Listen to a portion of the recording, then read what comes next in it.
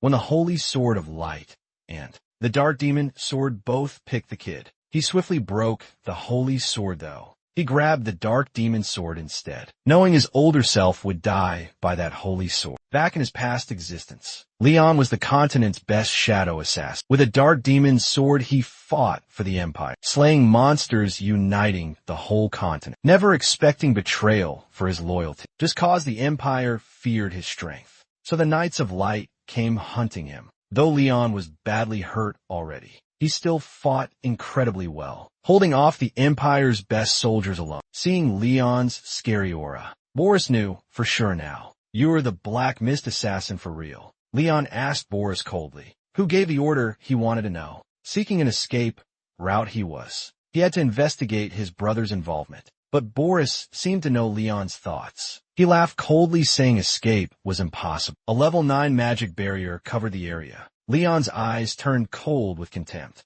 "Such a weak barrier, I'll obliterate it." Then a faint voice softly reached him. "Leon, that's quite enough now." Seeing the newcomer's arrival, Leon's eyes widened in pure disbelief. It was the brother he'd always followed. Egel Belfort, the mastermind, unbelievable. His own brother, the true villain. Leon's faith shattered completely then. He knelt lifelessly on the ground. He wondered had he made a huge mistake. But Agiel's response was simply cold. His icy gaze filled with disgust. "Truly. See that ominous black mist surrounding you. You're not human, you're a hideous killer. You've been tricking us this whole time." Hearing this, Leon froze right there. He looked up to angrily glare at the guy. He'd given this man his entire life freely. Yet after finding fame and fortune final, he immediately abandoned the very one who'd serve him like a total dog, basically. For more than 20 years straight now, too. Leon's anger was totally maxed out. His magic power exploded without holding back. Even if his body would be completely wrecked,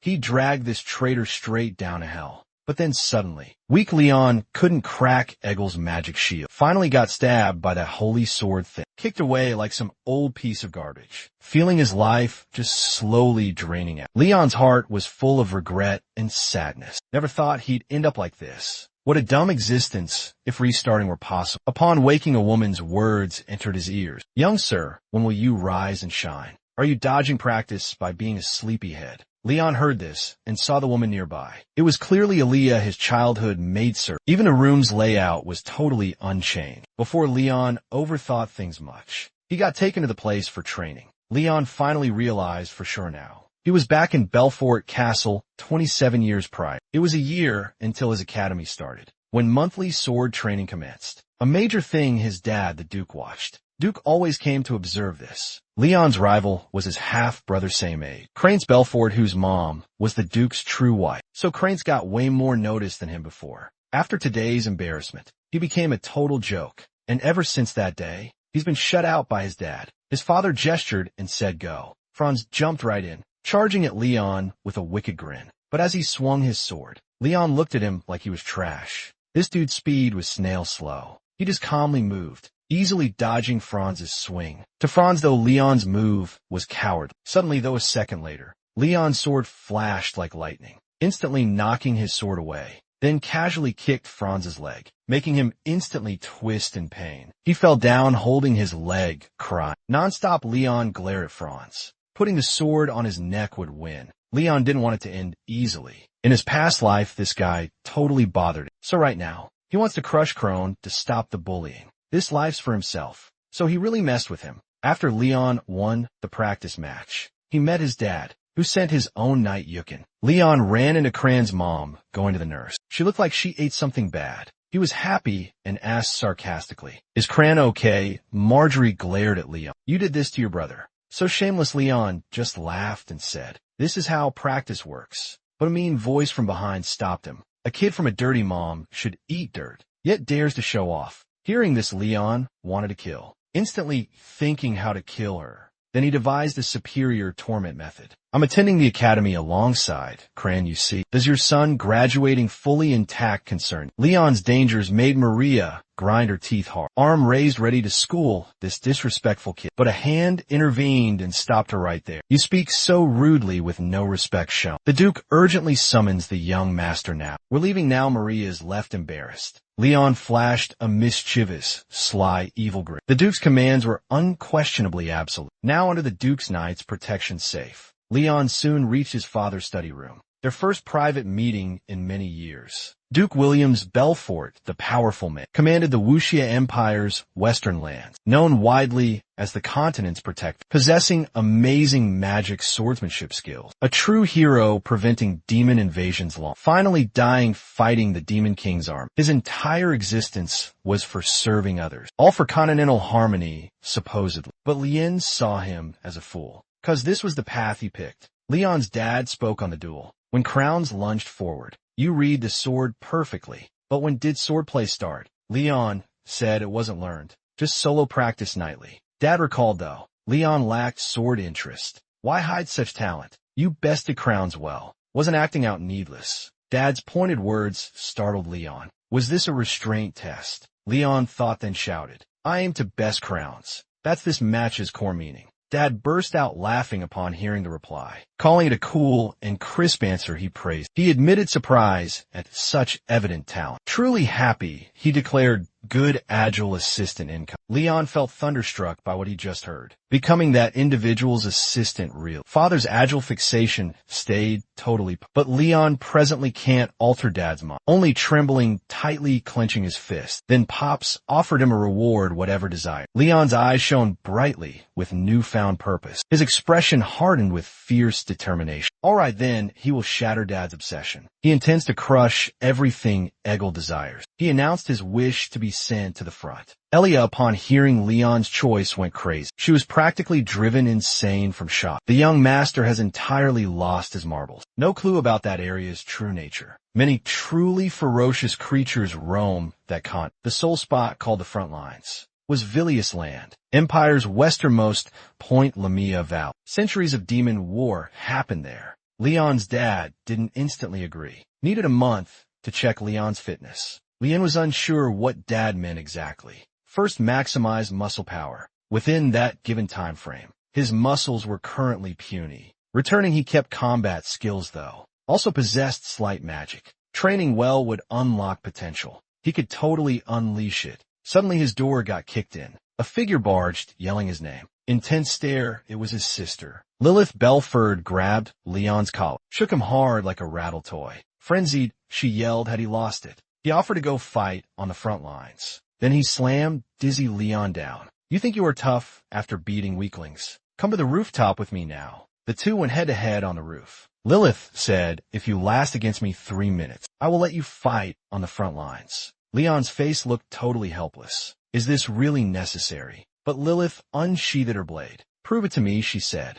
Leon sighed, what a horrible day. Before his sigh ended, Lilith already attacked. Suddenly the sword almost stabbed his face, but then Leanne's sword struck from behind, knocking the incoming blade far away. This really shocked Lilith. A 10-year-old blocked her, she could not believe it, and with a thin light sword too. Yet perfectly blocked her big sword. Maybe lucky, but Lilith lost face. She gave a slight smile. That was pretty good seeing Lilith's face. Leon felt a bad feeling coming. Suddenly Lilith's attacks got stronger. Like a storm, each sword hit harder. Leon struggled under pressure for a bit. He instinctively used his sword skill. Blade at Lilith's throat. Luckily, he stopped the move last second, and they both quickly moved back. Leon sighed in relief. If he hadn't held back his sword, things would have been really bad, cause his shadow sword moves were deadly. Always lethal when used, but too weak to kill Lilith. He was now losing badly, damn. Has it even been 3 minutes yet?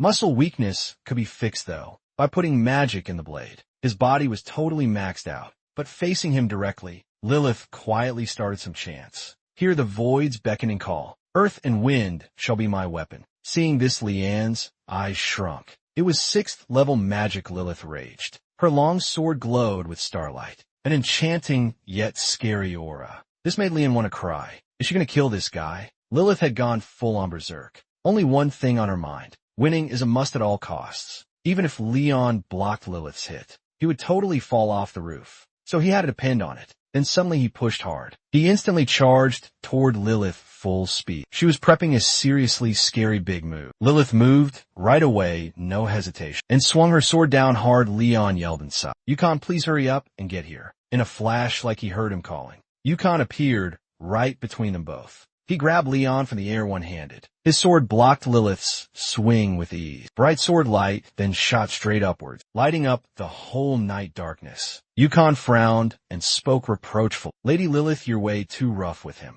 Leon sighed with huge relief, obviously. He figured Yukon just wasn't coming at all. Finally, Lilith sort of came back around. She quickly hugged Leon, feeling worried, and said sorry over and over, my bad bro. Just don't want you near the front lines. He felt her caring, sisterly warmth. Leon harbored zero resentment. Her competitive drive was incredibly fierce, outworking absolutely everyone else, setting new records at the Royal Academy, where continental geniuses convened, achieving top marks across the board. She possessed stunning beauty, thus called a gift from God. With Angel, they were continental guardians. But joining the Knights of Light meant his sister would meet a terrible fate. Leon couldn't help but hug Lilith close. I truly did miss you, dear sister. This time I will absolutely keep you safe. Lilith asked Yukin about being father's night. Father's off fighting a battle already. Yukin awkwardly explained why he was still there. The Duke ordered him to guard the young master. Leon sensed Yukin after leaving father's side. If he continued feigning ignorance,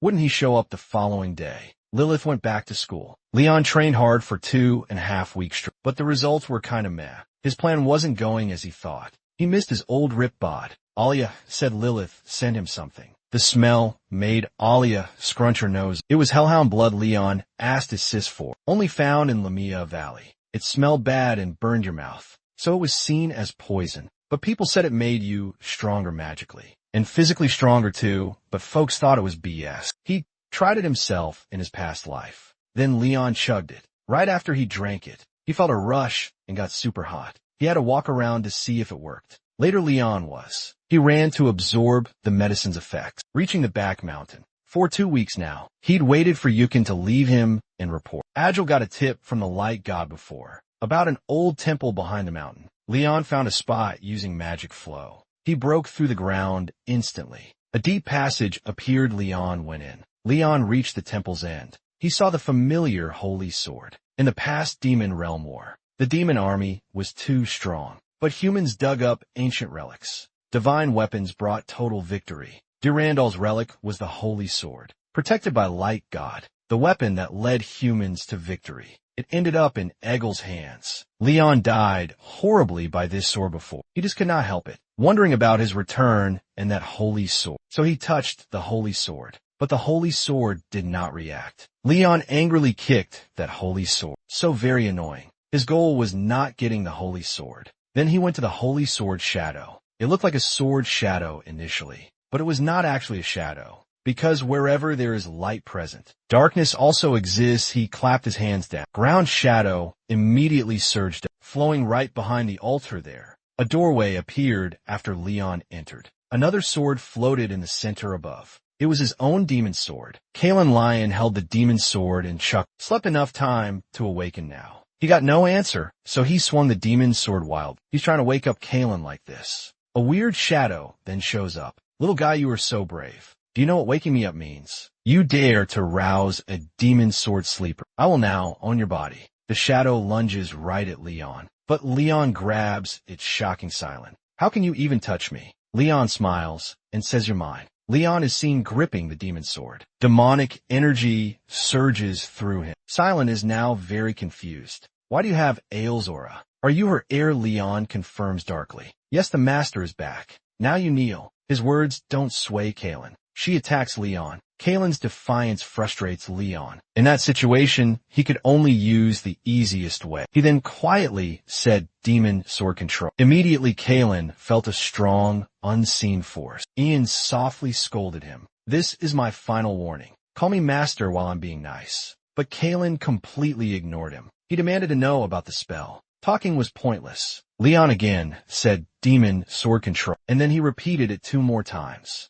He forced Kalen's face to the ground, just as Kalen would agree. Leon yelled demon sword control, and so Kalen was totally beaten. He turned into a tiny demon. He happily said, fresh air finally. This is awesome, master. What's your name? Leon Belfort. Caitlin wondered if Ael really chose him. Leon nodded, yes, saying this was his past life. He once died upon hearing this. Caitlin was totally lost. Leon sounded like he was speaking gibberish. Leon then eyed the holy sword nearby. He lifted his dark demon sword. One swing chopped the holy sword's handle. Killin, shocked, asked why Leon did that. Leon smirked at the handle he held. I don't know, but things will get fun. His dad promised day came fast. He had to best his dad's trial to show he was front lines worthy. Then a scroll was tossed out. Under it, a hellhound popped up. Leon stared down the hellhound. A weak Lima Valley demon beast. Dad really worked hard on this test. The knights were on standby too. Should Leon face mortal danger,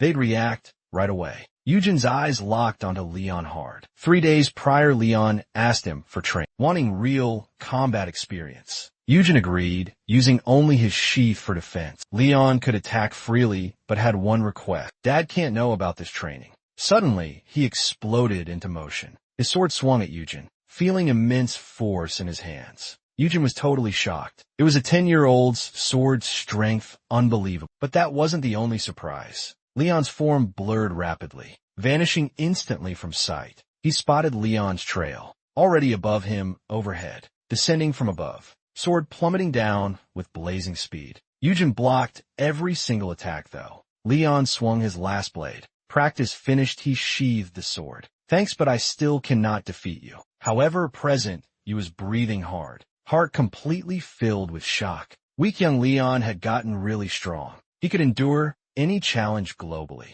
The hellhound in the arena attacked first. Leon quickly dodged to the side, dodging using his current muscles. He could not fight magical creatures head-on. The battle must end very quickly. He had to kill it with one single blow. Leon put magic into his sword. He then jumped straight up high, throwing his sword right through its head. Leon's actions stunned everyone there. Seeing this, his dad smiled wide, then laughed loud, clapping for Leon. We will meet on the front lines. After Dad left then, Kaylin snuck out secretly. Resentful, she wondered why he didn't use her. She had to absorb blood to grow stronger. She stared longingly at the fallen hellhound. Just a single bite, please, I beg. Leongrin divellino wedis. You'll definitely eat your fill soon. 2.5 days passed then. Leon took Elia to the front lines. Monsters everywhere, she freaked out, screaming. She kept asking why come to this awful place. Looking at somewhere familiar, Leon was feeling nostalgic. Yeah,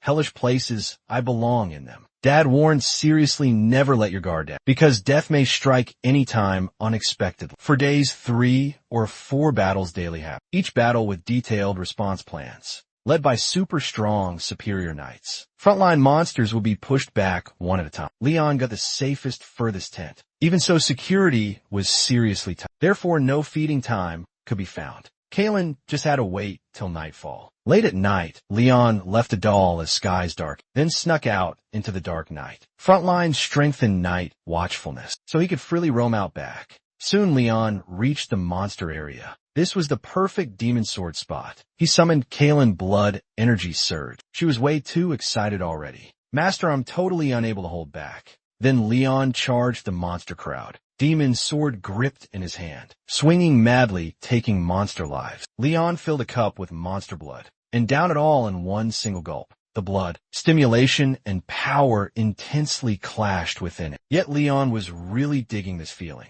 But Kaylin said, depending on these jackals alone, when will we ever get stronger? Hearing that, Leon glanced back. His lips curled into a smile. No worries tonight, still young. There are plenty more monsters out there. Meanwhile, a carriage convoy headed to the front. Many knights guarded the white-haired lady inside. The maid urged her to reconsider, since the front lines were way too dangerous. But the lady refused. I'm the Empire's princess. I must help Father Patrol. Please don't ever say that again. The maid gave up persuading her. Then she suddenly remembered something. Duke Belford, youngest son, was also at the front. His age was similar to hers. Want to say hi. But the lady scoffed haughtily. He's not someone I'm into. Then she inquired about Leanne's name. The maid paused briefly in thought, then answered, he goes by Leanne Belford. Hearing this, the woman stared at the moon, softly whispering the name. Meanwhile, Dad led knights in monster combat. Suddenly, he noticed Leon fighting with the knights. His skills were quite impressive. Dad thought Leon would want to go home. Didn't think he'd last this long. Come to my tent tomorrow. I gotta tell you something. Dad's words shocked Leon. He'd never seen Dad like this. Late that night, Leon hunted monsters again. He ran into a death swarm. Tough monsters usually found in deep valleys. Kalen offered to handle it. Leon said he knew their plan. Kalen would simply use the body, then give it back with his current strength. His cuts were way too shallow. The death swarm healed immediately. Leon agreed upon hearing this. This was definitely going nowhere. He drank tons of monster blood lately. Still not enough to kill this death swarm. Leon had to lend Kalen his body. Demon sword descent next. Leon was engulfed in demonic flames. His power surged multiple times. Then he launched a sword technique. 8-petal dance instantly, becoming a dancing, flowing light, cutting multiple times quickly, instantly chopping the monster up. Its regeneration was useless. He faced a dark demon god kid. Dad also found Leanne's monster kills, because the blood was still fresh. These monsters had just been killed. Strange magic was felt nearby. Maybe demons caused it. Dad's face got serious hearing this. He ordered a careful search, and to quickly dispose of bodies. Suddenly, though, he recognized the sword wounds. While thinking Yukin had news, it was definitely the death swarm. Leanne cut up. Dad was disturbed. Was it that organization, he wondered, and was back at his tent, regretting his outburst. He used demon sword descent on one monster Kalen temporarily possessed. Showed Kalen's real power, but carelessness could lead to possession. Just then Kalen spoke up nearby. Despite being a 10-year-old kid, your words and actions are mature. Not only understanding me completely, but knowing LeMay Valley well. He's got expert sword skills, like he's trained 30 years. I believe you died once now, so you're someone reborn. Leon reacted late to this. I told you, making Kalen yell. Who could get that explanation? Killing someone strong's tough, and D. Randall's wielder got you. So there are two options here. Lost the duel, or got betrayed. You were likely betrayed, though. Your holy sword looks said it. You must want revenge then. But if you hesitate or weaken, I will eat you. Leon angrily punched Kalen away, saying his boss is no dumb. A sneaky smile crept across Leon's face. This guy's personality remained unchanged. Leon exited the tent moments later. He found the outside atmosphere unusual. Ilya then rushed over quickly, telling him major events happened last night nearby the valley. They located some powerful monster bodies. This made Leon's heart leap. Was it referring to that death swarm? Leon quickly inquired about more news, like finding strange folks or himself. Right then, you showed up saying his dad wants a meeting. Leon felt a sense of foreboding. This father issue spelled real trouble. He left those monster remains untouched. Now his dad definitely caught on. How could he possibly fix this? Leon went to his dad. Dad asked him about last night, right after 6. Leon said he was tired and that he went to bed very early. Dad's eyes lit up looking at his boy. Those sword cuts from yesterday look just like Leon's style. Is he overthinking this? A kid that young couldn't do that. Leon asked innocently why, though. He asked that question. So Dad told him what happened by the station. Likely some black mist assassins. They've been around forever. Nobody knows what they're about really. They offed tons of nobles for cleansing, leaving black mist everywhere, eventually hide. They cover their tracks up good. Last seen like 300 years back. But last night's dead guys had black mist coming out. That was Dark God AL's signature. He's also their top dog. Black Mist's worshipped source of power. If I'm right in my thinking, Black Mist killed those monsters. Hearing Dad's words, Leon marveled at some cuts. He figured out a hidden group from way back. Dad told Leanne to be super careful lately. This thing's over for the time being. Leanne just dodged a big one. Then Dad said the Emperor's coming today. He got a sneaky smile talking about it. He wants to give Leanne something. The Emperor got here real quick. We were all ready to greet him early on. The Emperor rushed to help Dad, saying we're old pals. No need to be so formal, dude. Then he saw Leon standing around. He just had to give praise. Such a little kid in dangerous territory. Your boy is really something special. Dad's request for Leon was pretty basic. Just act like a good son right now. The Emperor said he had someone to meet. The princess got out and bowed deeply. Hello there, Duke. I'm Yalin Isabella, the Empire's 5th princess. Leon stared really hard at Yalin. The tragic princess she was indeed. Dad told him to keep her entertained. To host the little 5th princess, you two should hang out and play. You're the same age, maybe you'll see each other in school. You guys won't be there long, but I'm hoping that you'll be good friends. Leon wasn't really into it, but he knew what his dad wanted. He wants us to be close like him and the Emperor. Sadly, he picked the wrong individual. Because as 5th Princess Yalin, Yalin the Empress didn't birth her. A common concubine birthed her, so folks called her princess in name only. Yet she didn't yield to their stares. She outworked everybody, but nobody seemed to care. Ultimately, treason charges exiled her from the capital. She died sick in a border village, thus becoming the tragic princess. Had she lived humbly, she wouldn't have met this fate. Only he knew this future. He couldn't tell his dad, so he just obeyed for the moment. Yalin gazed at the river then and asked, "Why is the water red?" Leon said, "It's the fro, where magical beasts jump instinctively when angry or hurt in food fights. River magic would taint beast bodies and liquids, thus turning the water red." Hearing this, Yalin's eyes went wide with shock. So it's full of beast juices and bodies. Yes, and magic beasts still drink and bathe it. Yalin felt immediately disgusted. She inquired about what's at the river's end, and Leanne stared off into the distance. That's the demon realm right there. A smoke trail in the sky grabbed everyone's eye. It came from the third western outpost way, meaning they were fighting magic beasts. Father instantly commanded His Majesty's protection, with night guards to the third outpost escort. But the Emperor firmly stopped him. Drawing his sword, he spoke. "You think I came here to sightsee?" Seeing this, Father knew he couldn't stop the Emperor and had to join the fight. The Emperor then gave orders. The Imperial Army will now join the monster hunt. So Father told Leanne to join the fight too. Seeing Leanne could go to battle, Yalin quickly said she wanted to go. Leanne's mouth twitched, and he said, "This is a war zone, not a playground." But Yalin still wanted to go. Leanne had a call for Yukon. He asked him to escort the princess back to base. Meanwhile, at Outpost 3, intense fighting had already started. Father arrived with his soldiers then. At his word, the knights charged the monsters. The Emperor was right at the front too. Hunting monsters, he stabbed his sword in the ground. Suddenly lightning crackled and spread, wiping out lots of powerful monsters. Leon felt admiration for him. Common knowledge indicates the Emperor's magic was level 8, even without being Emperor. Leading magic association would be easy. Being Emperor was probably a pastime. Maybe being Emperor was his hobby. The battle calmed down after a bit. Emperor and Dad talked for a while. He said that lately, more nobles were getting killed, causing some trouble. Dad asked if there were connections. All of them were crooked, each one on a list, and black mist at every spot. Dad thought about this. He figured black mist guys were back. Their marks were near the outpost. Emperor agreed this seemed right, but more checking was needed. But another thing really bothered him. Suicidal nobles were spreading gossip. They suspected the fifth princess was behind it. Hailing's dad was totally shocked. Was someone linking Princess Yalin to them? The Emperor was feeling anxious.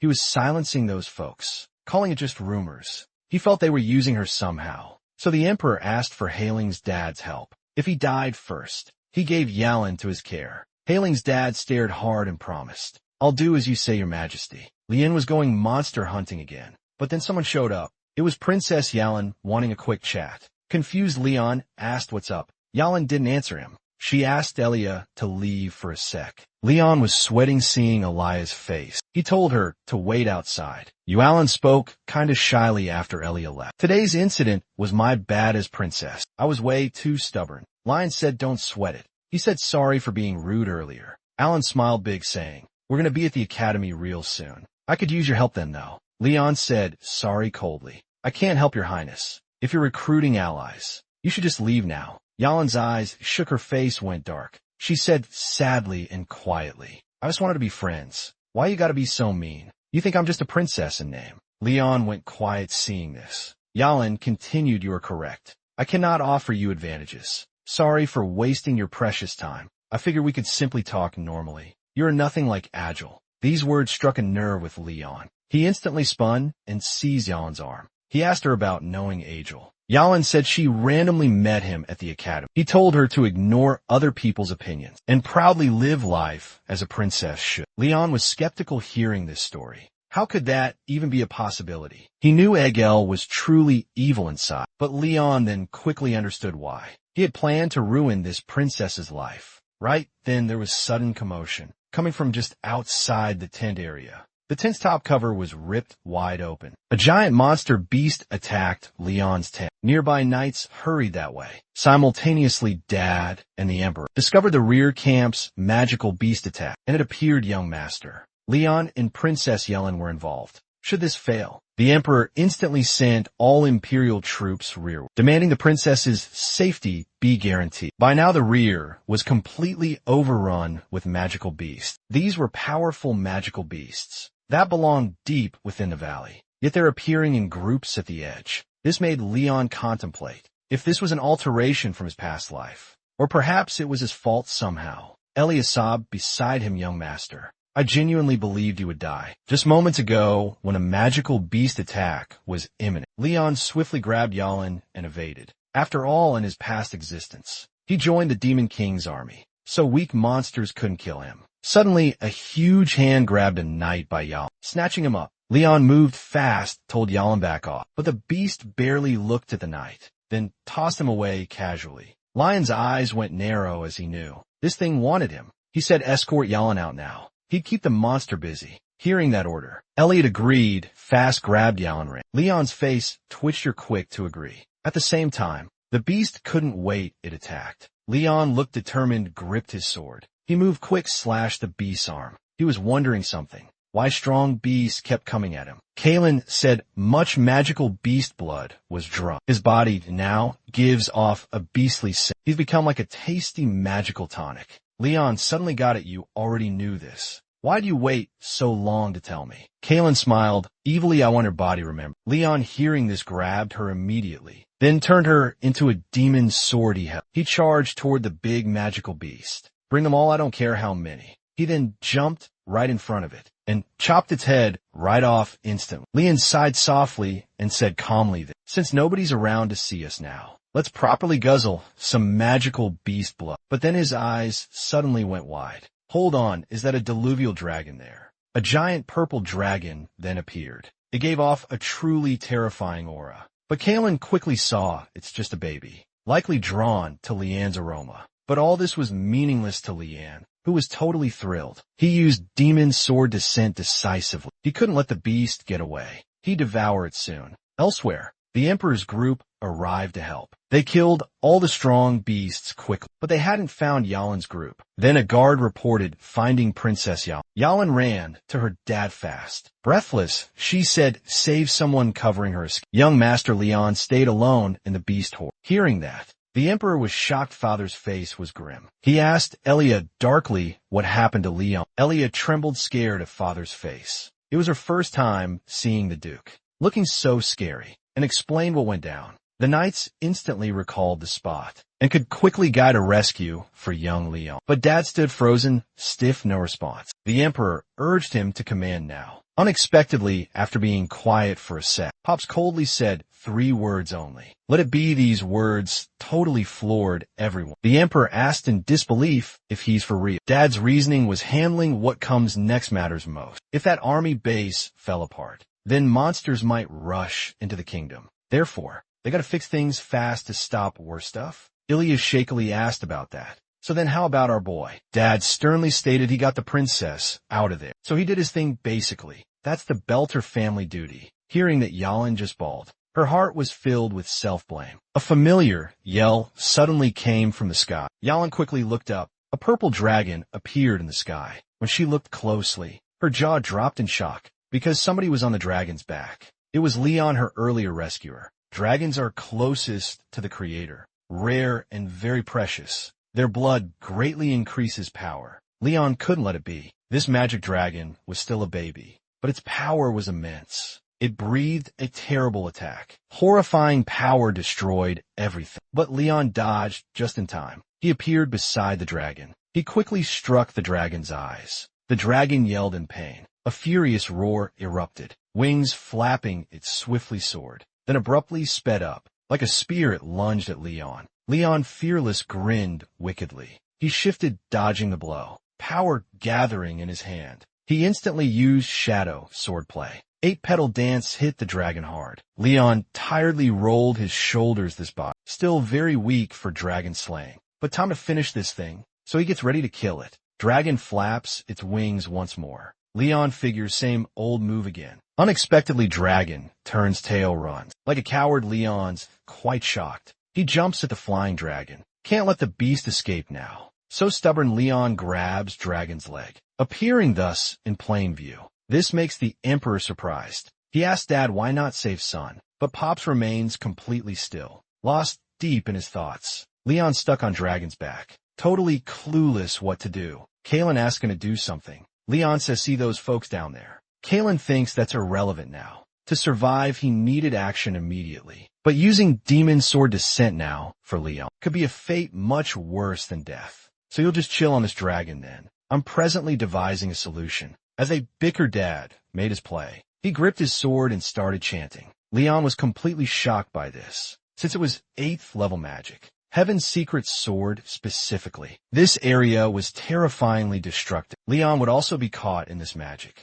Luckily for Leon though, the dragon wasn't easily hit. It dodged the heavy attacks, but it couldn't dodge every attack. One attack suddenly came at Leon. Leon had to jump off the dragon, but Leon still really wanted the dragon. Heartbroken over missing this treasure, Kalen loudly cursed quit playing around. Think fast or you'll crash, Leon said. You will hit the ground hard. Using demon energy right now means getting tied up and burned at the stake. Kalen, furious, asked you plan on dying. Leanne, suddenly noticing something, had a quick idea. She excitedly glanced at the blood river down below. Kalen knew Leanne's plan instantly. Disgustedly asked you're going to jump in. Leanne helplessly said there is no other option. There's simply no other way now.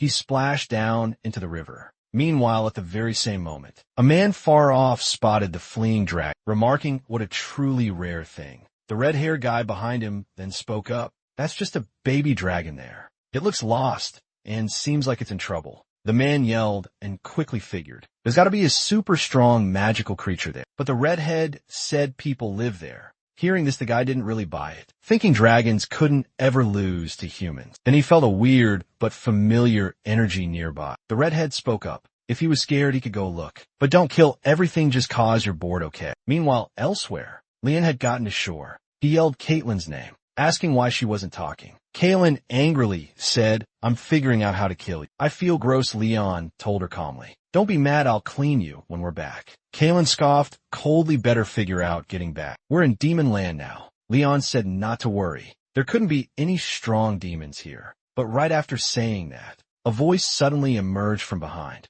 I figured something fun was here. Leon instantly felt shocked. This voice was deeply ingrained in his memory. Totally unforgettable. This guy was the scariest demon dude. The Demon King, vision outwardly ruthless, but secretly pretty chill. And funny, this was unexpected for Leon. You should know that in his past life, this guy caused the human-demon war. Anyone seeing him thought one thing. Pure evil incarnate he was. But now he's here without warning. Leon immediately went on high alert. Why meet now? He couldn't figure out. Seeing Leon's fighting stance, the Demon King squinted. He then appeared behind Leon like a ghost. Want to fight me? Leon spun around and swung his blade swift, but he struck merely the Demon King's fan. His shape reappeared right behind Leon. Then the Demon King just burst out laughing. You're a pretty intriguing fella. Kalen wondered what they should do. How could he face the Demon King right now? Leon felt dejected and lowered his head. He understood beating this monster was hopeless. Escaping was the single viable choice.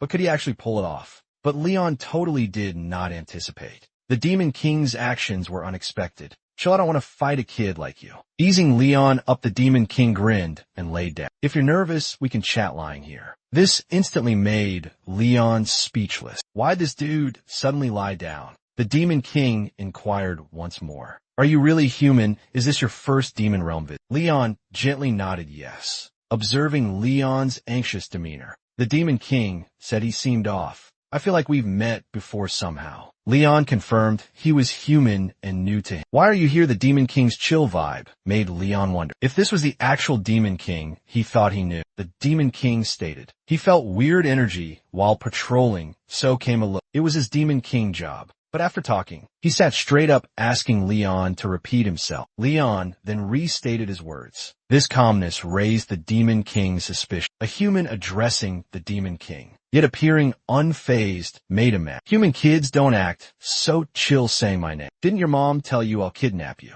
If you're bad, the Demon King, she'd say. His actions puzzled Leon completely. This dude was so not the Demon King. He knew the story from his past life. The Demon King would soon attack humans. But this guy seemed nothing like that. If this was his real personality then, what made him that cruel Demon King? Lian asked the Demon King something. If he truly was the Demon King really, then what was his biggest desire? The Demon King smiled, kindly warmly. I have no special wishes at all. I just want my people to be happy. But then the Demon King spoke grimly. But if anyone tries to ruin this, I will kill everyone. It's my job. Feeling the scary vibes intensely, Lian's suspicions were now confirmed. He was definitely that Demon King indeed. That scary monster named Vizirian. Except now, he seemed kind of sealed up. His restrictions must have been lifted somehow. Lian wanted to stop that from happening. He asked the Demon King for a deal. Because real soon, an incident will endanger his own people.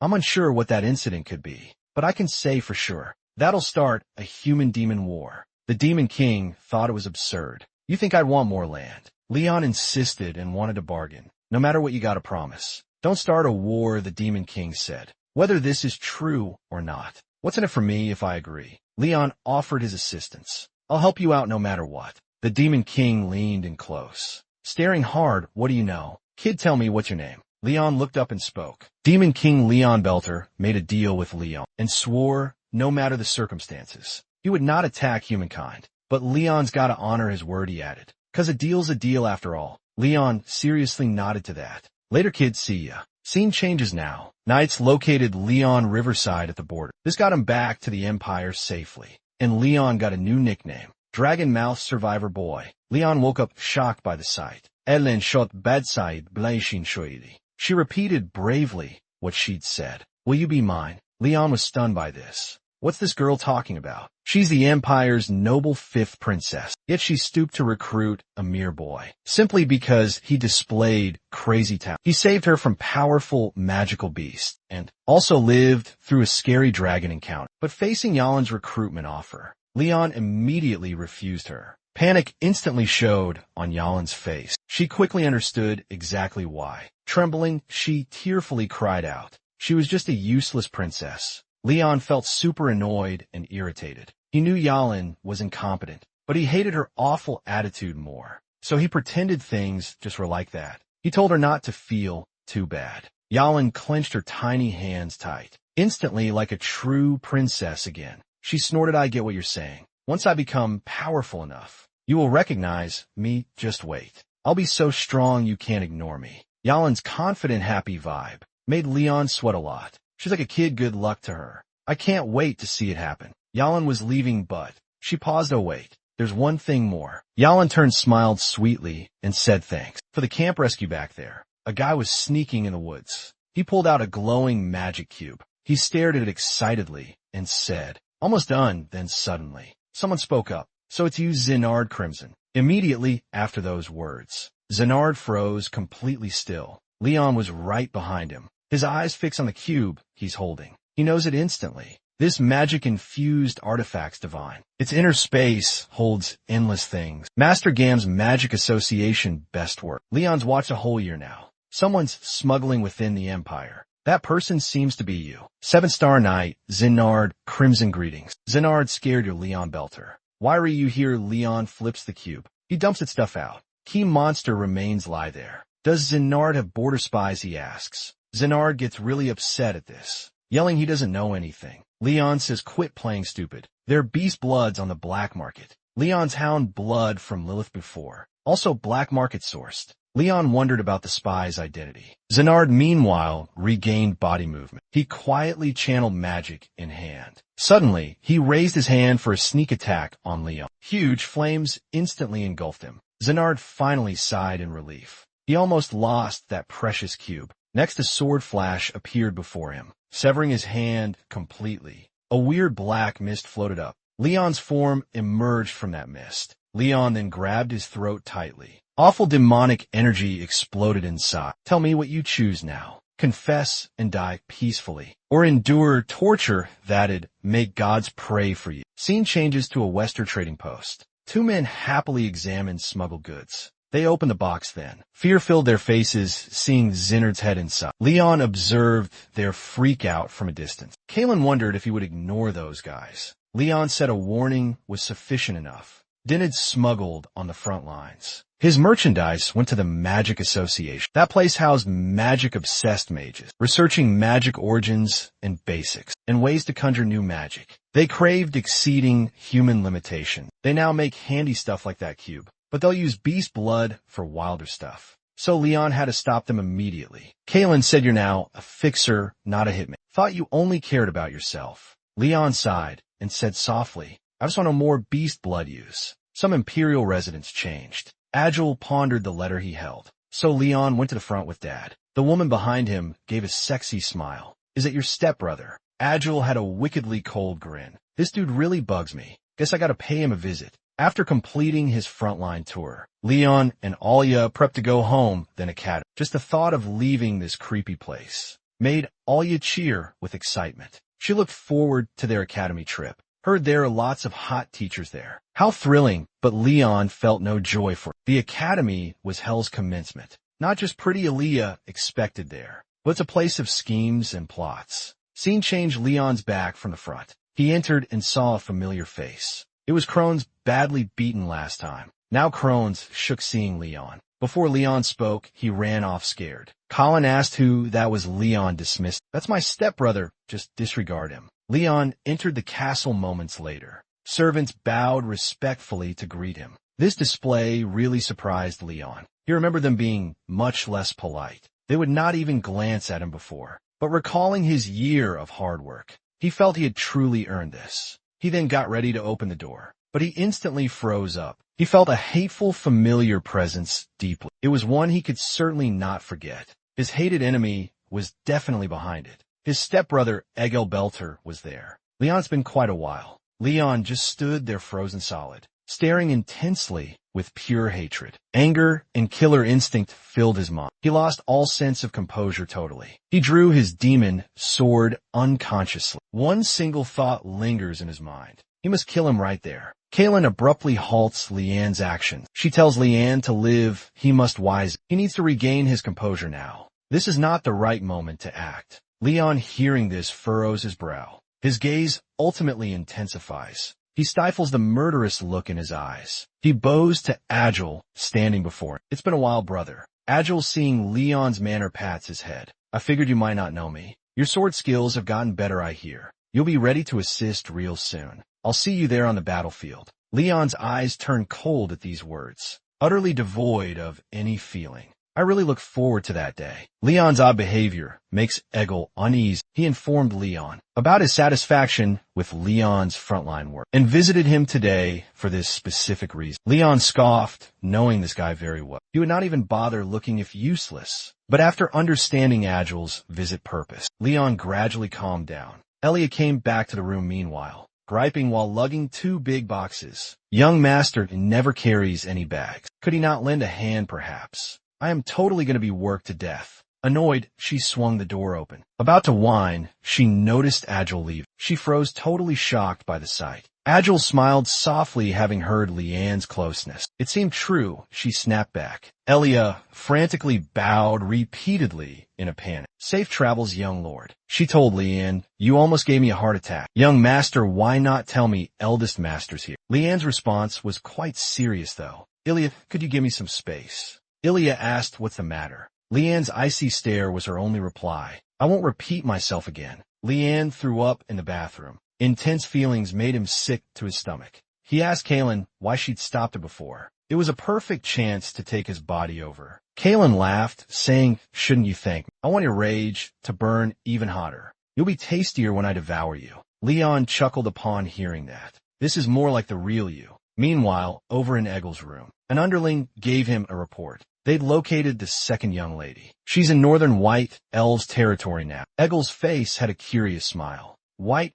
Elves hated outsiders, yet she connected with them. She's good at making friends. Tell me when she gets back. The man quickly said okay, and noticing Agile's look, he asked if good stuff happened. "You seem extra happy today. Was meeting the kid fun?" Agile laughed out loud suddenly. "Fun, I guess you could call it that. But you're wrong about why. I'm definitely not happy now." A creepy feeling surrounded the man, making him quickly say sorry. Agile remembered Leon's look earlier, a look like an old enemy. Was he wrong? This bothered Agile. So he had guys watch Leon. Then he looked far away. "Lost in your thoughts, Leon, what's your secret?" Today Leanne was leaving for school. Aaliyah felt super bummed out though. Cosmaids weren't allowed at the academy. Her dreams totally went poof. Leanne said only bodyguards were okay. He couldn't really change anything. Don't make trouble while I'm away though. Aaliyah just kind of grumbled lightly. Young master, you better watch yourself. Leanne then left with Aaliyah watching. She cried, saying her goodbyes to Leanne.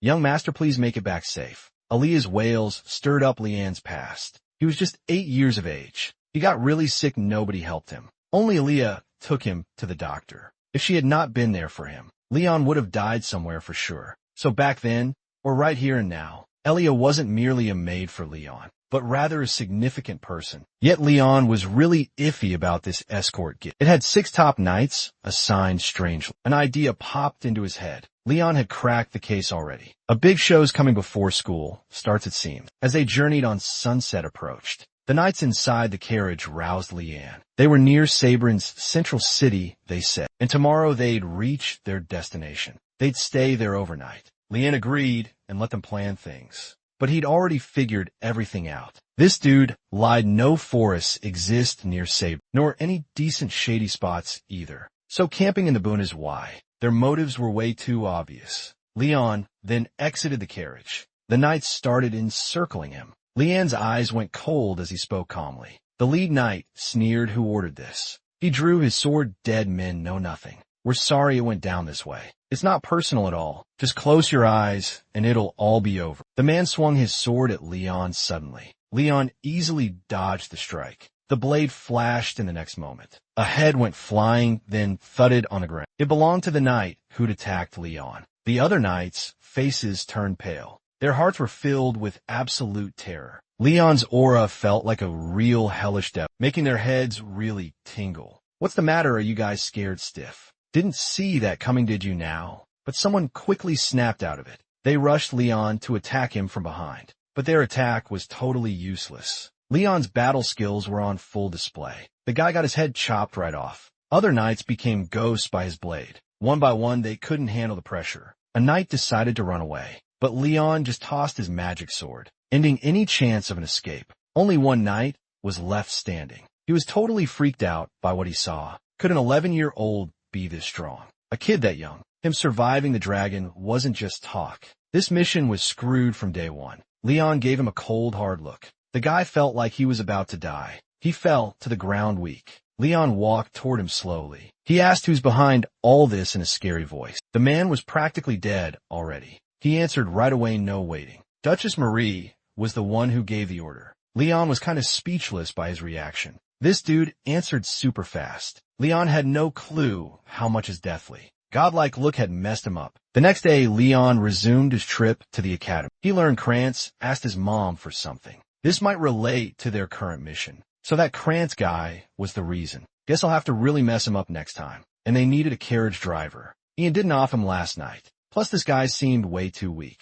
Totally not worth killing at all. Soon Leon finally got to the academy city, the main city of Sabrin. Leon got to the Royal Academy. He presented his ID badge. The receptionist was quite shocked seeing it, and quickly helped him enroll right away. He got a noble room key and some letters. Seeing the key, Leon was confused. He asked her if there was a mistake. Leon soon got to his place. The room was fancy and upscale. His family never got such nice digs. It seemed prearranged by someone. Leon asked if the knight brought the bags. Yes, your luggage is all inside. Leon then checked his chest after hearing that. We're here, and the bags are in. So your job is done now. The knight suddenly got very nervous. He quickly yelled, wait. But Leon tossed him some gold. He was lost, then Leon spoke. To stay alive, don't go back home. From this point, going forward, this is cash to get you going. Hearing that, the knight went mum. Abruptly, he kneeled to Leon, loudly vowing to Leon, Knight Flay will defend forever. Noble young Leon sighed, rather helplessly. You have caused serious trouble. Flay's father once advised him. Upon meeting a lord deserving lifelong loyalty, never waver, he spoke, and Leon showed killer instinct. Leon instantly displayed deadly intent. Should you betray me eventually? Flay nervously sweated seeing this. Leon's hand rested gently on his shoulder. Don't you ever think of betraying me, or you will surely come to regret it. At the Belter household, meanwhile, Maria learned of Leon's academy arrival safe, and about the knights she sent to kill. All dead except one missing knight. The others were all deceased. Maria enraged. Wasn't it supposed to be foolproof, he said. Can't even handle a 10-year-old kid. The underling freaked out, saying a pro must be nearby. Another chance we can send folks to the school. But Maria cut him off. Her biggest worry was her boy Cran. Leon's harsh words really scared her. So Maria told her guy to stop everything. And nobody can know about this. All involved must be taken care of. But they didn't know. Someone at the door heard it all. On enrollment test day, the principal liked the test scores. Many bright kids this year. Yahello got 25 light attribute. Magic 2 stars physical B. Seth had 71 sand attribute. Magic 3 stars physical 1. But Leon was most impressive. 92 dark attribute magic 1 star physical strength. S level top tier. Even his sister Lilith, the divine child, only had 88% water attribute graduate. Those kids the academy called geniuses before all looked stupid compared to Leon though. Everyone pitted his dark attribute. Cause with dark attribute power. One could die before reaching full potential. But the principal worried most about Leon's arranged stay in the royal hall by order of the emperor himself. Hearing this, Silica's eyes went wide. The principal informed her Leon had rescued Princess Yahello on the front. Now the emperor considered their marriage. Learning this shocking news, Silica was totally speechless. The fifth princess out of the power game, and the gifted Belter family joining. The fight for the throne would escalate, maybe even splitting the whole empire. Principal told Silica, don't overthink. They could only wait and observe now. Would this kid be the empire's ruin, or savior? They had to wait to see. Leon pondered to himself. His prior life's worth was 80%,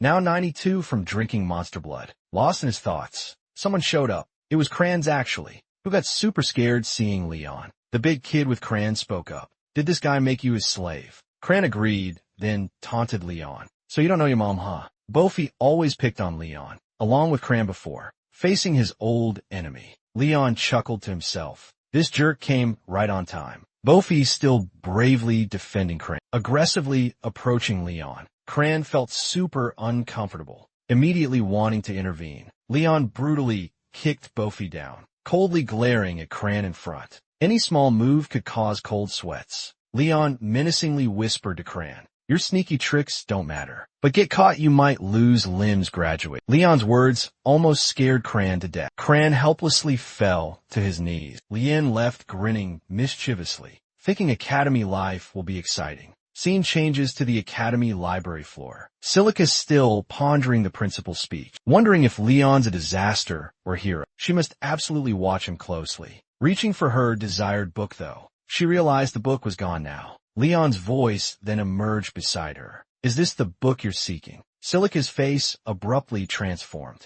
She was unaware of Leon being there, but swiftly composed herself again, smilingly inquiring how Leon entered. This area was a no-entry zone. Leon, please give back. That's crucial stuff for my study. Leon gently smiled naturally and gave Silica the documents. But the following moment, though, a dark aura wave erupted forth. Leon seemed to foresee this, however, sarcastically stating, isn't this your desire, Professor Silica? Or rather Black Miss Hall Master Silica. Silica's hands glowed darkly as she asked, in his past life, just who were you? Leon's initial thought of Professor Silica. She was quite average. She always chatted with him, pretending to care for him. Back then Leon, constantly bullied by family, really wanted to get stronger. Silica gave him hope. His dark attribute deemed useless by others. She called it full of potential. Because of this, he felt warmth. Leon's heart warmed by her care. But it was all fake. Just an illusion. It was all a trick.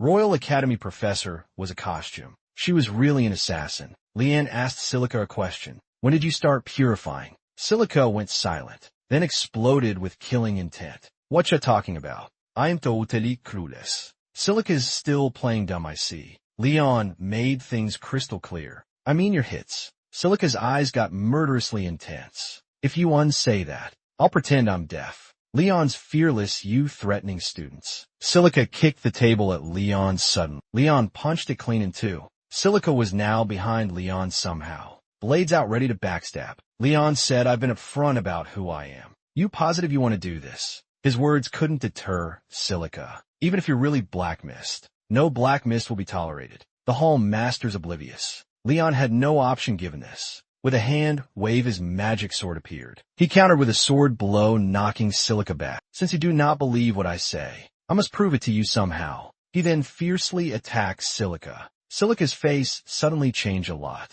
She knew the weapon that Leon held. It was Kalen, the dark magic sword, only usable after Ael's approval. Leon raised his magic sword calmly, saying, "Do you finally believe who I am? You seek the Black Mist successor, right? Please bring me to Ael now. The successor you want is here." His statement totally blew her mind. He was actually Dark God, Ael's successor. To check Leon's story, Silica took him to a warehouse. She said it was the altar's path. From there, he had to go it alone. Leon sensed this place felt different. Dark energy filled the air everywhere. Leon sensed nearby enemies right then. He instantly deflected the incoming dagger. Then he looked at the assassin. This was totally expected, though. The scene was pretty impressive. The assassin's attack hit him fast. Leon's magic sword swung super quick. She countered, sending the dagger back. This move really shocked the assassin. He'd had his short sword deflected so quickly. Several people then used the shadow technique, a dead angle formation, to attack Leon. Seeing this, Leon's eyes flashed red. Bloody shadow energy burst out from her. The assassin's veins bulged. He was in pain. Intense choking made him immobile. Then he just collapsed unconscious. This was the shadow technique's killing aura. Pure killing intent materialized. Releasing it's an assassin's natural talent. But Leon didn't think anyone could be stand. Maybe it's a high-level executive type. Leon couldn't afford carelessness now. He gripped his magic sword tightly, ready to unleash a shadow sword technique. But the assassin suddenly charged forward super fast. This shocked Leon, interrupting his shadow sword. Just who could this individual be? The assassin's mask then fell away. "Well, how's my best move look?" Leon yelled out upon seeing her. Leon's face twitched, recognizing Silica. She looked really pumped up now. "I just can't hold myself back anymore. Quickly show your real strength now." Right after she said that, Leon used Dark Martial Arts 8 style Chaos Strike, knocking Silica backwards. Silica grew even more intrigued by Leon. "You wield Dark Martial Arts and Shadow Sword well. My interest in you is growing stronger." Before her words finished unexpectedly, Ian quickly turned and bolted. He sensed Silica's thirst for battle. She desperately wanted to fight. Fighting someone like that, they would fight to the death. Silica chased Leon. "Fight me. You yearn for this too, right?" She unleashed a dark sword technique, Storm Surge, after blocking the hit. Leon felt kinda helpless. He didn't want to fight a crazy woman. Silica said not to sweat it. This was Ael's divine space. His presence is undetectable outside, so fight freely without worry. Leon, hearing this, stopped running. He could now freely use any skill. Killing the Hall Master was possible. It was unavoidable, but right then, Leon froze up suddenly. Then he passed out cold. His magic sword materialized after his fall. This was expected. You need some rest. Before a shocked Silica, Kalen appeared human. "Know who I am?" she asked proudly. Silica kneeled right away respectfully. "Yes, Lady Kalen." Kalen scoffed angrily, disdainfully. "So-called Ael believers hurting my master." Silica explained her duty to confirm Leon as the successor. But Kalen wasn't satisfied. "Why not ask your god directly to confirm? Since you didn't, are you also challenging me?" Silica said, "Forget that for now. We gotta handle our heir first." Caitlin was confused. She turned. Leanne was in a blood pool. How'd he end up this way? Silicon understood why. Kalen's form needed life force absorption. Maintaining this was really inefficient. Kalen grabbed Leon, exasperatedly said, "You're coughing blood already this week. All that monster blood absorbed, totally wasted." Silica spoke up though. "As Black Mist Hallmaster, I never refuse challenges. And if you're my opponent, I'm way more eager to accept." Silica's manic side showed again. Her behavior creeped Kalen out. "What's with this weirdo?" Leanne, now awake, asked Kalen helplessly about her sudden appearance. Kalen grinned fiercely in silence. "Get behind me. I'll crush this hater." Silica's excitement intensified greatly. "This is truly my great honor." A commanding voice stopped their fight. "Enough, bring the successor to the altar now." Afterward, a portal opened up, and the voice belonged to Al. Leon felt nervous yet excited. "We're meeting the Dark God, Al, finally." The Dark God is thought to be pure evil, mercilessly taking lives. With such public perception, Defending him seems pointless. He said this is the people's path. No one can judge their right and wrong, but they die for what they believe. They've paid the ultimate price. This logic sounds crazy to anyone, but I understand this god's nature. His desire is simply protecting the vulnerable. He's foolish as I ascend the steps. A figure upon the throne materializes. I know him best more than anyone. Yet to him, I'm a complete stranger. Prove you are my rightful heir. You must sense my inner dark mist energy. There are two paths to becoming the heir. One, the dark god bestows the mist core, or the mist core itself selects a successor. When a mist core vanished from the altar, last year I'll sense something in the air. He's observing my reaction now. His tone grows much darker. But you finding Kaylin shocks me. Even I can't locate her.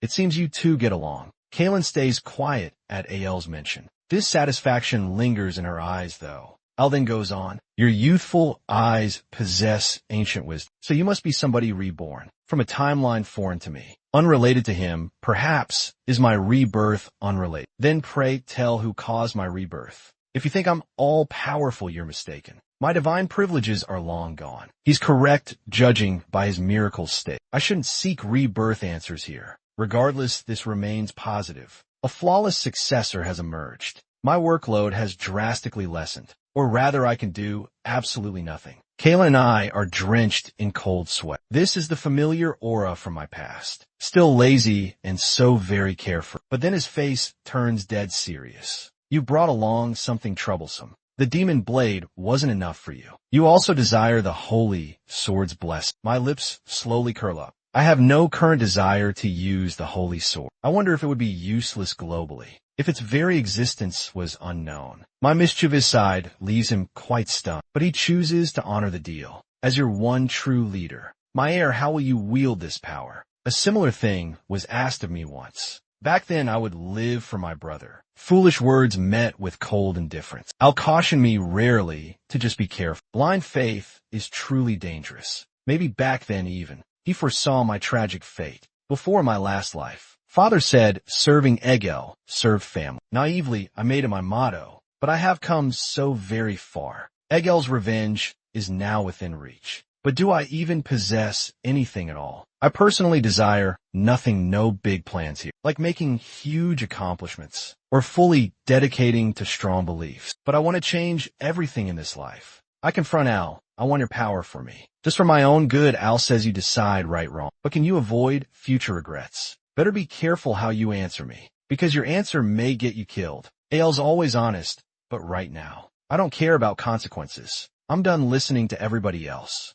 Only my own heart, this is my path. Hearing this, he thinks for a second. You seem to have a plan already. Can't you tell it to me? I shake no. Well, that's perfectly all right then, just as long as you honor my name. I've got no further questions. You're already quite dull enough anyway. Now I must speak with my daughter, though. Kaylin, hearing this, jumps from fright. Next, she's in Neil's grasp. You've been so quiet since the beginning. Is your master that special to you? Kaylin immediately says no. Seeing you like this makes me so happy. My century-old daughter is all grown up. He puckers up to kiss Colin. I yearn to be near you, but your master gets nothing good from me. Colin pushes Ale off hard. Get off, this is way too sappy. Master, please come rescue me. Hearing that, I quickly turn away. I can't stop their father-daughter bonding. Isle's lips almost touch Kaylin's. Magic arrays suddenly illuminate everywhere. Then Kaylin shows her actual form. She's got a body. I check my life force, it's fine. Did AIL use his power on himself?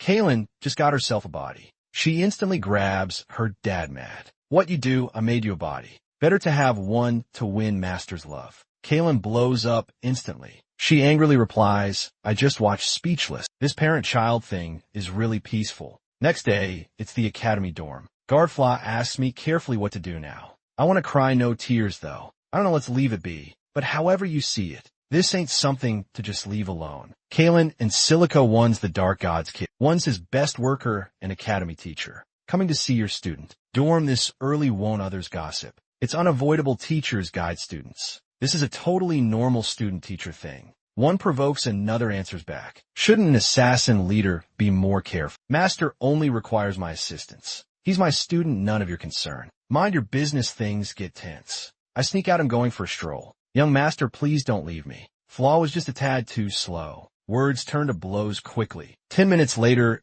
at the academy tower. Finally away from that scary fight. But then I smell blood in the air. There's a fight happening somewhere. A red-haired kid crashes into rubble, coughing up blood near some older nobles. They got him trapped in the alley. Should we use it? Haha. Now a weird red sphere shows in his hand. Look here, your buddy got you a snack. Savor it fully, then halt. You're so mean to your fellow student. As nobles have you no shame. The scarred kid ceases his actions. I'm Barrett Lewis, Gaza Kingdom Duke's first son, and you are who Yalin stands tall to. I'm the Empire's Princess Yalin, whose position is higher up. Princess Yalin believes she rescued a regular boy, but he'll be the continent's top swordsman I know. In the future, since he's Lexi, my past life's rival with zero magic. He fought me evenly using only sword skills. I've hit his destiny's turning point, it seems. Barrett the Duke's kid, right in front of me, is the one who ruined his magic cultivation. He made Lexi consume the magic sphere. His magical core is now damaged forever. Is this stupidity or just plain cruelty, I wonder? Yalin tries to halt the brutality by mentioning she's a princess. Barrett doesn't even flinch. He mocks Yalin, she's only 5th princess. The Empire's power is fading. Duke Lewis's oldest son he is. Barrett deases the Emperor's love child. Yalin rejects his handshake, but still butts in anyway. Barrett's cocky thinks there's confusion between me and red-haired dude. We're just buddies messing around. I ain't bullying him, Lexi reluctantly agrees. His fake smile is obvious though. Yalin can't ignore this, no matter what I'm taking him. She touches Lexi's arm. Barrett rudely gets in her way. I'm growing a little restless. Didn't you hear Lexi tell us to go? So what if you're the Empire's 5th princess? You're still just a frail little girl. Suddenly, in the following moment, a sharp gust, his body hits the floor. I ignore Barrett completely, the one I dropped in one single move. My eyes are locked on the redhead Lexi. Could he be the Lexi I recall? The continent's top swordsman, they called him. Now can't even defend himself, it seems. Post-graduation in my past life, he joined Gaza Kingdom's Klein family. He even switched his nationality. The Empire tasked me to kill him when I snuck into Klein Castle. Instead of an assassination, I offered a duel. I gave him a chance to fight me, because despite lacking magic, he was the continent's top swordsman. His skill was unmatched through talent and drive. His dedication alone earned respect from me. That fight was a truly even match, I must say. It was one of my few really tough battles. True heroes recognize each other. Few opponents have ever impressed me so much. But he's pathetic now, weak and bullied. I'm pretty angry. Barrett stands back up. But that's not enough for him to get it. He just keeps talking smack. I hear you're back from the war. Want to play our little game? Little game, my eyes went cold. At the Royal Academy, talent is everything. They love crushing other people's potential. Since you like forcing magic orbs down throats, I'll give one right back to you. What's up? Never seen this magic before. Open wide and enjoy it now. Well, everything's been taken care of. Yalin patches up Lexi's scrapes carefully. Tells him he needs to get good rest. Why is she acting all proud though? Taking the credit as if it were mine. Calling herself mine. Once again she is. Lexi's wounds worse than they looked. He's really tough, I must admit. Lexi asks if we knew each other. I sadly say I thought I knew you. But I guess I was completely wrong. My words had a deeper meaning. He senses my disappointment anyway. Yalin quickly switches subjects. Asks where the dorms are to walk him. I'm in Commoner's Hall, I tell her. Aren't you some noble's kid though? Lexi looks down at the ground again. Professor Wilton specifically recruited me. He'll pay for my college, he promised. He was unexpectedly let go from work. Hold up your now without support. The logical next move is quitting the academy. He gives me a yes. Before they can respond, I propose something. Hey, why not just hire her? She's perfectly suitable as a sword teacher. Both are speechless, and Yalin speaks up. He is male though, right? Calmly I reply that she's female. Yalin is totally shocked right there. My apologies, princess. I truly did not intend to mislead you. Male clothes are simply more comfortable. Thus many people get it wrong. Lexi confirms this. Yalin becomes even more upset. Am I really the only clueless one? Quickly, though, she composes herself and agrees. Want to be one of my people. Thus your bullies won't try anything funny again, and you can study whatever you desire. Lexi shouts out her thanks very loudly. She promises to become her best proud self. But when those two seek me out, they see I've already left quietly. I get why Yalin made this choice. It wasn't Lexi's potential he saw. It was her kind heart, and this time her kindness will be repaid. But because of this thing, I now understand Lexi's betrayal of the Empire. In my past life, a magic-wielding swordmaster, she'll definitely be stronger in the future. Even I might struggle against her. But my focus is elsewhere right now. While leaving the dorms earlier, Silica handed me a document. This is my first hit in this lifetime. It's called a purification. My first hit job, so thrilling unexpected. After I joined Miss Shadow Group, it would be hardest level. Is it them acknowledging me currently, making me feel quite honored, or was I previously truly that pathetic? To them, this cleansing target is among Africa's 3 wealthiest. He's secretly been human trafficking. This mission perfectly fits me, but I never expected getting a dragon egg. Publicly perceived, Zickman is a generous, rich philanthropist. But beneath this fake title, he runs the Empire's biggest slave market. There's rumors he does inhuman species, hybridization experiments. Offing him isn't hard. Finding him is the challenge. Miss Shadow spent some years just to get this small piece of him. This mission is a one-shot deal. If he gets away, we may never find him. As I'm checking the intel, a tall guy blocks my view. He says my name right out. Definitely came ready. I didn't think Beast would be at the academy. Magic level 1-star physique. S-class belt family's youngest. The magic dragon survivor kid. This muscle man is Seth Kahakan. He knows me well. Why is that name familiar? The Sand Genius new academy warrior. You're saying he's just 11. So Tali goes on. I'm not even S-class physically. Let's fight so everyone can see who's the strongest clearly. I remember now. That shoulder symbols the Sparta royal family crest. So Sand Prince Academy, tiling rumors, are facts. Sparta's a military powerhouse in Africa's desert. Even when the Empire tried conquering it, they lost. They utterly failed to succeed. But this mighty kingdom later crumbled to ruins. Their sole heir suddenly kicked the bucket. Cause of death heart failure was determined. From way too much muscle training focus. Never expected to see him around here. He's the only student fixated on body level. No surprise he'd actively want to fight me. He aims to win strongest body champion.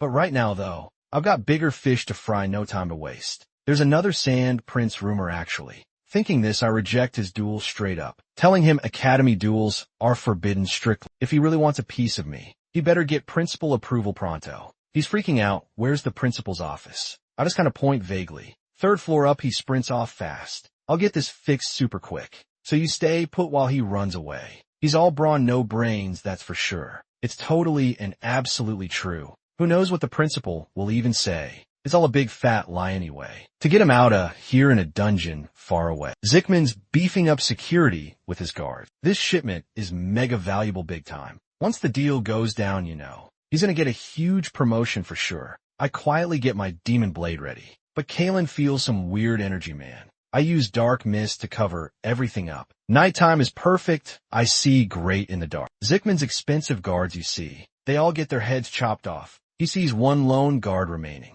Sword drawn, he looks around scared. But he only spots a shadow. A brief moment of combat. His sword gets knocked away. His knees buckle instantly. I slit his throat without mercy. Zickman yells guards in a panic. Where'd everybody go? I ask coldly. You'll figure out real soon. 'Cause I'm sending you to hell with them. You really hired tons of people, big money. But your cash was totally pointless. Zickman screams, I'll give you whatever you want. I'm the planet's wealthiest guy. My reply is another cold sword swipe. I slowly list his wrongdoings. Zickman, a kingpin, ran illegal human trafficking, did awful experiments, and race breed. You deserve to die, but you get 1 minute to repent. Then die painlessly. Zickman's not giving up. I'm just keeping things balanced. I sell slaves cause there are buyers. Slave buyers are the bad guys. How can you say that I'm guilty? I thought a rich guy like you wouldn't break so easily. I knew you'd never regret it. 1 minute is up now. Hold on, wait. I'm ignoring his frantic begging.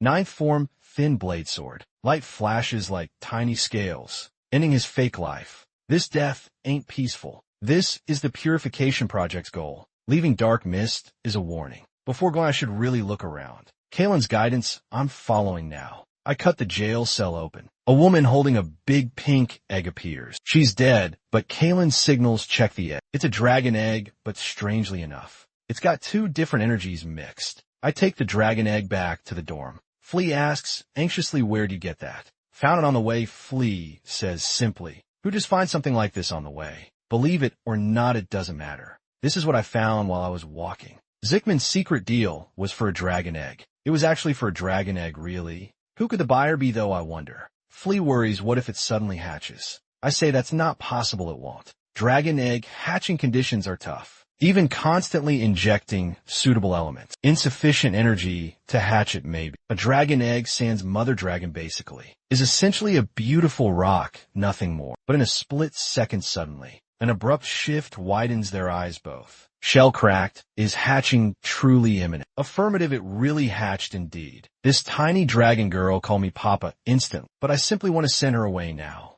I've never ever been a dad before. Plus, I'm from a distant family background. This makes me lack dad confidence totally. So right now I'm quite lost and confused. Even Kylon can't help but laugh out loud. Papa ha ha ha, is what she said. Congrats, you're an 11-year-old father now. Even if others mock me, it's fine. But I refuse Kalen's mockery though. Kalen, don't you remember by chance that you suggested taking this dragon egg? You swore you'd never witnessed a dragon egg hatch after its mama dragon died. But you're laughing the hardest now. Didn't you claim it wouldn't ever hatch? I'm saying I never thought this could happen. Forget it, what's done is done already. There's no point in assigning blame. But given her mixed blood heritage, humans would never accept her. In the empire that worships the light god, and with half dragon blood inside her, all dragons would kill her for the shame. A human dragon hybrid creature. That woman fiercely protected her daughter. But this kid will face the world's hate. Thinking about her sad future life, wouldn't killing her now be kinder? Thinking this, I reach for her neck. Kalen understands my intent, your choice. Well, this is good for her, I believe. If her future holds only pain and sorrow, ending it now would be better. My hand, though, always seen as cold and ruthless it is, trembles uncontrollably. Why the hesitation? Little dragon girl awakens suddenly now, lovingly leaping towards me with affection. Papa, I love you, she says sweetly. She's completely unguarded towards me, her small body radiating warmth gently. I lift her high, gazing at that innocent smile. What's this feeling welling up inside me? Her smile brings a sense of comfort. Problems feel solvable now, I believe. Let's raise her, Kalen, I decide firmly. Kalen stares blankly, confused by my words. She thinks I want a servant, probably. Meanwhile, over at the Duke's estate, Maria called off the hit on me, but she remains anxious and uneasy still, fearing Academy revenge upon her own son. She's constantly on edge all the time. Eggel's sudden appearance breaks her concentration. Mom, you seem worried. Can I help you with anything? I'll gladly fix your problems. Maria thanks him frantically, but she makes an excuse to leave quickly. Now, just Agile and his aide Kalen remain. 6 knights were found dead in the mountains. The young master killed them all. We think the other knights followed him to the academy. Like you said, Lady Maria was behind the attack. One more thing. The young master's staying in the royal hall. The person who told us vanished. Agile snaps, I know this already. So you found nothing about my brother. That's it, the guard is scared. He understands Eggel's character well. Eggel just never quits, ever. And definitely won't stand for slacking subordinates. Only if he's super let down by them will he replace them with new people. He worked super hard to get this spot. He must not fail. Give him another shot. He'll personally check out the school and promises he won't let you down. Agile's unfazed. He knows he's a hard worker. Okay, then get going now. Hurry. Find out his brother's secret pronto. In the meanwhile, Kalen and I are feeding the dragon girl.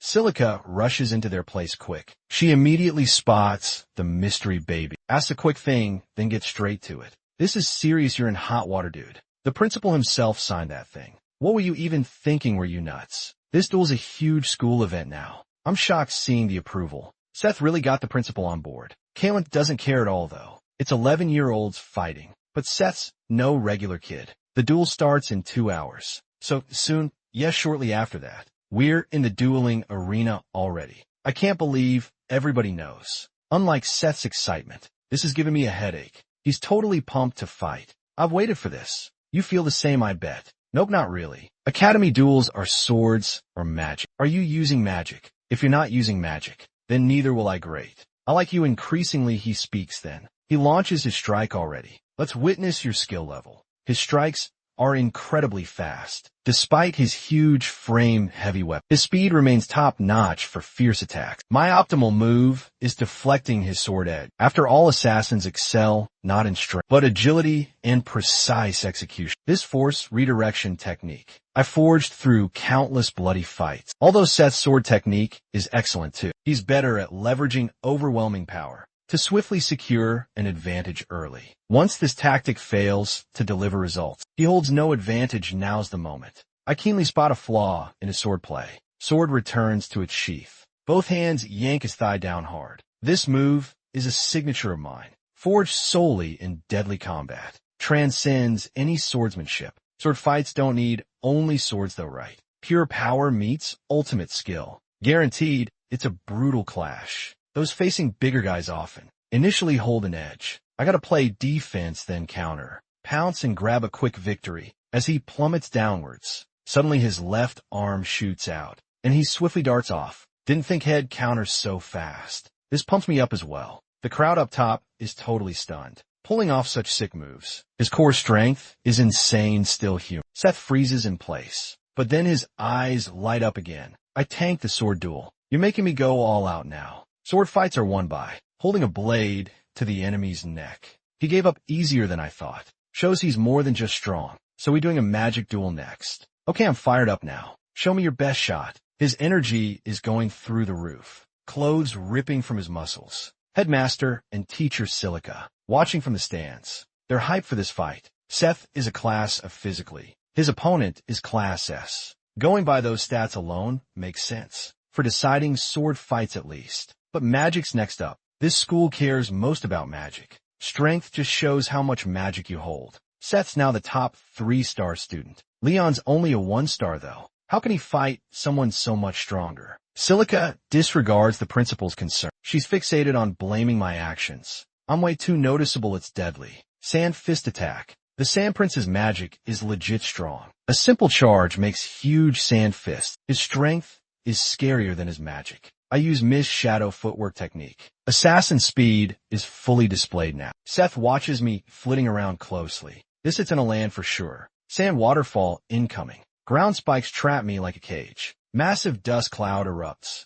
I barely escaped Seth's attack. He's only 3-star magic level, but he's got 4-star magic power. The dual barrier's just 4-star. This fight could get out of hand. Seeing another missed attack. Seth taunts is all you do dodging. Like a rat scurrying around. He's clearly trying to provoke me. A true warrior won't be beat, especially not by some kid. I fire back, you're only 11. He's unexpectedly the first one mad. Sand burial, oh really? That's like 4-star magic. Silica's worried about me, but the principal just watches quietly. The Sand Prince's voice is serious. This move can't be dodged. Just give up, this excites me. I'll face this head on no dodging. Magic goes wild in the barrier. Sand blinds, everyone's curious what's next. Barrier surface echoes with constant sound. Barrier keepers sweat nervously in fear. How can weak students have such strong energy? Principal, we gotta stop them now. But the principal just stands still. Hold on, something cool is happening. He surprised me again unexpectedly. And inside the arena after dust clears, I'm holding a black void ball. This here is a secret technique. Unique dark attribute with 0 attack power, but it destroys all magic energy. Is he going to use it right here? Stop it, but Silica's shout is totally lost in the chaos, quickly unfold. For the void ball to actually work, user's magic must be higher than opponents. Immediately, 4-star sand magic gets destroyed by my 1-star void. 1 second after and boom, the barrier would have surely exploded from way too much magic power. But this makes me look extra obvious. Everyone's watching in total shock. Is this really that lame dark magic? Such magic is totally new. Seth falls down weak. Keep going, nah. I lost big time, totally crushed. Bad at swords and magic, both unbelievable. I got wrecked completely. Seeing his sad face, I think maybe I went overboard. But then he bounces right back up. This is awesome. I'm tired of weaklings. Now I have a reason to get stronger. I'll be back to fight you again. You'll fight me then for sure. He's so honest and tough. I shook his hand, yes. About difficulties, I must refuse now. I will decline for the time being. Meanwhile, on the flip side, Flace, now the Dragon Girl's caretaker. His big family experience is unexpectedly useful. It's helpful, but by lunchtime, He sees the dragon girl again then. She's like 4 or 5 years old already. I went back to the dorm after the duel. Seeing her was a total shock. Dragons grow fast, I'd heard. An hour, she's already 6, it seems. Daddy, give me a hug. She's growing way too quick soon. She will be my age. At this rate, she keeps growing. Hiding her at the academy's impossible. This is getting way more difficult. You simply cannot conceal her. Silica's voice sounds reasonable. I can help conceal the demonic blade. But hiding a dragon human this large is impossible. After today's spectacle, you're being watched. Everyone's eyes are totally on you now. My academy duel victory deserves celebration. Instead, the principal sent a warning. My daughter's feeling worried. We might get expelled, become homeless. I consider this a meeting invitation, though. A chance to gain some political advantage. Dragon girl's growing way too quickly. Fleck can surely handle her care. Hiding her in the academy's getting tough. Considering all of this, Silica says don't attract attention and don't lose the principal's favor now. She leaves quickly after the warning. Kaylin's a violent girl who thinks of killing. I'll have to handle this myself then. The warning says I'll be expelled. Should I act up? This warning's from the headmaster himself, though, not from the office administrators. It resembles an invitation more than a warning. The dragon girl asks anxiously, will we be homeless if expelled? Dad, how'd she learn talking? And how's she grasping these words so well? I can't help but reassure her. It's not that serious, don't sweat it. Since I got a warning, I can obviously complain about it. If the principal wants a chat, I'll accept like in my past life. He once very seriously inquired about joining the Light Knights. Living for my brother, my answer was firm. He said this path wasn't for me. Let me give you a tip. You must realize this choice is useless. Regardless of struggles you face, you'll gain nothing. Ultimately, you will have gained nothing. This results from being someone's puppet. You'll blame your brother for everything till the end. The principal's past life warnings to me were these, and I think you will repeat them again now. Blaze suddenly reminds me, young master. Shouldn't we name the little princess? A name I had not considered at all, but a name naturally comes to mind. How about Nana? Do you like that name? Too informal. That name invites teasing and isolation from kids. But the dragon girl yells out, this name is very special, call me Nana Belter, since she also likes it. The name is settled, but when did she learn my last name? The scene changes to the principal's Royal Academy office. My duel performance still amazes the principal. He saw that fight was nowhere near my full power. Thus he sent the warning personally signed, forcing a meeting per my past life's recall. Headmaster Quasar was always the emperor's tutor, and also father to the very first empress, Diana Quasar. His strength made him a 9-star archmage unique. Post Diana's passing, he taught at the academy, no longer in politics. But one thing has me rather intrigued. I figured him to just be a pacifist. Yet sometime thereafter, he suddenly entered the throne war. The succession conflict. Did his personality do a 180? Maybe I can get answers here today. As I grab the door handle, a strong energy barrier materializes. He knew I was coming over. Still, he put a 9-star magic barrier up. Is this some test? I guess I gotta take it. The old guy inside, now, feels my presence. He shows a smug grin. Only strong magic can pierce this barrier. This tests my limits. But glass shattering sounds ring out. I land steady, Mr. Dean. As a newbie, I object to the warning. The principal frowns a bit. I skipped the door, went through the window. His plan failed, but he didn't scold me. He let me go on, seeing the door barrier. Confirm my hunch. The warning tests my potential. He admits you're correct, though results surprised me. You showed your skill. The warning letter stands, though. You could try persuading me. Can I ask something first? Mr. Dean, what's your true desire? Empire success or family reputation? His look completely shifts. Such a rude and forward question. He must address it, though. I press on what if the emperor dies? And princes force out the first in line. Which side would you pick? The dean gets angrier. You're not bold, you're just plain rude. I'm firm, what if I'm Aegil's pawn? This guy's wise, he sees my path. Yet he chose one much like mine. At his own fate's turning point. It's really quite ironic. The dean backed his grandson, the first prince, for succession. He greatly helped Lunar rise to power. But Lunar was totally tyrannical. A cruel and mean dude. He offed his siblings, and even set up Dean for treason. Executing the headmaster, who brightened futures through hard work. Got betrayed, he's mad, it's ridiculous. Will 100 years of peace be broken? You were supposed to be smart, but you're a dummy, I retort. Is that what you actually believe? The first prince, second princess's mom, is dead. Princes 3 and 4 can also fight for the throne, especially Empress Cassandra. whose family is known to be power-hungry. They'll do whatever to keep their spot. The Empire's peace is shaky already, and if it ends, this school is done too. The headmaster is in disbelief. Is this kid really 11 years old? He seems to grasp every political thing. Why are you telling me this stuff? For bartering purposes, I say. I'll help you guys for peace's sake. So please take back this warning. The principal was quiet. His look was unreadable, but I know he listened closely. But suddenly magic circles glowed. The 9-star mage's aura intimidated. How can you brag about helping me? Now face the music for being cocky. With one finger snap, golden chains twirled and danced. Divine judgment, the chains bind me. Is fighting really how you respond? But he's just testing me, I'm sure. If I'm strong enough to deliver. Can I really help?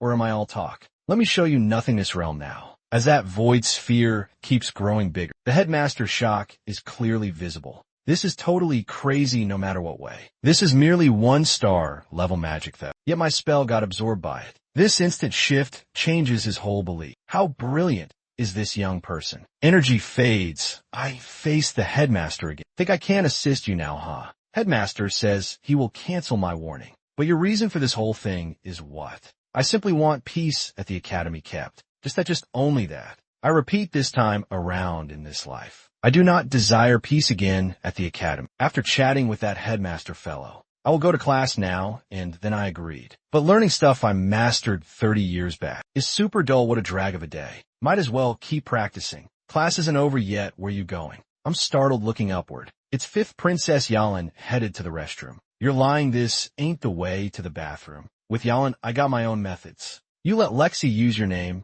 just now. Is this you changing topics? Yes, but why call me princess still? Aren't we friends? I looked away. You're a princess. I'm just ordinary. Shouldn't I call you your highness then? I'll consider that a compliment. You're way too uptight then. Suddenly somebody yells Yalin's name. But seeing who's approaching, she instantly tenses up. I know these two individuals. The current empresses, princesses both. Pavia and Nerovia. Erin steps up to curtsy, but she gets ridiculed instead. You're all grown up yet still with servants. And you seem to hang out with peasants. Birds of a feather flock together. They clearly despise Yalin's attitude. But seeing me, they say my name. I come forward to show respect, but they're super impressed by me. They praise my dual performance today. We'll totally invite you to our party. We can have a good talk then. Novia says it's a rare chance to be friends. With the noble princes ignoring Yalin, they finally see Yalin still down there. And their words get more sarcastic. This invites an exception for you. You know where you belong.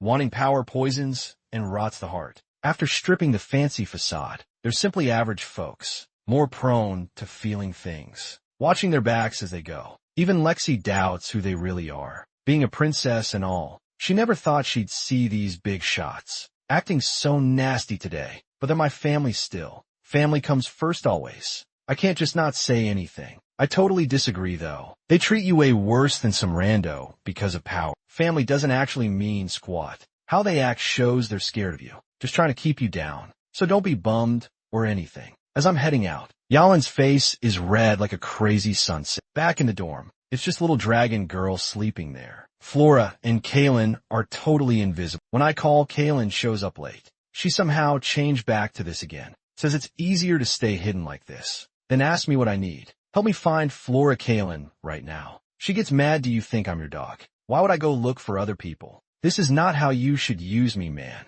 But then she suddenly stops yelling too. I bet you can also smell that blood. Flay left the market after his shopping trip. Thinking of Nana, he bought tons of candy. Just imagining how much that kid could eat. Made him so happy he's been my knight a month. He knows his skills are just average though. He's sure I'll reward loyalty with my trust. But today the streets are super quiet. Who's there? Show yourself. He wonders if he's just being paranoid. Dark alley shadows slowly appear. 15 minutes later, Flies takes flight, then falls. Upon hitting the ground, he's totally wounded already. Scarface yells loudly. You should have listened back when we were cool. You've seriously ticked me off. I figured the lone guardian knight was tough, but you're pathetically feeble. I'll slice you up and ship you to your boss to punish you for embarrassing me. Flop finally gets what's happening. This conduct is beyond sleazy. It's misplaced rage from a loser. The thought alone makes him want to puke. Flay refuses to yield and even taunts him further.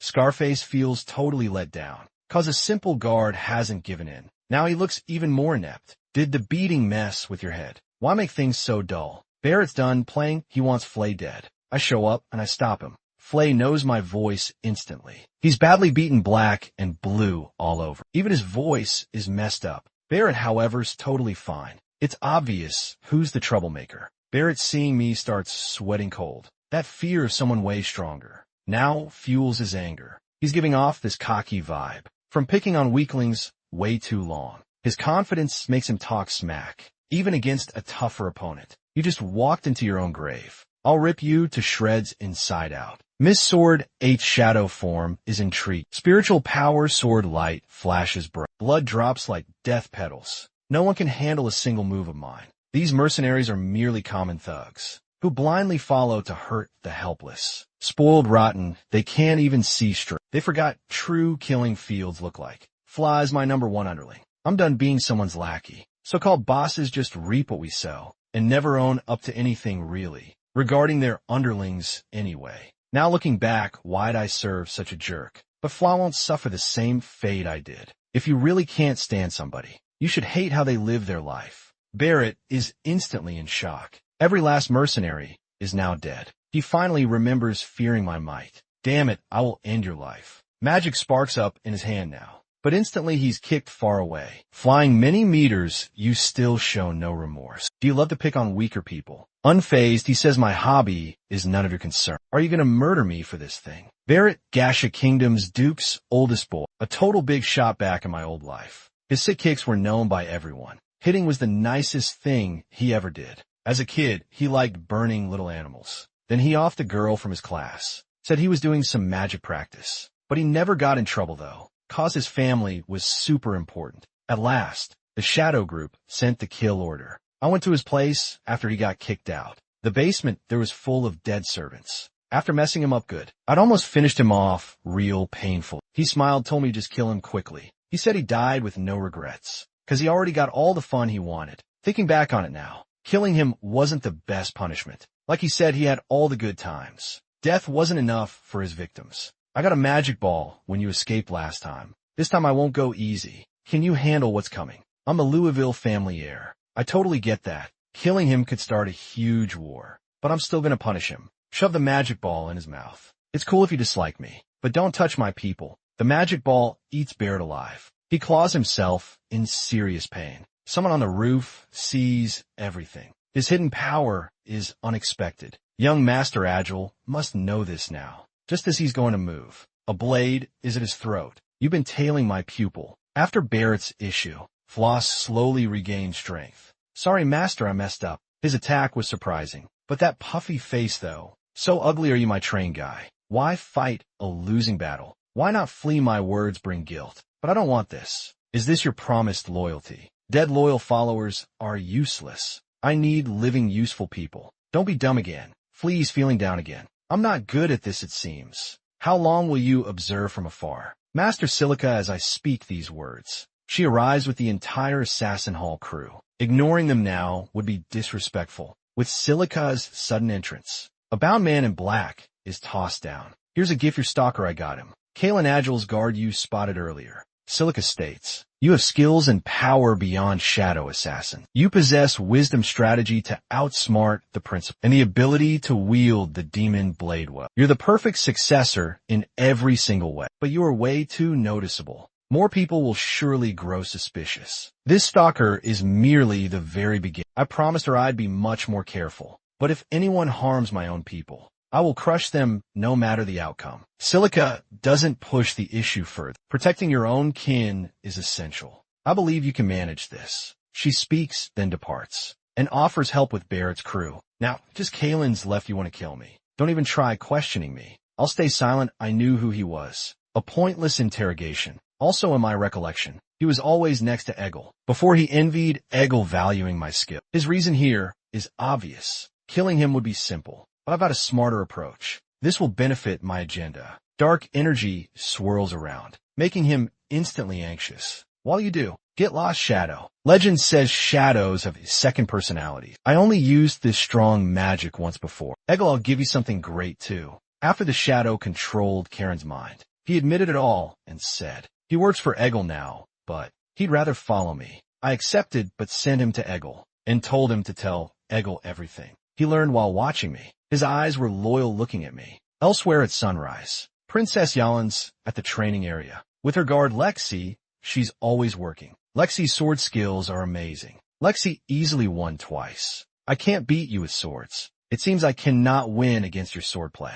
I said use my name privately. Not Princess when they look this way. They just see me training guard Flay hard. I am showing zero mercy. He'll die before any real fight. Is their training way too much? Lexi has no answer to this, cause all guy stuff she's seen is like this. After saving Fella, I planned his training. For a rookie, low-level knight, who's never really learned swordplay. He's got great stamina though, if he wants to help in battles. Basic training must be super tough. His stamina needs to be amazing, so he gets big gains with less work. Later in his tough training, already tired of hard work, want to stay totally useless. If you meet another Barrett, nope, I can keep going. His forced yell brings up throat blood. Gosh, was I way too rough. He's still messed up after all. Is young Master Kylan truly okay? No worries, he's now one of us. Can we really trust this guy though? I believe things will slowly improve. They're now enjoying our little chat and bring up last week's student attack. So she trains with Lexi every weekend.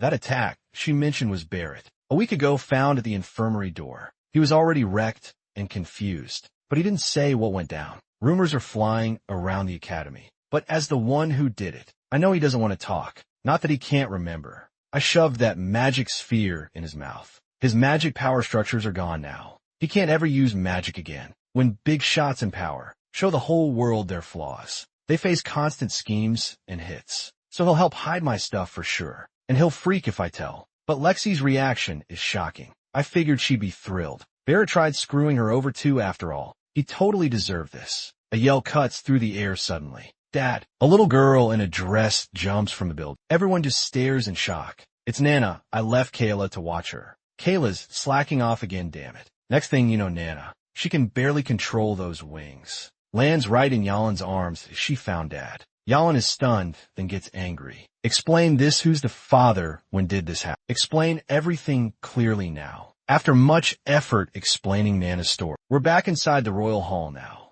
Yalin exhales deeply. Good thing you're not really her dad. Flora and I exchange glances. We didn't think she'd be this nice. Totally cool with Nana being half-dragon. I feared she'd use this against us, to demand something ridiculous. Don't fret, I'll tell no one. Mai and Flora look surprised. Yalin insists Lexi won't tell. You'll agree with this, right? Lexi finally snaps out of it and says, well, it's okay, I guess. I've got nobody to tell anyways. Yalin is briefly stunned by this. She found a similar issue, just as bad. Nana was part human and part dragon though, making everything much more tricky. She couldn't remain at the academy. Neither humans nor dragons would accept her, but you still desired to raise her. This is a positive development, I believe. Could I visit her sometimes though? Come in my room, I inquired back. Yalin's face instantly became crimson. Don't get me wrong, I just want to check on Nana. Another thought went unsaid in her mind though. Simply considering it caused her to flush. Nana already possessed a father and currently required a mother figure. I had no valid reason to decline. Okay, but let's keep this between us. Yalin swiftly nodded to concur. It's our little secret after I turned to go. Yalin's blush grew even more intense. Lexi worriedly asked Yalin, you alright feeling sick? Yalin was deep in thought. He said it's a secret we share. Does this mean we're now closer? I went back to confront Kaylin. She seemed totally unbothered. Such interesting stuff happened as I slept. You didn't mention our cohabitation to Yalin. I was furious. Shut up, think about your mistake. Kaylin asked what she could do. A chip off the old block indeed. Dad also does exactly as he pleases. Floss stepped in to make peace. Why not walk the little princess? She's likely stressed being inside. That smart meanwhile up high, way above the city's edge. Two flying people stop suddenly. What is it, Lord Lucian? I detect a foul odor. He wonders where they are cautiously sensing around. The Royal Academy means delaying my return. A truly repulsive presence exists here. I can't see her as one of us. These two winged things were actually dragons. The small dragon girl was really cute. She had totally won over Yeline. And when the dragon couple saw her, they instantly wanted her dead. What a precious little troublemaker. Always stirring the pot since birth. But I couldn't let that happen, even if my life was on the line. Because I'm her protector and trusted dad now. Who knew Nana's first enemy would be one of her own? They might have kids themselves, yet they readily want her gone. Due to Nana's mixed dragon-human blood, I raised her always inside the house. Today she first walked outside. For this very reason, I picked a spot far from town, 10 kilometers. She was super thrilled. Her tiny wings flapped excitedly. Kaylin then interrupted. You're a great dad already. Now, look at her mom, why not? That girl Yahello, I noticed, seemed pretty into it earlier, but I suddenly tensed up. Something strange was coming fast. A huge impact hit where Nana was just now. Flora grabbed Nana quickly, barely escaping a deep voice boom. When nasty stink as smoke cleared, 2 dragons stood, not mixed like Nana. These were pure magic dragons grown. Unlike Lemuria Valley's young dragon, their presence alone terrified Nana. Get behind me, observe them. They're clearly up to no good. Disgusting red dragon Cardinala asked arrogantly. How dare you hide this mixed mutt? You're her owner wielding the demon blade. Kaylin, hearing her name, inquired. Are you referring to me? Catalina raged. You possess godly powers, yet serve humans willingly. You've shamed all higher beings. Kaylin wouldn't back down, either snapping. You seeking death as they prepare to clash. Silver Dragon Lucian restrained angry Cardalina. Relax, I'm not into you, nor do I want to fight weaklings. But surrender that hybrid, half-human, half-dragon creature. Perfect for special experiments. I'll free you, he made me mad. Quiet, I shocked him with my defiance. Just briefly. He seemed to enjoy bossing people around. Now he'd push me too far, though. I couldn't let Nana go with this guy. Again, I told him, shut up, jerk. He laughed angrily then. He instantly shot a lightning bolt, making a whirlwind near me. I quickly dodged telling flight to grab Nana. A ditch suddenly formed where I'd stood.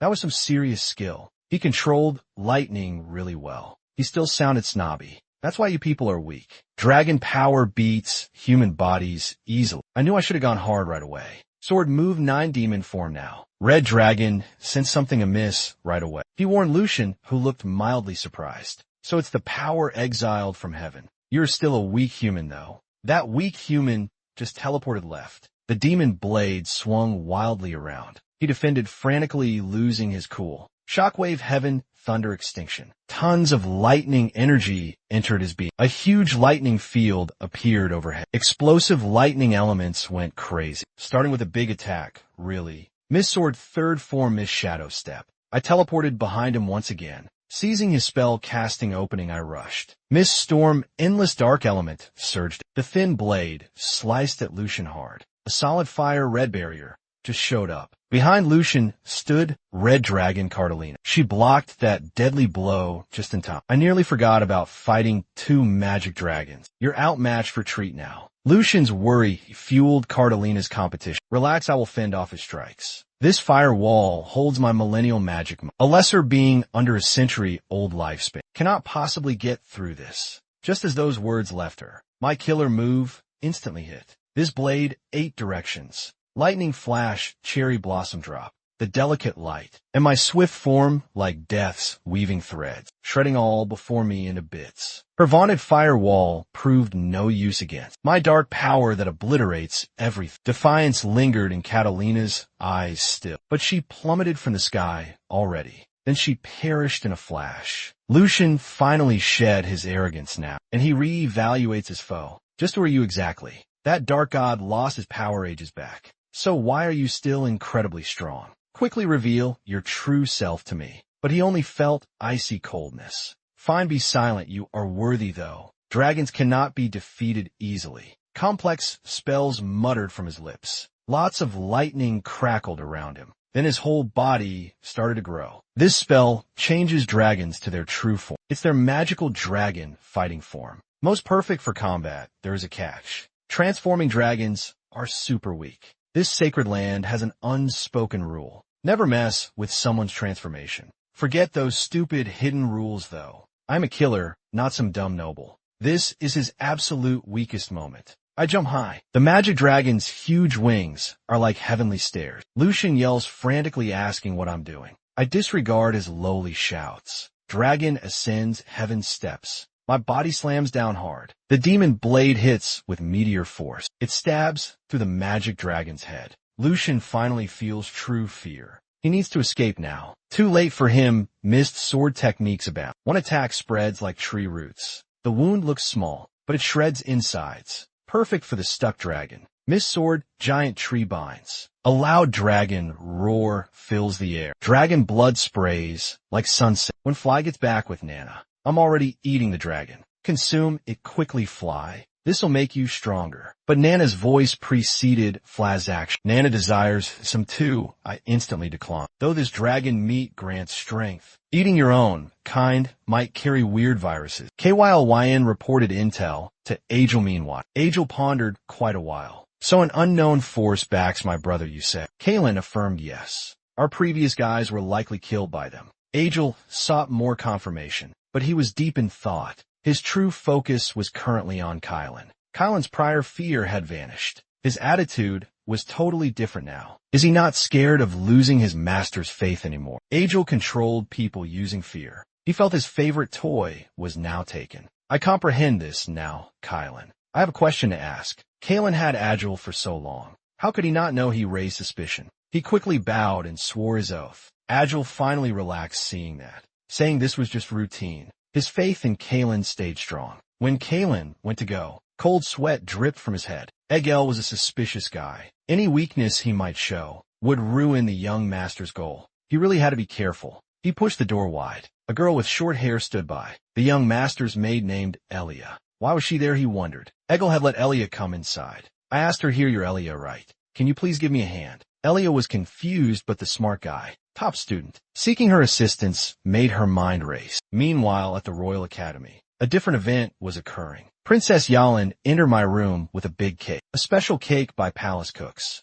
Enjoy this, Nana. Nana started drooling uncontrollably, saying excitedly, wow, amazing. Nana adores you, Yolan calmly said, there's tons more. It's all for Nana, I quietly observed. We gotta be real low-key now. If dragons sense Nana, they'll come back. Another ambush could definitely happen. Regardless, I'll keep everyone safe around. 'Cause this time around, in my current life, I choose to live just for myself. Especially 'cause my jerk brother is surely up to no good and scheming. His plan is doomed. I'll crush him totally. This thought makes me grin uncontrollable. Victory scales are tipping in my favor. A new scheme pops in my head right now. And inside the Duke's garden area, Eagle has asked First Prince Lunar over. These two were old buddies way back when. But Eagle speaks to Lunar privately now. He says, Your Majesty, not Your Highness how. He calls him Your Majesty straight to his face. Lunar says Egel's been home way too long, not making waves like he used to do. Isn't he scared of Lilith's rising fame? Or his dear brother, now the Emperor's pet? With plans to marry Yalin, it's all set. That useless girl gets all their father's love. Just thinking about it fills him up with spite.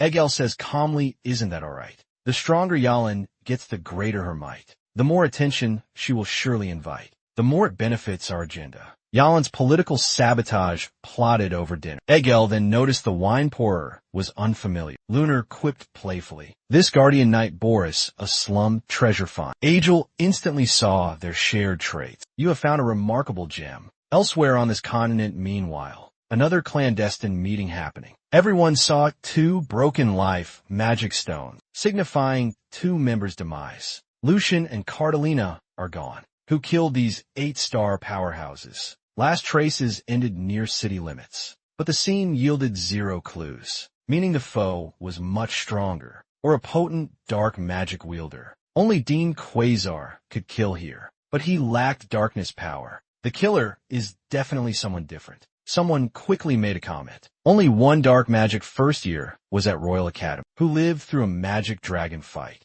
Big group members have been killed off one by one lately. First centered the demon blood guy, then Zickman, who handled money stuff. Now, 2 big dragon fighters are gone too. It's hard not to see a link here. This plan cannot have screw-ups. He'll send his granddaughter in, Luna, to Royal Academy to check out the newbie. Things are a mess all over the place, but Royal Academy's had 2 quiet years. 2 years to pass, a normal woman walks around. She tries to be low-key, but her blue hair and stunning looks still turn heads on the street. It's Lilith back from studying overseas. She heads straight to the principal's place. It happened that, upon learning Lilith's light night goal, the headmaster sensed Lilith's urged her to first go study abroad before choosing her life's direction. Now Lilith's back from the White Elves, a land not so friendly to humans. Adjusting took her 1 full year. Headmaster said it would stun her. She went anyway to personally see. Her pacifism would then hold meaning. She's now set on light nights even more. Dean asked if she'd live for family still. Smiling, she said duty must be shared. She's concerned for her siblings too.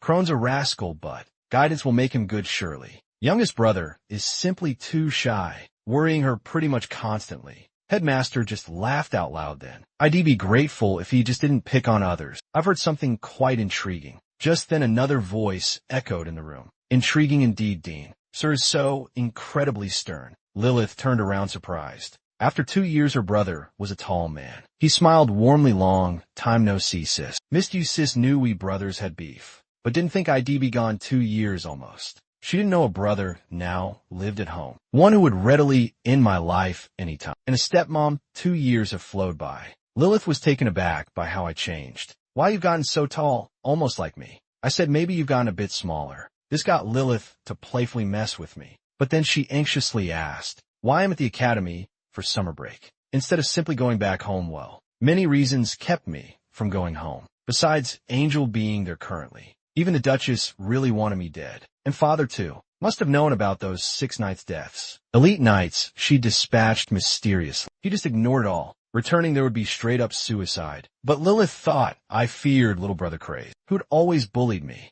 Can't you two just be friends? No way you've seen him treat me. He even wanted me dead. Lilith's eyes went wide. She barely knew her brothers. She thought they just played rough, but they actually tried killing each other. Then Flora spoke up to confirm. Lady Maria ordered the hit. After Flora explained things, Lilith suddenly felt guilty. Sorry, I never noticed anything. You've been through a lot, not your fault. Maria and Crayons are bad guys, no regret. Before finishing, Lilith hugged me suddenly. You've kept this all secret. Holding it must have been tough. You can count on me totally now. Your sister will keep you very safe. Only Lilith ever showed such kindness. Now I felt awkward, unsure how to react. I wish I could stay much longer, but I gotta go somewhere right now. Lilith's words about self-care shocked me. What happened next was unexpected though. She jumped right into Flora's arms. Please care for my brother very well. Can you really do this currently? I glared at Flora with pure murder. Lilith must think Flora's the big hero, the one who saved me from being killed.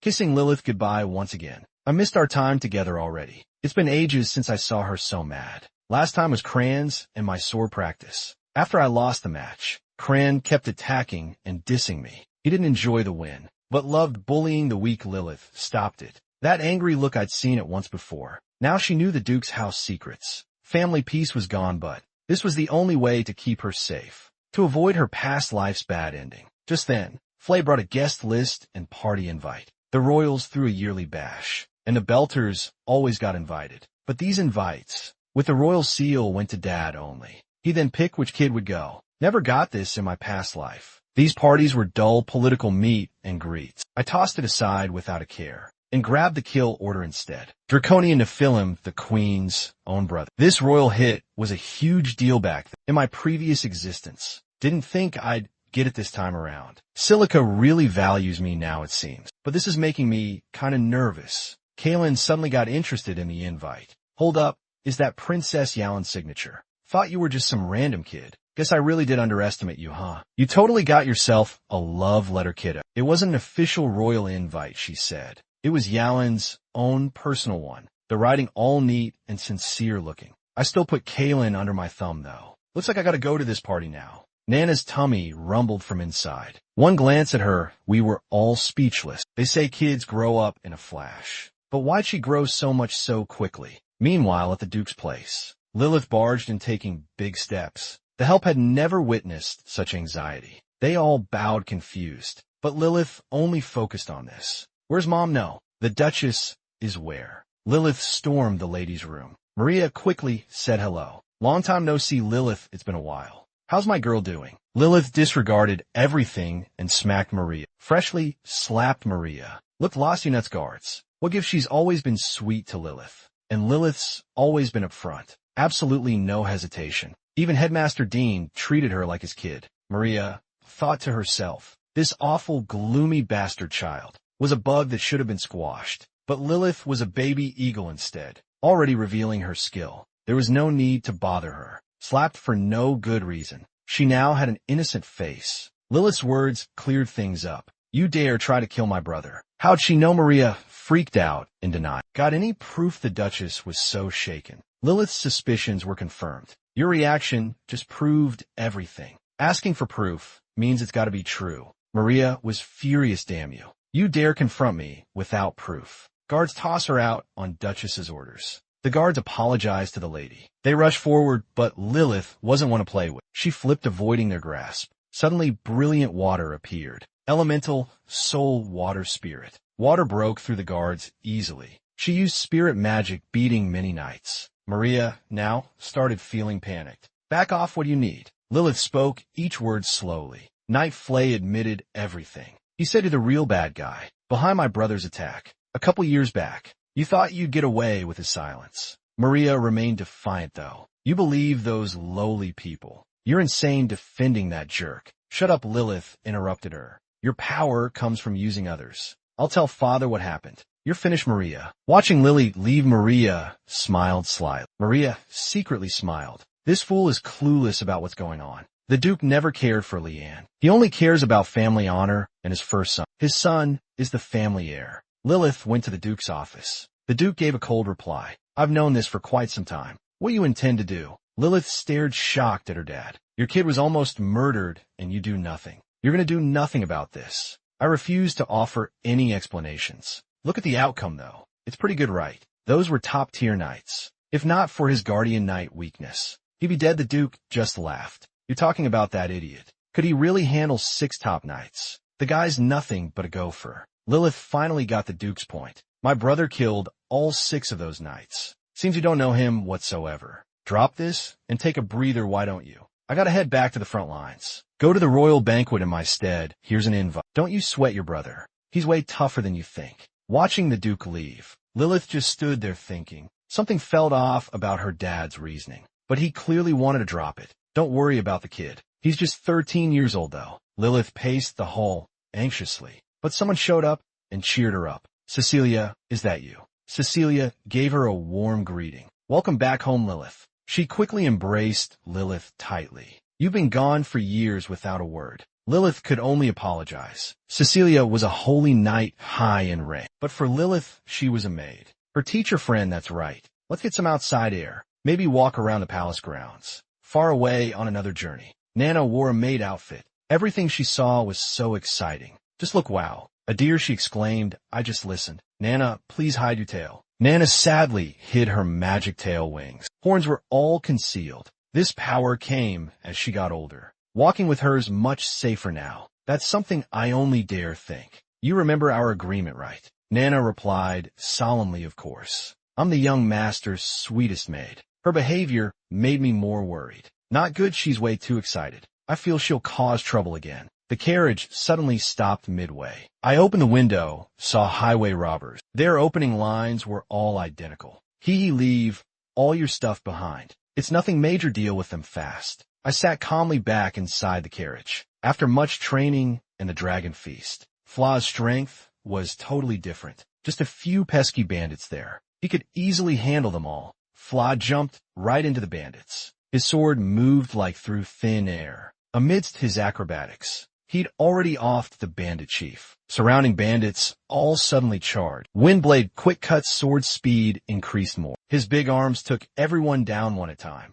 Against those soft bandits, wind speed made him practically untouchable. The weakling wasn't so weak now. He'd definitely gotten tougher. Kill them quick, get back to the carriage. There's no time for games. Yes, young sir. Coming right now. Silica must have planned the hit perfectly, making things real rushed. She was checking out the royal party people. Her man suggested, too many folks at this thing. Sure you don't want to hold off on the hit. Nope, sooner is always better. Silica firmly stated Drennan's actions are vile. He abuses power to assault married women. He totally deserves his fate. Another reason existed for his swift demise. He was engaged to her, you see. This kid's presence is also odd. Luna, the gifted mage with 20% aptitude across the board. Too frail for normal classes, though. Her secret identity was the Magic Association president's granddaughter. This girl always stayed home because she was sickly, never seen out in public. Now she's on the guest list for the banquet, standing in for the chairman. No matter how it's viewed, it's strange.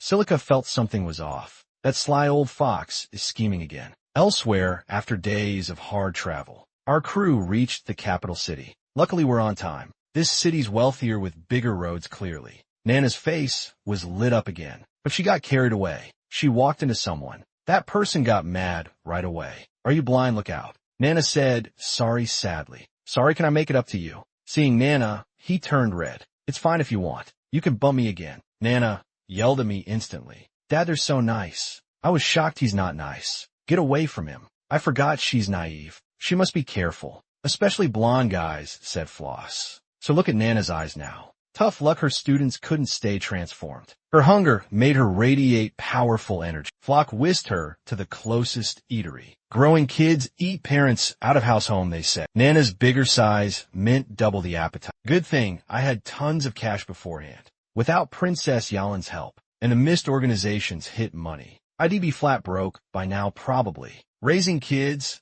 is truly tough. But then weird energy entered my senses. A cool blue-haired girl approached me. "Hello, I've wanted to meet you." You know me, I didn't recognize her. But she sat next to me like an old pal. We're in the same academy. I'm a second year though. After her intro, only Luna sounded familiar. I never cared about other grades. She just smoothly went on. "This is way better than you. Academy, star, I'm simply lonely. You and your guardian seem close. Night, and made you eat together. You're a really kind person, unlike what people were saying." Anna and Flora got suspicious, hearing her mention their names. She didn't act like a true friend. It took her a while to think of a weird compliment. I was starting to get annoyed. Finally, she showed her true motive. "You here for the royal party?" "Yes, how'd you guess? Why would someone stuck at school come to the capital out of nowhere?" "I'm on the guest list too. I'll see you there then. Gotta go now, sorry. Remember my whole name, please." Luna Hugo, I recall the Hugo's final. Well known among nobles, she's Reagan Hugo's granddaughter. He leads the Gala Magic Association. That nutty geezer sent her to the party. Back in my past life, she was young when she kicked the bucket sophomore year. Maybe cause she was sickly, I don't know. Or if the magic dudes experimented on humans. I'm bumping into folks nowadays, whom I never saw before in my last life. So my being here's changing things up. But why is it all going down at the Royal Bash? They called it the Blood Banquet. Blood rivers wouldn't be far off. In the meantime, another big shot at the party was stressing over clothes. Yalin was barely a teen, just discovering fashion. And at that clumsy teen stage, caring what her crush thinks a lot. "Lexi, what about the dress?" Lexi instantly gushed with excitement and praise. "You're stunning. It's like the best dress ever." Yalin ignored her and tossed the dress away. "I'm getting something's kind of missing vibes." Lexi was almost about to cry. "You've already tried on like tons of dresses. Just let me go so I can escape this already." She went and played her best card. "I bet young master will totally dig this one." Yelin's face went totally red. "What ya talking about? He wouldn't even see me," Lexi thought to herself. "You're the one sneaking him an invite." "Quit faking," Yelin frantically denied again. But her words were all jumbled up now. A maid showed up with a fancy gift box. "This is a present from His Highness Lunar. He said wearing it to the party'll make you prettier." Even Yalin seemed a bit surprised.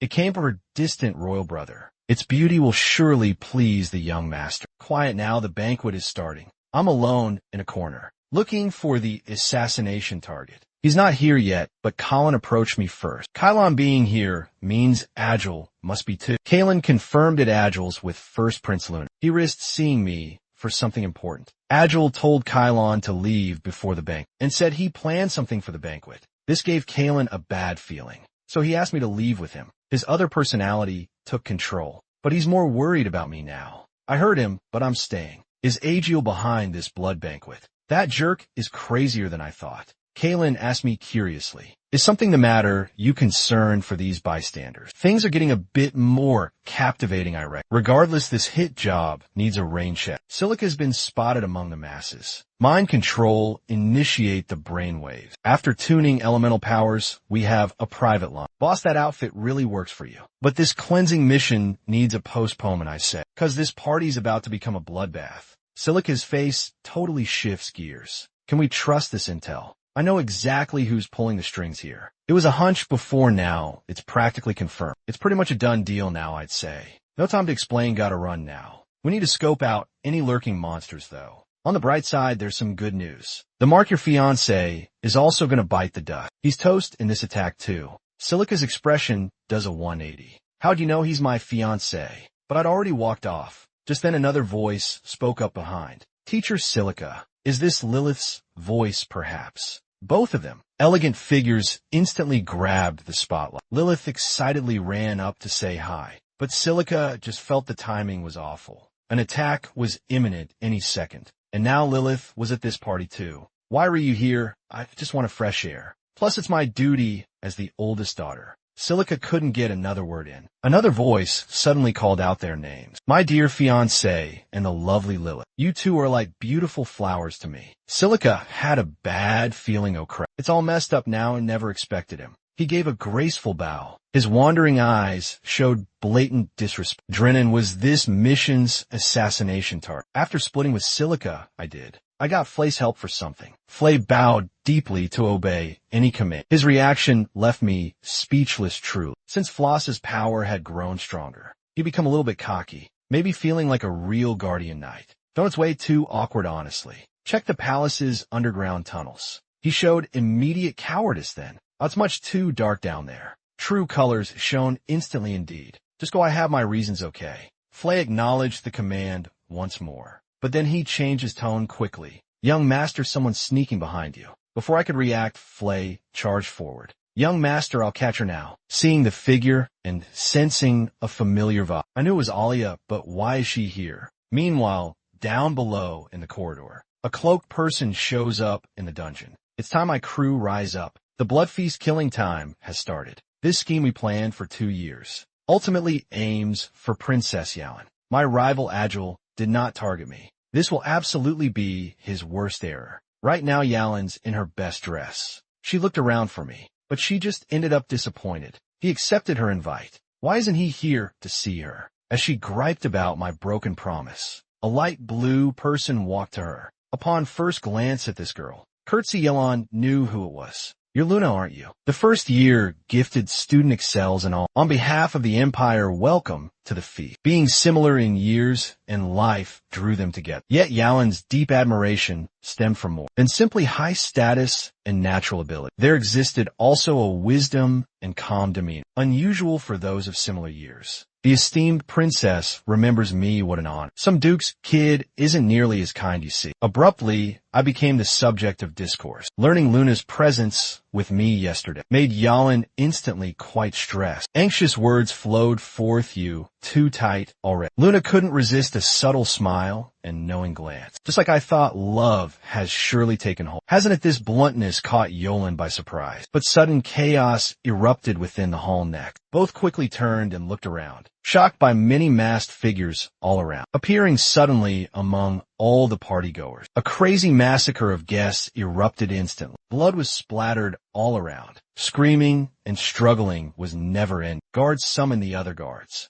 The whole thing was very sudden. These masked guys seemed to just pop up. They totally looked human though, but their eyes were totally monster crazy. A deep, awful howl was under those masks. We have finally found you, princess. Their real target was Yalin across the room. I took Elia into my bathroom. She saw Nana was also in a maid getup. She was totally shocked that girl was much cuter. So then, young master, did you really ditch me for her? I said no way, but I couldn't really explain. Now you're totally sure Egil brought you. Elia then stopped her crying immediately. Her face was now showing some pride. Young master surely values me highly. He promised me employment even. A job was guaranteed naturally. I'm a well-liked individual, of course. Even young master wants me as his maid. I declined. I must be there when you're back. Who else could care for you better truly? Her words were declaring ownership to Nana. She boasted of our long time together much. I wondered if that's the actual reason why. Egil intended to bring Elia to the royal party. Flay, we have a change of current plans.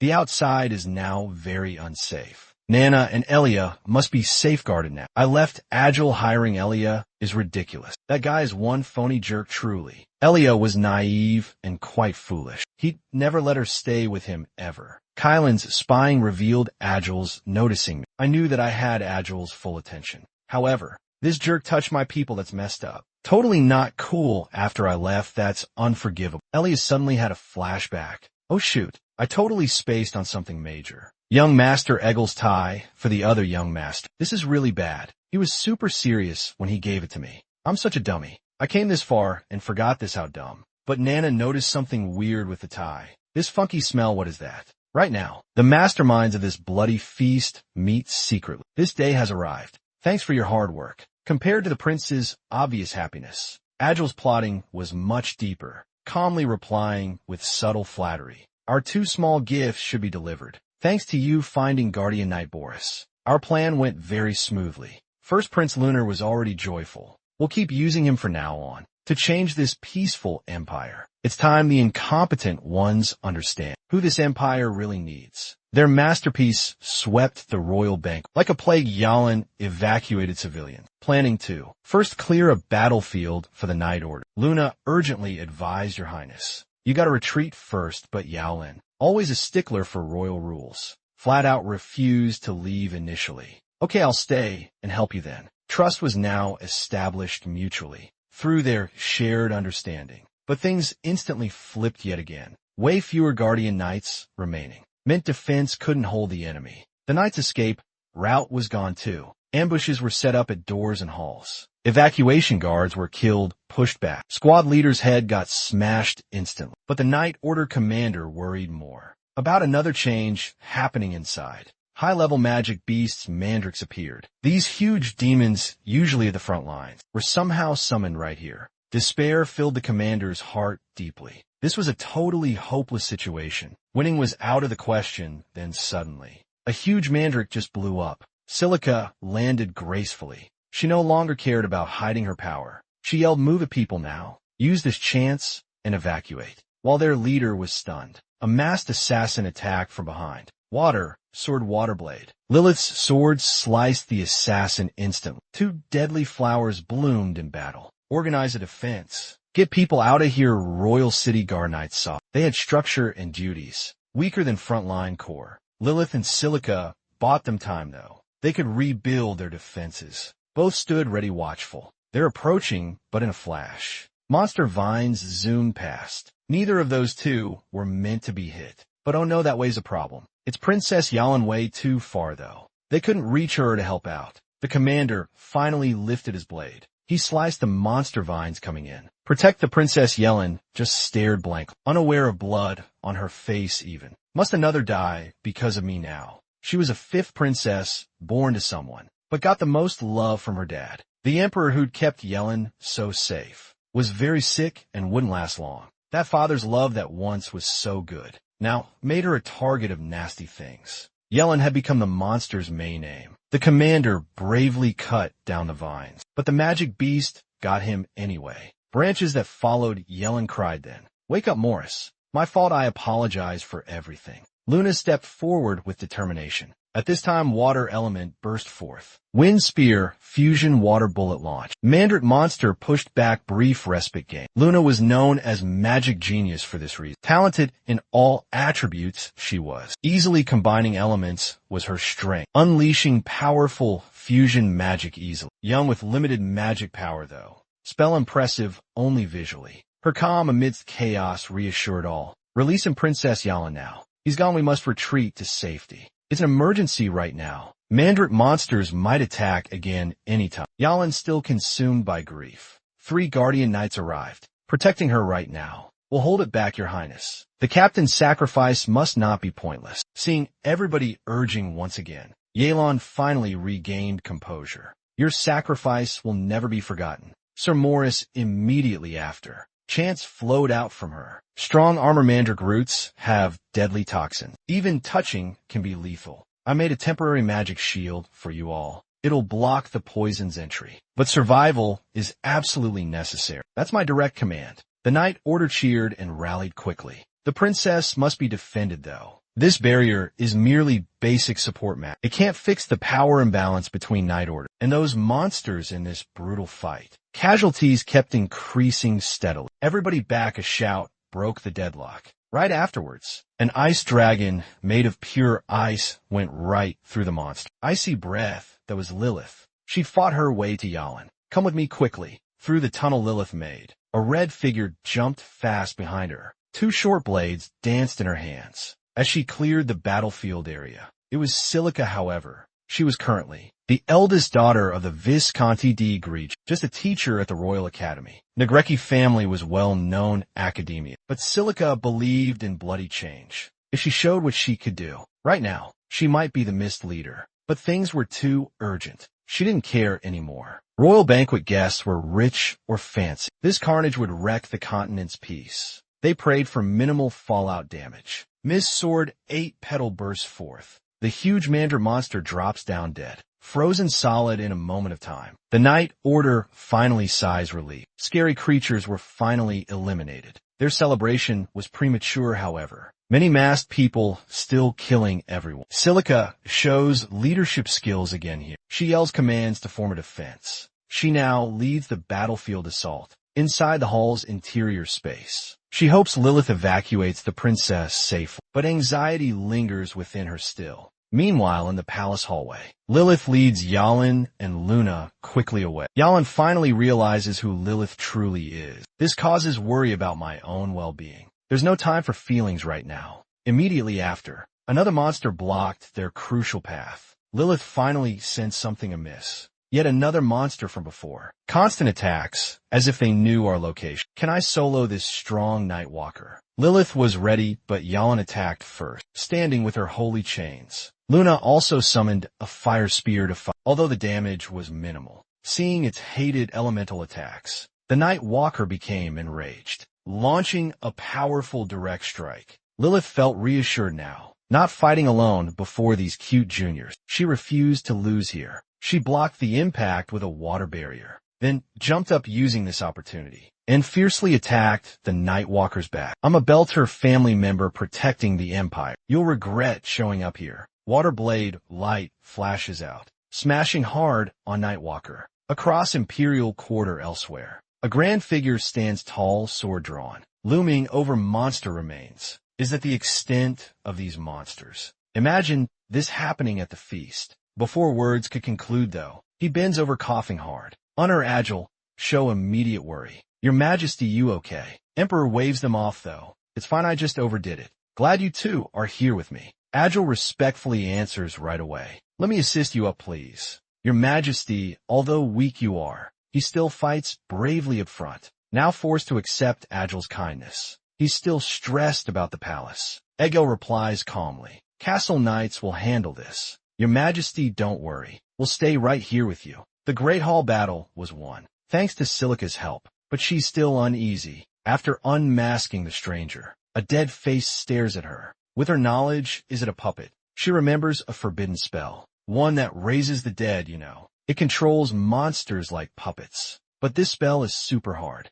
Way too many strange people. Making them takes massive power and time. One person can do this. Is that group causing trouble? Just to start a war, warmongers are everywhere. Yet they're driven by profit only. Who gains from bloody feasts? Meanwhile, elsewhere, Lilith's group beat the Nightwalker. Puppet monsters surround them again. Lilith firmly holds her sword. They're endless, damn it. The trio is besieged, surrounded. Guarding the princess is a heavy task. It falls solely upon Lilith elsewhere. Nana and Alia face an attack too. Alia pulls out Eggle's bow tie. Compared to Nana's keen nose, Nightflyer senses the tie's oddity. His intuition from knowing me. To him, I inexplicably hate Eggle. Not just family drama, but like past life enemies. Eggle never gave gifts before anyway. He's now very serious about this present. He brought Ilya to this royal dinner. Before Flake fully explained things, Nana's warning cuts them off. We gotta leave right now. Dangerous things are coming. Her eyes go gold. She's in fight mode. Those two are still lost. The wall behind them blows up. A strong lion apes in the bathroom. Flack grabs his sword fast. He stands guarding Ilya. Ilya gets nervous. Do something but Flay just defends. He's way stronger now, but he's scared of that beast. He has to keep them safe. That thing's in the palace. Like the young master said, stuff's gone wrong. Young master always kept me safe back then. I'm their sole protector now yet. She's just way too close. Despite the armor separating us. Ella's needy words make Fleb kinda blush. I trust you got this for sure. The lion ape roars, starting the fight. Compared to lion ape's huge strength, Fleb relies on wind fast attacks, hitting often to lessen the damage. Suddenly constant weapon clashes sound. Elia trembles, asking, can you last? Totally, I won't let it hurt you. But right after that though, Lion Ape stops clawing and biting. Lunging at them both, it's finished. It's after me now, Fleb realizes. Fleb's heart is full of despair. His sword can't kill the Lion Ape, but it could definitely stab it though. My bad in a sec. Young master, I messed up the task once again. But suddenly a big hit comes crashing from above, right on that Lion Ape's face. Its whole head's buried underground. And the one who made that deadly move. It's Nana in the running crowd. Another person's mixed in there too. Right now, that's my kill target, Drenian. When all the killing started, he ran right away without any honor. He even left his girl to get out alone. Right now, he's totally freaked out. Dang, I can't kick the bucket here. I still got tons of money and cool stuff to experience, just like yesterday. He just got himself a new maid, Lily. Hurting her and her crying really got him going. Just picturing a hot girl getting messed with makes him totally thrilled, and his bride to be Silica. He's yet to enjoy her hot bod. Only defiling her personally will quench his lust. Few royal knights remain at his command. When things get dicey, however, he'll need them as human shields. Still, Drenian shows zero compassion. What are those dummies standing around for? Do they not know my status move it? Blocking him aren't royal knights though. They're deadly killer monsters, ruthlessly slashing with his sword. Drenian's head gets chopped right off. This chump who died violently before can't dodge fate once again now. These gatekeepers are all silent. Like programmed killers, they just execute. Everyone is completely freaked out. They're frozen stiff and clueless. Suddenly water blasts through the entrance. Water explodes. Lilith arrives at evacuation spot, sword drawn. Luna breathes, icy fast. Luna's combined magic follows right after, immediately clearing the whole area. Lilith quickly takes charge, yells for defensive lines to get organized. Gotta keep the princess safe. Leaderless Night Corps suddenly finds strength, but Luna's much worse now. Feeble already. Back-to-back fights are weakening her.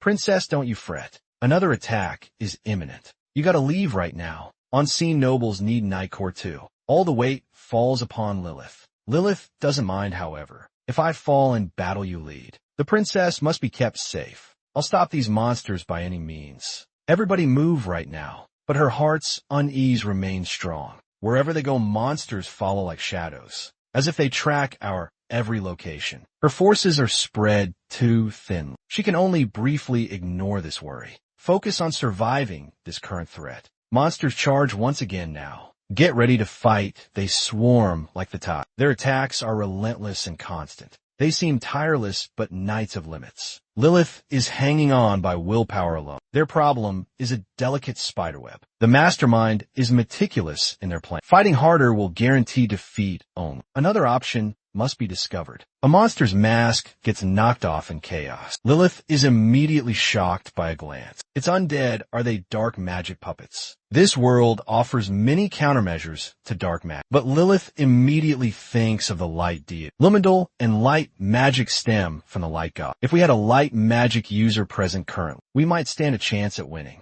But there happens to be one here already. Princess Yalan, imbue my blade with light magic, please. But Yalan instantly declares, all magic is now focused on defending it now. Recklessly pulling back now could cause the battle to instantly fall apart. Hearing this, Night Corps members tell the princess to trust. Night Corps will certainly hold back the monster attacks. Meanwhile, witnessing this, Yalan no longer hesitates. Light's blessed. Lilith's sword shines a golden hue. Bright light courses across the blade. It worked its effective currently. Lilith decides to make a desperate attempt, although she can't merge varying magic powers. Similar to Luna, her fresh spirit magic may accept light. Attribute boost will happen if successful. These dark magic puppets might melt instantly then. This risk is definitely worth it. Spirit magic, water spirit now. Right after, the spirit appears and rushes the enemy. After I exit the bathroom, meanwhile, the royal hall shows signs of a big fight. Undead and mander bodies everywhere.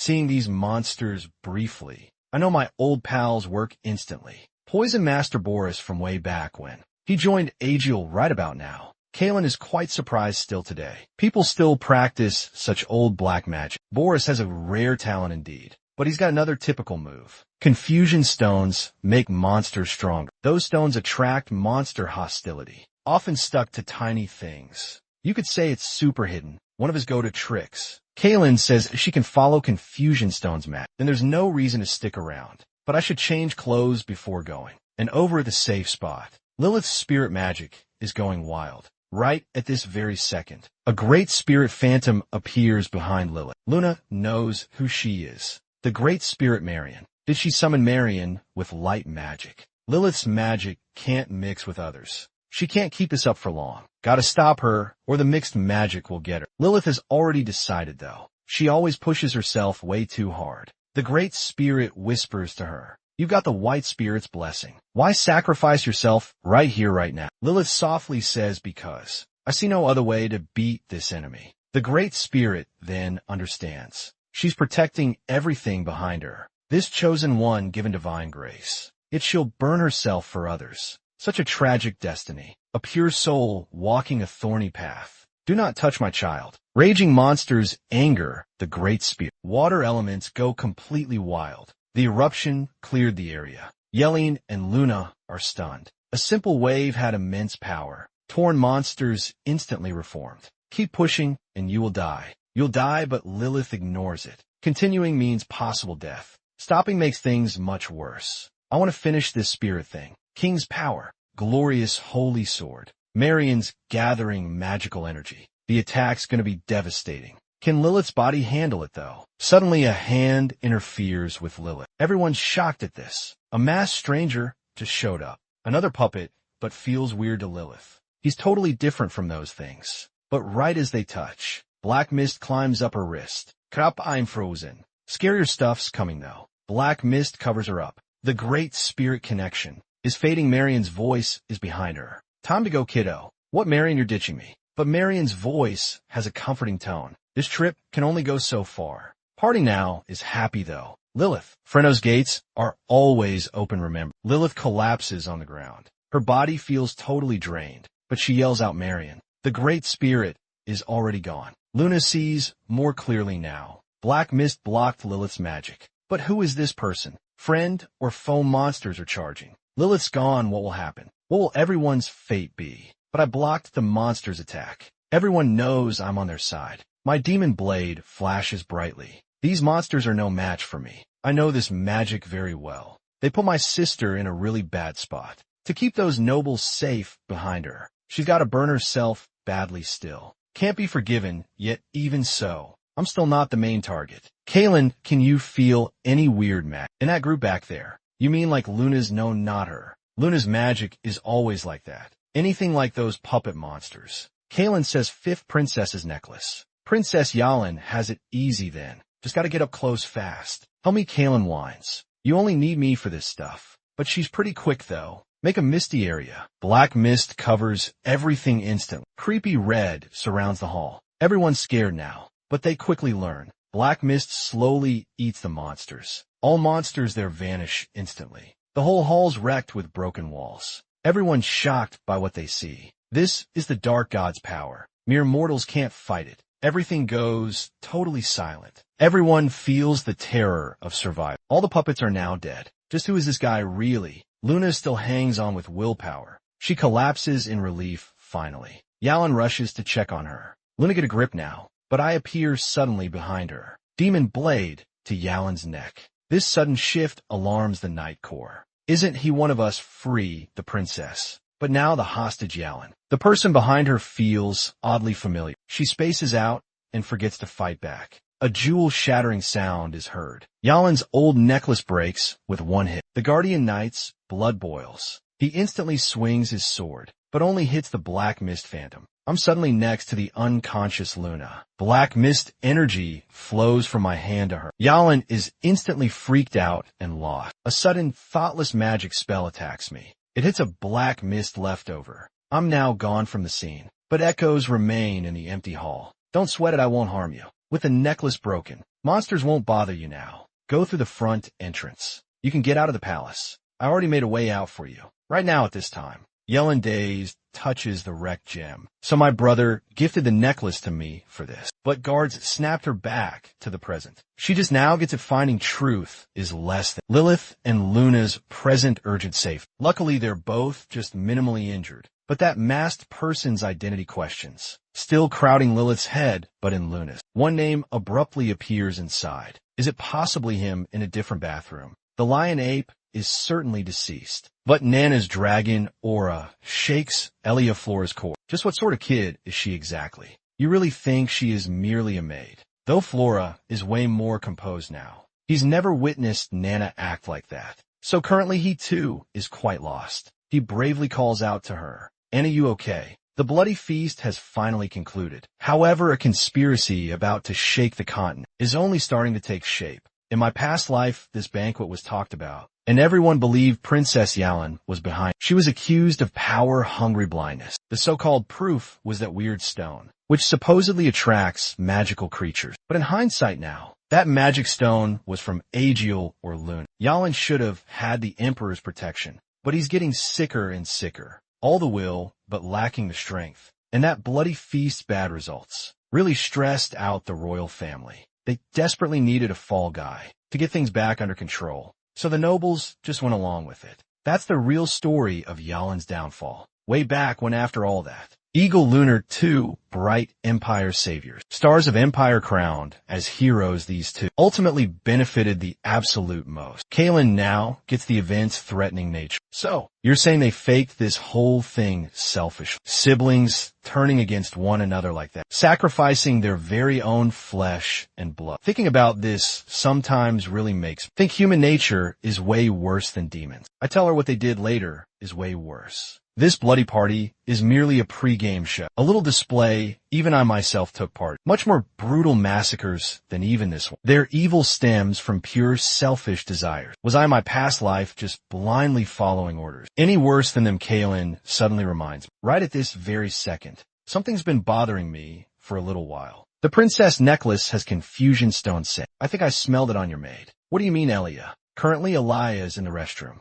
Nana's got crazy eating urges. Elia, you smell really good. Elia and Fleas are clueless about this chain. Stay back, I don't taste good. And to Fleas. He never imagined Nana like this. She was always so well behaved. What happened? She only wants Elia. I gotta stop her. Nana's attacking already. But Fleas is thinking about tiny Nana. I can't hurt her. He totally won't fight now. Suddenly I jump in, blocking that deadly hit. Kaelin's quick. Kaelin is dependable. She's instantly behind Elia. He tightly holds the bow tie with the confusion stone. Ignoring Alia's plea, he steps on and crushes. Nana, get a grip. Look closely now. He's your beloved dad, hearing that familiar word. Nana's eyes clear up. What happened? Did Nana hurt Dad? I tell her it's okay, Nana. It's fine, you didn't mean it. Not your fault, but Nana's full of regret. She's still kneeling. Tears keep falling. She's still just a kid, though. These changes are too much for her. Let's go, this place is wrecked. Meanwhile, elsewhere, Lunar stares at the empty hallway amazed. What's up? Shouldn't monsters be here?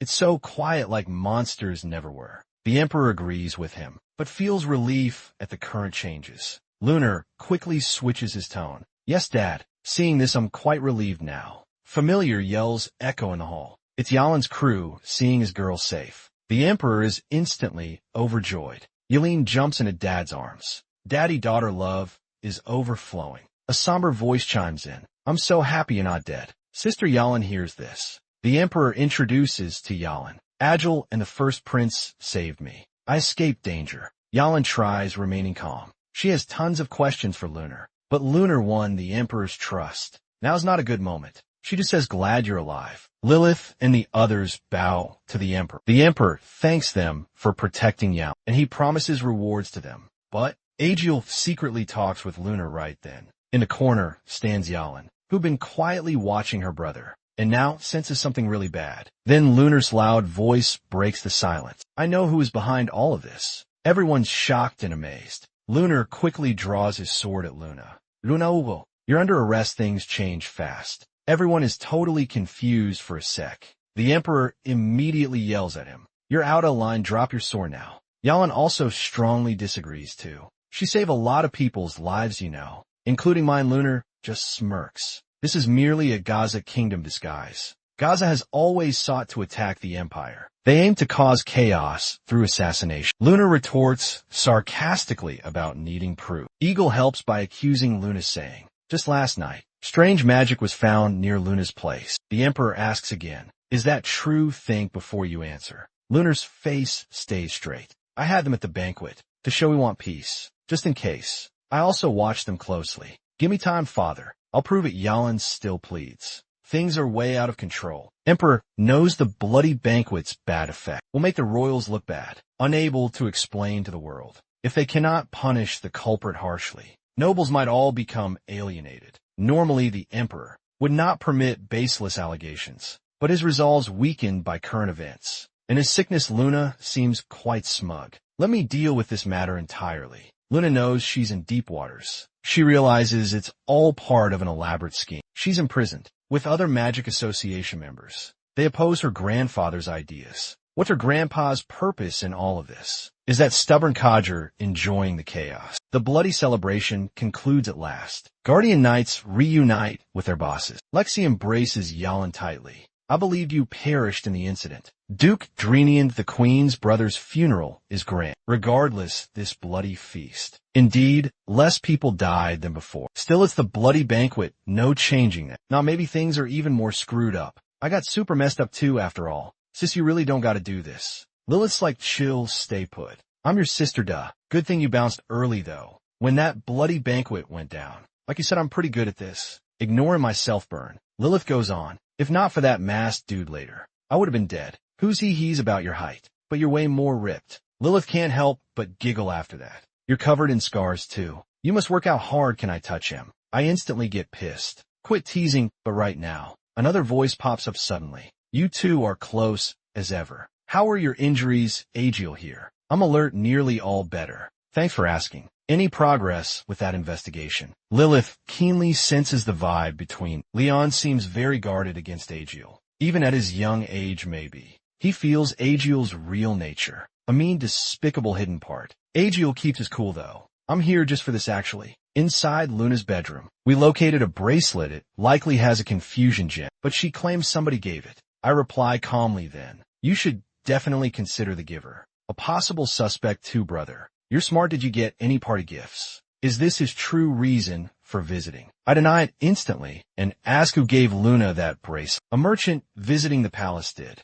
but by morning he was discovered. Already deceased. Let's change subjects. His tone instantly becomes forceful. Let me confirm one last time with you. Did you truly get 0 gifts? Blindly defending myself now is foolish. It's like walking straight into a trap. I'll play sick to get by this. Headache, dizziness coming on. Feeling incredibly unwell right now. According to my words, I'm passed out in Lilith's arms. Sorry, I think I'm not totally better. Lilith instantly shows sweet concern and then scolds Agil. Brother, he bled a whole bunch. The doctor said he needs solid rest. He cannot be bothered. Lilith's strong like a mama lion. Eagle is now kind of screwed. Quickly comforts him, then prepares to bounce. Suddenly, I tell him this thing. Nobody gave me any presents ever. That messenger couldn't come from hell. Egil's face totally changes fast. He agrees with what I'm thinking. This sneaky dude doesn't want truth. He wants to use this to find traitors and get rid of his brother, who's getting famous and powerful. After Egil goes way far away, Lilith's face instantly changes too.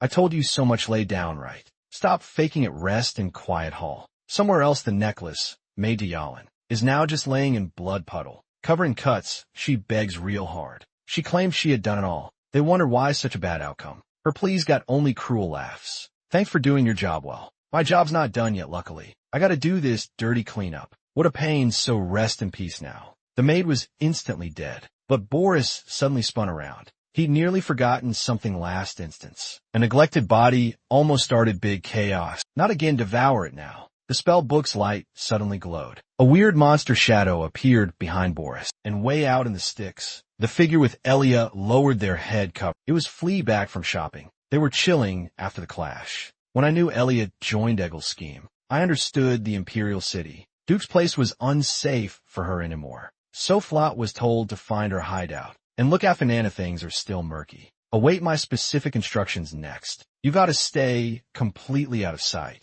Both were lost and uncertain then. Elia felt totally blindsided with work. That made the dragon person unbelievable. Young master suffered while I was gone. We must firmly stand by the young master and totally support his every need.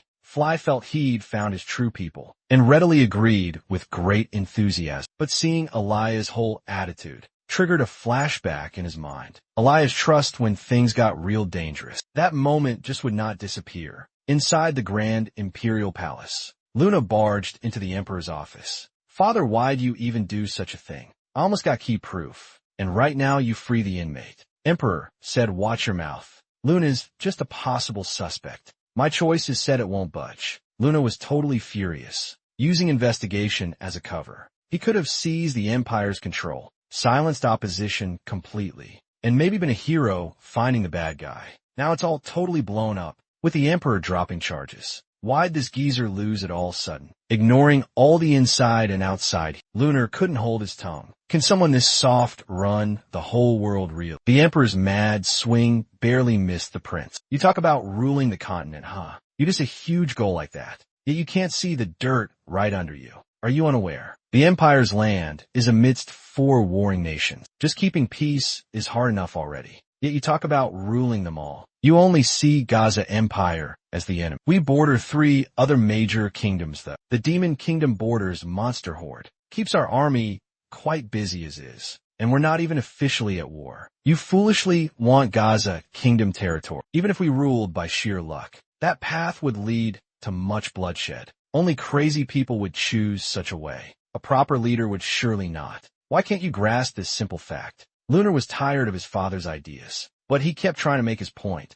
but freeing criminals with solid evidence. When did the Empire make those laws? The Emperor interrupted him then. You're referring to the bewilderment stone. Lunar froze the Emperor prematurely. Shouldn't be able to properly evaluate this bewilderment stone's attributes. But the Emperor seemed totally in control. The Emperor spoke with great sorrow. Lunar, your face tells me all I must know. You've always gotten anything you desired. Believing your talent made it happen. So you've always liked gifted individuals. Promoting talent within the Empire is good. But countless commoners make up the Empire. Favoring talent isolates you from reality. Lunar said, Father, I don't understand what you mean. The Emperor interrupted him once again. Enough, you silly boy. How could you stoop so low? Yahello seems more fit to be king. I can't bear to look at you. Get out of the palace now. Lunar felt nothing but furious power. Everything he had seemed so easily lost by that old guy's few words. This feeling of utter loss of control wrecked, twisting and deforming his very being.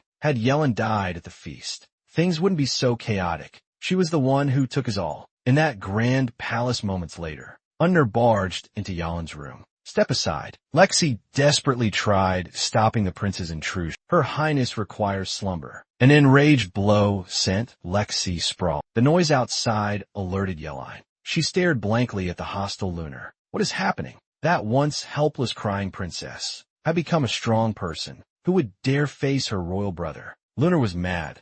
I came here, he said, to chat with my dear sister, of course. Out of control, Lunar pressed aggressively. Yellen Lexi then spoke up. Stop being rude right now, she said. Even if you're a prince, I'm the princess's guardian knight. I will have to do something. Lunar turned his anger. You really don't know your place. What can you even do, tell me? You parasite, so disrespectful. I could have your whole family killed. Shut up, Yellen yelled at Lunar. You came here for a purpose, surely. Want to hear what I have to say? Yellen's reply surprised Lunar. How is she so calm, he wondered. Still the same. That fragile soul craved approval previously. Lunar's craziness was mostly genuine, slightly staged. His actions aimed to gain the upper hand. Using pressure, yet Yellen cut to the chase, saying, or maybe just being blunt, you never gave me any presents. During Yellen's last Emperor meeting, that broken necklace's magic stone had grabbed the Emperor's attention already. Though Lunar kept insisting, the bewilderment stone was simply magic, used by black bloods to control beasts, but 2 servants linked to it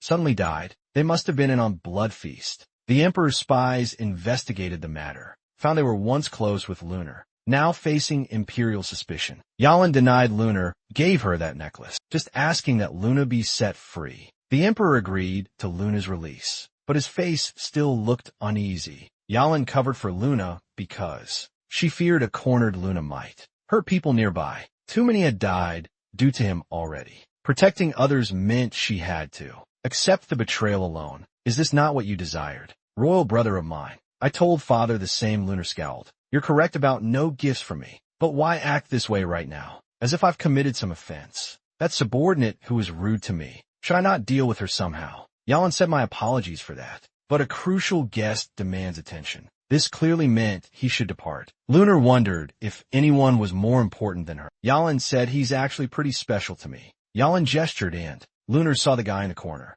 When did he get there? I totally missed him. I solemnly said sorry. I didn't want to be unnoticed. But I did hear you guys. Lunar stared at me, like she just saw a ghost. How long were you hiding there? I'm just naturally not very noticeable. He took that as fighting words. So what's your plan now? Talking smack in front of me. I won't fall for your tough talk. You gonna try something with me too? Gonna make my family disappear? Lunar quickly thought about things. So the engagement news was real. Making enemies was a bad idea then. Agil said he wanted his little brother gone. I kinda blew him off. Well, I offed Yalan to remove a rival to the throne. But Agil explained his reasoning. His brother just made him feel weird. Duke Belter totally trusted and favored Agil. He still felt iffy about his brother's hidden power. Now I understand why. This kid's vibe is super intense. Lunar suddenly chilled out. Okay, I was totally kidding before. Since we're cool now, I'm gonna go. He gave up way too easy. This isn't how I remember him. Lunar's not nearly as nuts as he was after he became a crazy ruler. As he left, he said sorry to Lexi. He even apologized to Lexi. Lexi quickly returned the gesture, but her parting glance revealed Lunar's real feelings. You better be careful. After Lunar left, Lexi said, the first prince is truly trash. Thanks for the recent help. Lexi will be the continent's best sword fighter. A future genius, always this unrestrained in personality. Quite interesting, but right now. Yellen blushed, thinking he was very close. His scent even drifted to her. The next moment, I took a seat beside her. She asked if I was going to sit there. I replied, why not? I've been standing there a long time. Yalan's face turned totally red, and she said, you definitely can, but I'm still not quite used to it. I told her that her earlier act really wowed me. Lunar must believe we're currently partners, so he won't try anything truly stupid against you. Ellen's reply was super quiet. Only Lexi the Watcher saw completely through wow. He's such a lost cause, really.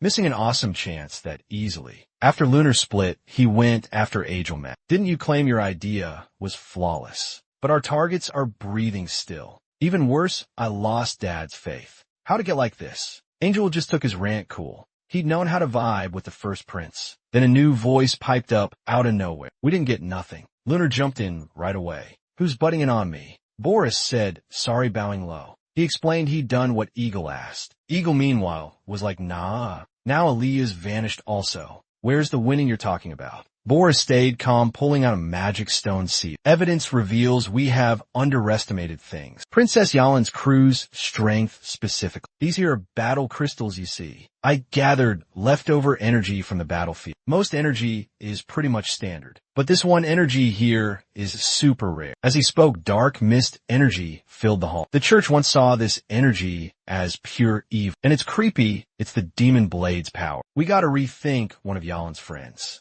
He's got to be tough using the demon blade. Meanwhile, I went back to the hideout, where Flora and the others were chilling. Must be trying Elias' nasty cooking first time. He said this was crab stew, he really thought. But what he saw clearly wasn't, though. I played it cool like it was all good, while Nana tried hard to avoid the food. Elia was so stoked, she was on cloud nine. Nana, eat slower. I am happy you enjoy this food. Flav was speechless, seeing ingredients move. That was not my imagination, I swear. Elia still encouraged more eating, but I said I was full already. I returned to check on their well-being. A long stay risks Agil finding. Elia angrily complained regarding Agil. Her attitude quickly changed. She used to really admire the guy. I placed guards around here. Call Fel if anything is needed. After giving instructions, I turned to leave down the alleyway. A playful laugh then emerged. What a sweet, cozy family, Silica. You should explain yourself now, she said. About my fiancé's blood feast true identity. You seem to know what the future holds.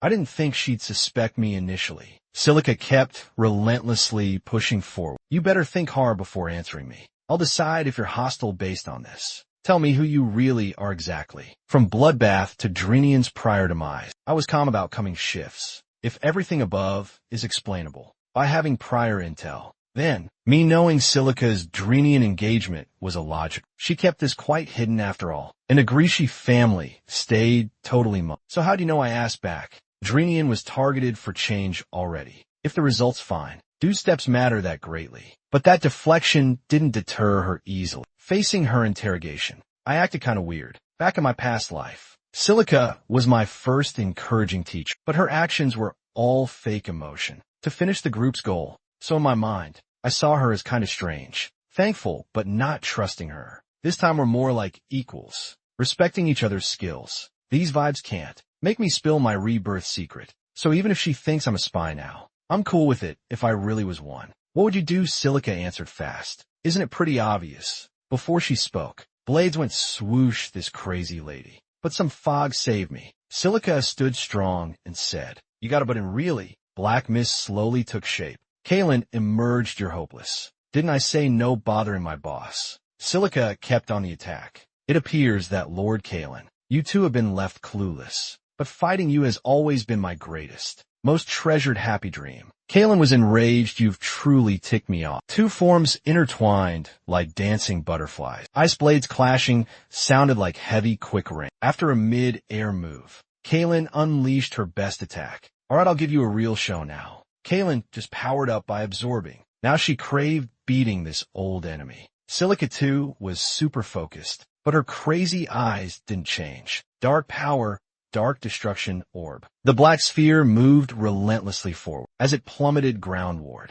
Silica was deeply focused. Despite the skill's immense power, she just had to evade it. The mist destruction ball's force really shocked her. So this was Lord Kalen's strength. Had she tried blocking it then, she'd have been totally obliterated. Was this why she became a sword? This kind of power, unrestricted, could easily wipe out a whole city. Maybe only a demon king's power could stop that level of might. But Kalen looked really pissed. Dang, I screwed up. She lacked the juice for that attack again. Yet her will to fight was strong. This is getting way more fun. I'm barely breaking a sweat. Silica showed zero fear, still wildly provoking. But suddenly Demon Blade control spell. Kalen crashed to the ground. She angrily said, release me. My fight with her's just begun. I scowled and left saying, you were way too loud. Those energy spikes, just now, have certainly alerted people with bad intentions. You idiot Nana, and them were hidden. Well, thanks to you. Now, they gotta move. You two are a pain.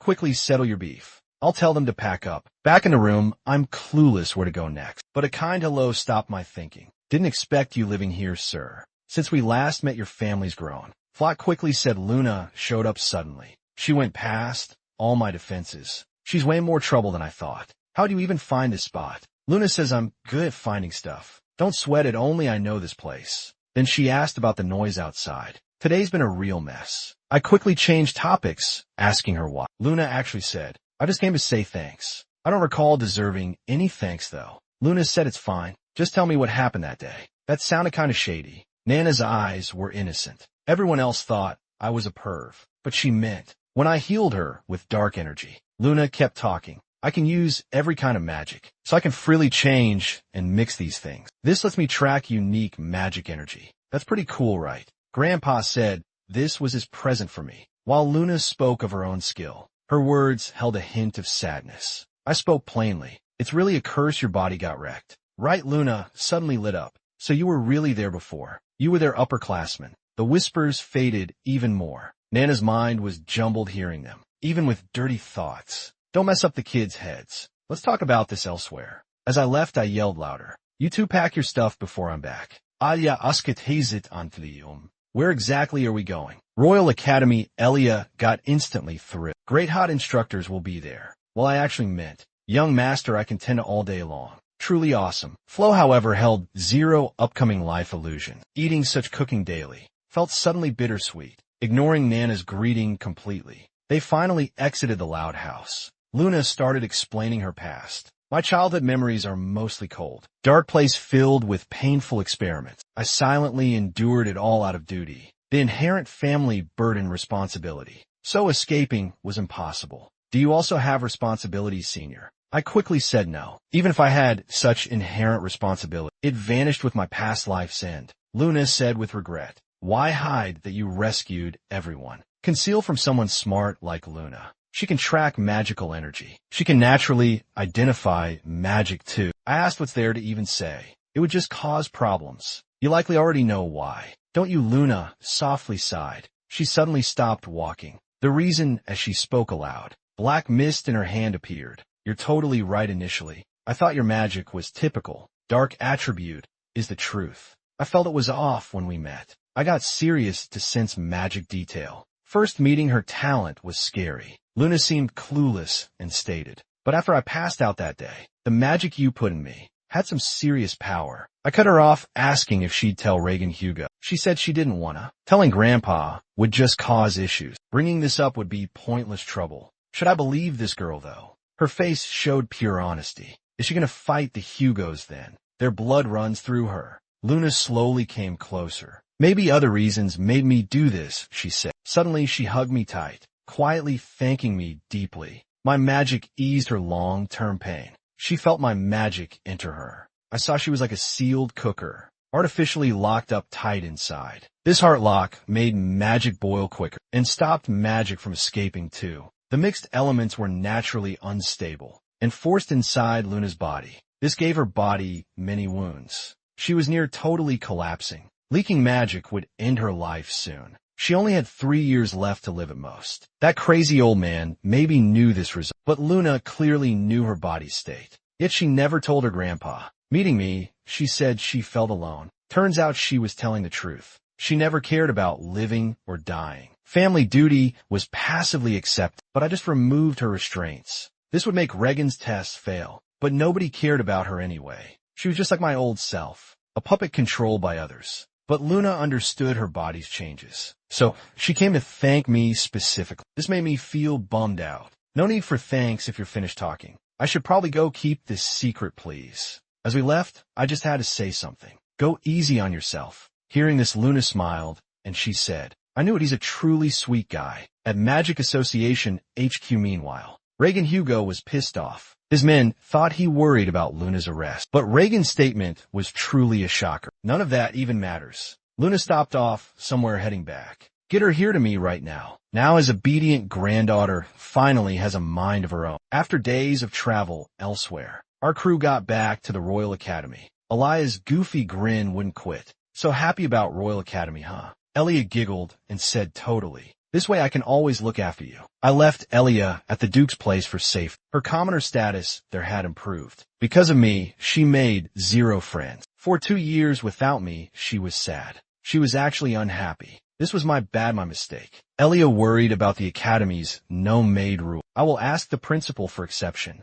But on the first day back at school, my prediction was way too optimistic. Absolutely impossible, no way. The dean's answer was a hard no. I promised they would not be noticed. He gave me a chance to convince him. I promised to never skip class again. This angered the nice old guy. You should already be doing that. But he still had some doubts. 1 trip, and you bring back 2 girls. Are they connected to the blood banquet? If I exposed Elia's persecution truth, this nice old guy wouldn't just sit around. But I decided to skip it anyway, claiming it's hard to explain it properly now. But I can only promise you this much. I'm not the blood banquet's real bad guy. Isn't that the fact you really want to know? Dean's eyes turned super serious all at once. You actually believe that I asked him back? How can you think I'd pull off something so bad? Dean finally calmed down a little bit. Okay then, that's just fine. Just do what you want even if I disagree. Cause you're not gonna stop trying anyways. Negotiating with the headmaster went very well. If he realized who caused this blood banquet thing was actually his precious little grandson dude. Wonder what he would even begin to think.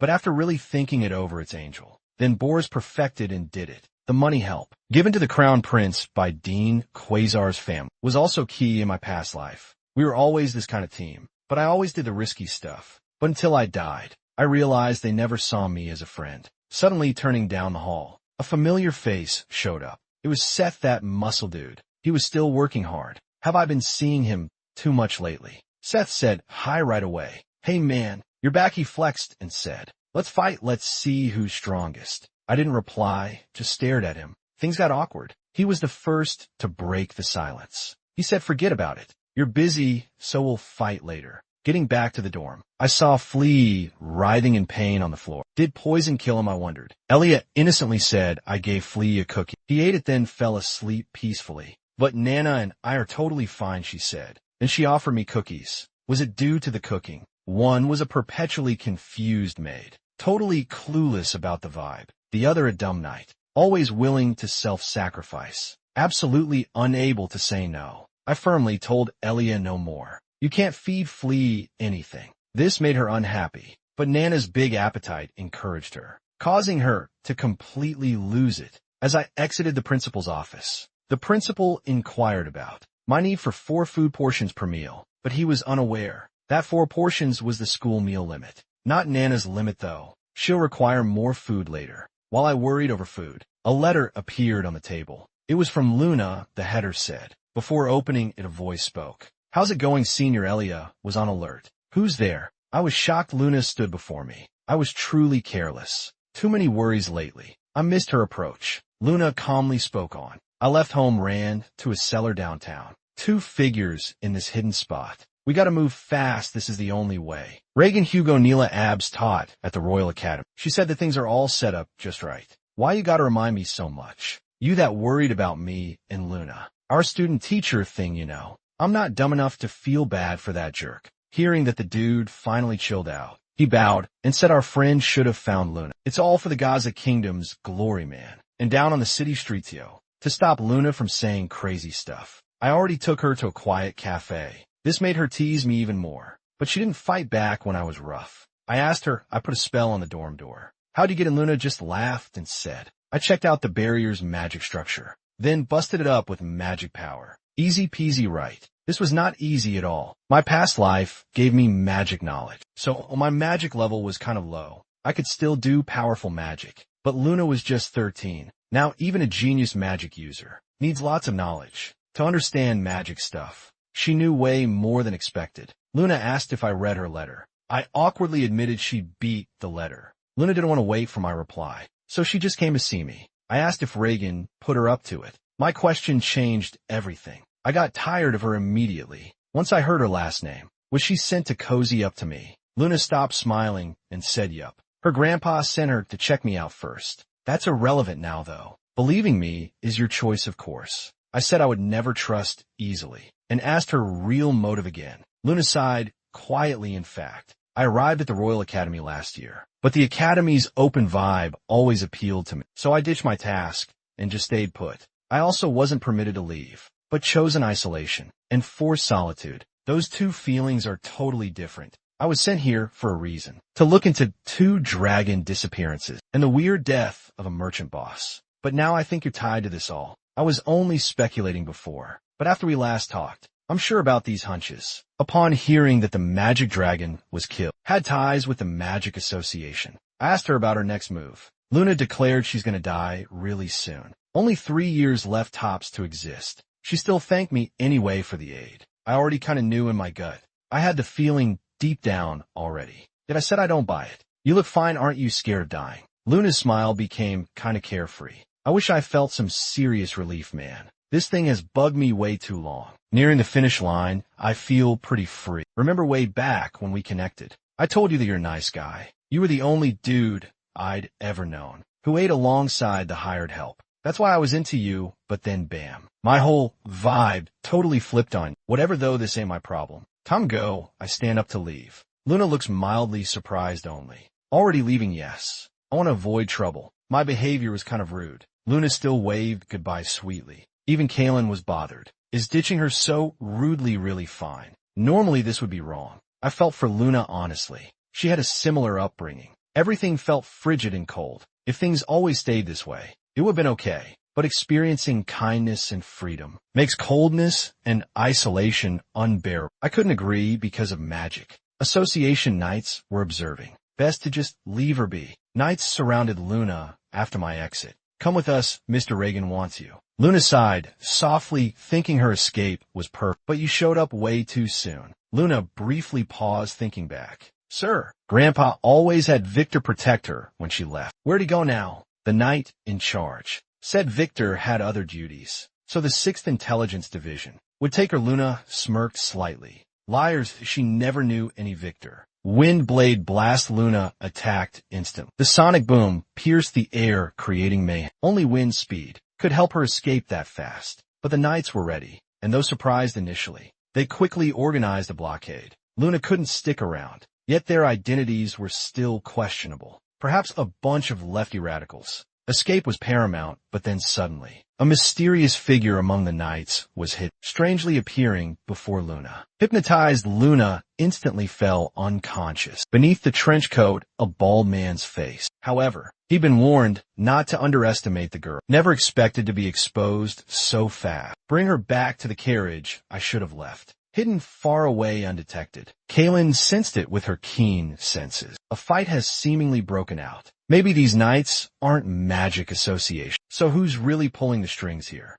As the initial night fades away, the carriage finally arrived at a church. The lead bald guy went solo to report it. Excellent work, Neela, AB's voice, full of pity. Poor thing endured awful experiments. Her existence has been pure exploitation. But then her tune changed completely. This kid's the region's greatest success. Result of many Hugo efforts. We're not like the region, though. We'll use her for amazing good deeds. Thus her life gains more meaning. Wouldn't you agree on this misty night? A weird dark fog enveloped the camp. Guard knights just became wary, thinking about fog assassin stories. A sharp blade swiftly took his life. His buddy yelled out shocked. Couldn't bring back his work friend, who was laughing earlier that day. In a mix of night and black fog, Death's graceful dance was composed. They're all gone what went down. No time for him to understand the questions inside his head, since I was already right behind him. Sudden camp silence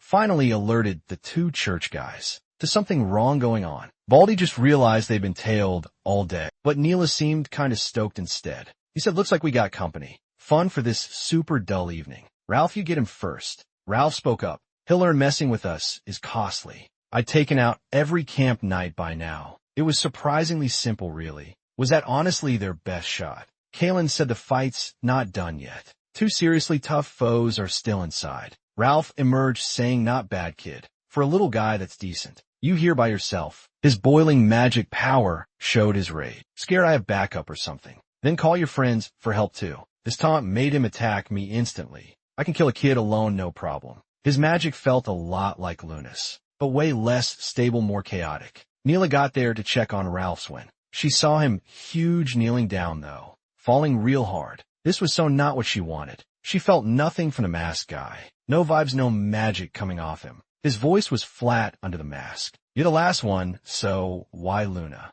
Neela went all out with her magic saying, want to know then? Figure out yourself. Her magic was like Luna's fire too. It was actually mixed magic. Unstable fire elements. Raging lightning gave this move power. The fierce attack came right for me. I didn't get answers I wanted. My questions have multiplied. Is this magic association experiment? This probe stopped my underestimation. I quickly wielded the demon blade. Neela gasped surprised. How absurd. You think a dagger can stop my magic? Nobody can do that. But I was instantly in front of her. Exploding wind and martial arts. Let her pivot in the air, barely dodging my sure kill. This fight really shocked Neela. She thinks he's way too dangerous. Must kill right this second. He's behind me, perfect time to strike. An immediate strike, Kaylin's form materialized. Neela instantly felt that things were off. He's got a partner her spell couldn't break. But Kaylin's ambush changed things. The blow went totally astray. The magic blast gouged out deep ditches and wrecked the church's whole outer wall. Neela was completely bound by Kaylin's force. She fought hard, her magic was powerful, and she had tons of combat skill.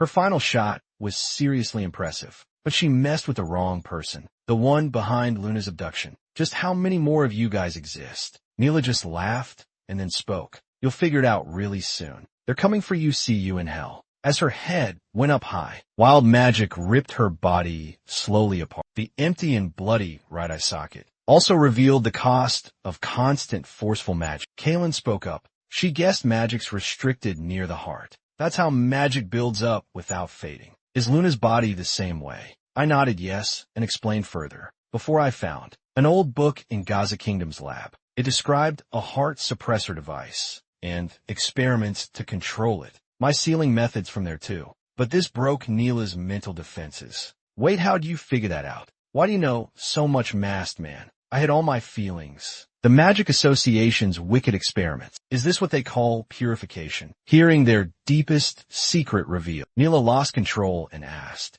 who are you really? I told her to find the answer herself, even though hell holds the answer. Neela completely lost it, crying. I can't die like this. Dying right now is totally pointless. But in war I don't go easy on women, especially since she went all out with magic. Her body was about to give out, unable to take my big hit. And where she died, the heart suppressor thing sparkled. It almost wrecked Luna's body. Could it destroy the suppressor? Inside her, even though the old book said nothing, I thought it was worth a shot. I smashed it, then stuck it in Luna's chest. After a super bright flash, Luna's blue eyes popped open. I saved Luna again, but I left quietly without a trace. The following day, Luna awoke in a magic tower. Her body felt lighter than ever before, like a huge weight had been lifted off. She was lost deep in her thoughts, wondering what happened while unconscious. As her body recovered, though, her senses felt a pang of longing. Her heart raced like wildfire. And outside the magic tower, Kaylin asked me about all this stuff. I said coldly we might need Luna. Wasting her life would be foolish. But Kaylin wasn't fooled. She said, you're into charity now. You said you only live for yourself. Aren't you scared she'll backstab you? Was she concerned for me or for Luna? I said, I never thought you'd say this. Kaylin said, don't misunderstand. Your body will be mine eventually. You gotta look after yourself better. Don't needlessly put yourself in harm's way. After leaving the area, I immediately got Luna, but the news was super disappointing. You're saying after your kidnapping, you can't recall anything or your rescue. Luna calmly confirmed. Regent's face suddenly fell. You really think I buy that? This bloodbath news has freaked out the kingdom, and you're still being this careless. His nearby aide completely lost it, first apologizing profusely. Mr. Reagan, this was my bad entirely. I should have gotten the young lady sooner. Reagan composed himself. This isn't on you, though. She's just headstrong, being my granddaughter. She's really made a ton of extra work for you. The aide quickly bowed apologetically. Reagan leaned in further to comfort him. You've always been a good worker. But Reagan's hand suddenly went ablaze. Instantly flames engulfed the underling. The subordinate was totally stunned. Reagan's face turned grim, though. I always knew you were a traitor. You hurt my granddaughter. Expect to live. The underling begged for explanation. Reagan simply said, shut up. Reagan's flames grew fiercer. You speaking makes me sick. Raging fire consumed the underling whole. Luna gasped in total disbelief. Was such harshness truly needed? A burnt smell filled the room. Only ashes remained on the ground. Now Luna solely faced Reagan. Reagan calmly said, let's discuss important stuff. Got any results from my investigation request? Luna fought hard to stay composed. Reagan still wondered after that event. She figured Reagan likely had some answers, so this reply must be seriously considered. Luna said she found nothing unusual. She knew she couldn't look bad to Grandpa. Total lies would definitely not work. So she said visiting him made her late. Initially, she saw nothing remarkable. Reagan started losing his cool. His hand went on Luna's shoulder. He said, listen up. This answer is unacceptable. These hands had recently burned a body. Yet he spoke with utmost gentleness to coax Luna into the answer desired. Luna, tell me, what's he concealing exactly? He is Belter blood. Can he be this basic or has help? Luna remained completely unfazed. He's a kid with one night and a useless maid. There's no proof he's involved in this. Why focus on this kid? Regent quit pretending. You dare question me, a Hugo by birth. Your duty is not questioning, but obeying if you won't talk. Then leave, but stay in the magic tower. Luna's eyes under short hair were teary. She felt tired and worn out. This bloodline brings sickness, suffocation. It disgusted her completely upon return. To the Royal Academy, I saw Seth nap. By my door for days he's been guarding.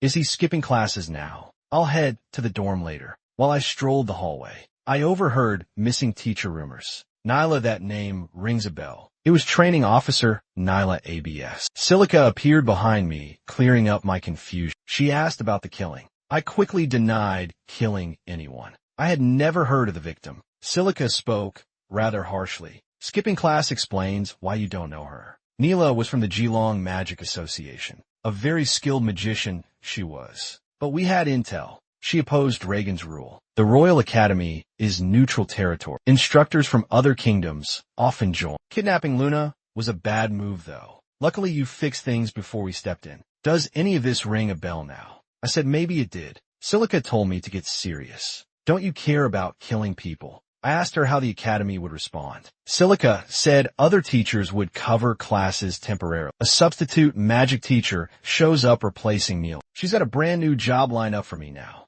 The replacement teacher should be arriving soon. And as they make their long trek into town, there's this dude just casually stretching out. The golden wheat fields wave. A light breeze softly caresses his face. His travel weariness just melts completely away. He can't help himself and blurts out, "Man, I really dig this view." The carriage driver chimes in for a chat. "Haha, figured you'd appreciate the countryside. After all, this stuff's pretty rare back in the city." "So what brings you out here?" Boris asks with a chuckle. "Just some middle-aged fella. Coming to the big city usually means job hunt." The driver says, "I'm guessing you're a teacher then." Boris lets out a hearty laugh. "Not quite yet though. I'm actually from a small country town myself." Haha, but over at the Royal Academy dorms, the scene was totally different. After the excitement wore off, Elia lay lifeless on the couch. Kaylin said, "So boring," through clenched teeth. "Get up," I said, "this is my spot." "All you didn't care," she said. "What do you mean?" "This is the young master's room. Nothing here's yours." She didn't know who she messed with. When I got back to the dorm, Elliot was already depressed. Alone, he said, "Miss Kaylin is scary." "Kaylin, get up, we have a mission." Elliot jumped right up. "Young master, I'll come with you." I told him no. "You've got something important to do." Elliot asked, really skeptical. "Yes, you must keep Nana fed." Elliot suddenly understood. "No, that's not important." Nana's room noises stopped her yelling. She remembered Nana's scary rage control. Nana then emerged and said, "Papa's home, Papa." Nana's hungry. She won't transform again. Is she? Elliot got super alert, quickly feeding Nana bread. Nana instantly looked happy. Elia promised, "I'll handle it." She was sure she cooked well. "Well done, Elia, you rock. I think only you could do this." "Totally. Perfect if Flay wasn't detoxed." Kaylin got curious about the trip. I said, "We're going to Lanced, a southwestern empire city. It was ruled by cash and thugs. Chaos and gore happened daily. Its brutal arena was globally famous. Meanwhile, inside the arena, the crowd's noise was deafening with curses, insults. Human Zardard versus giant Zakber.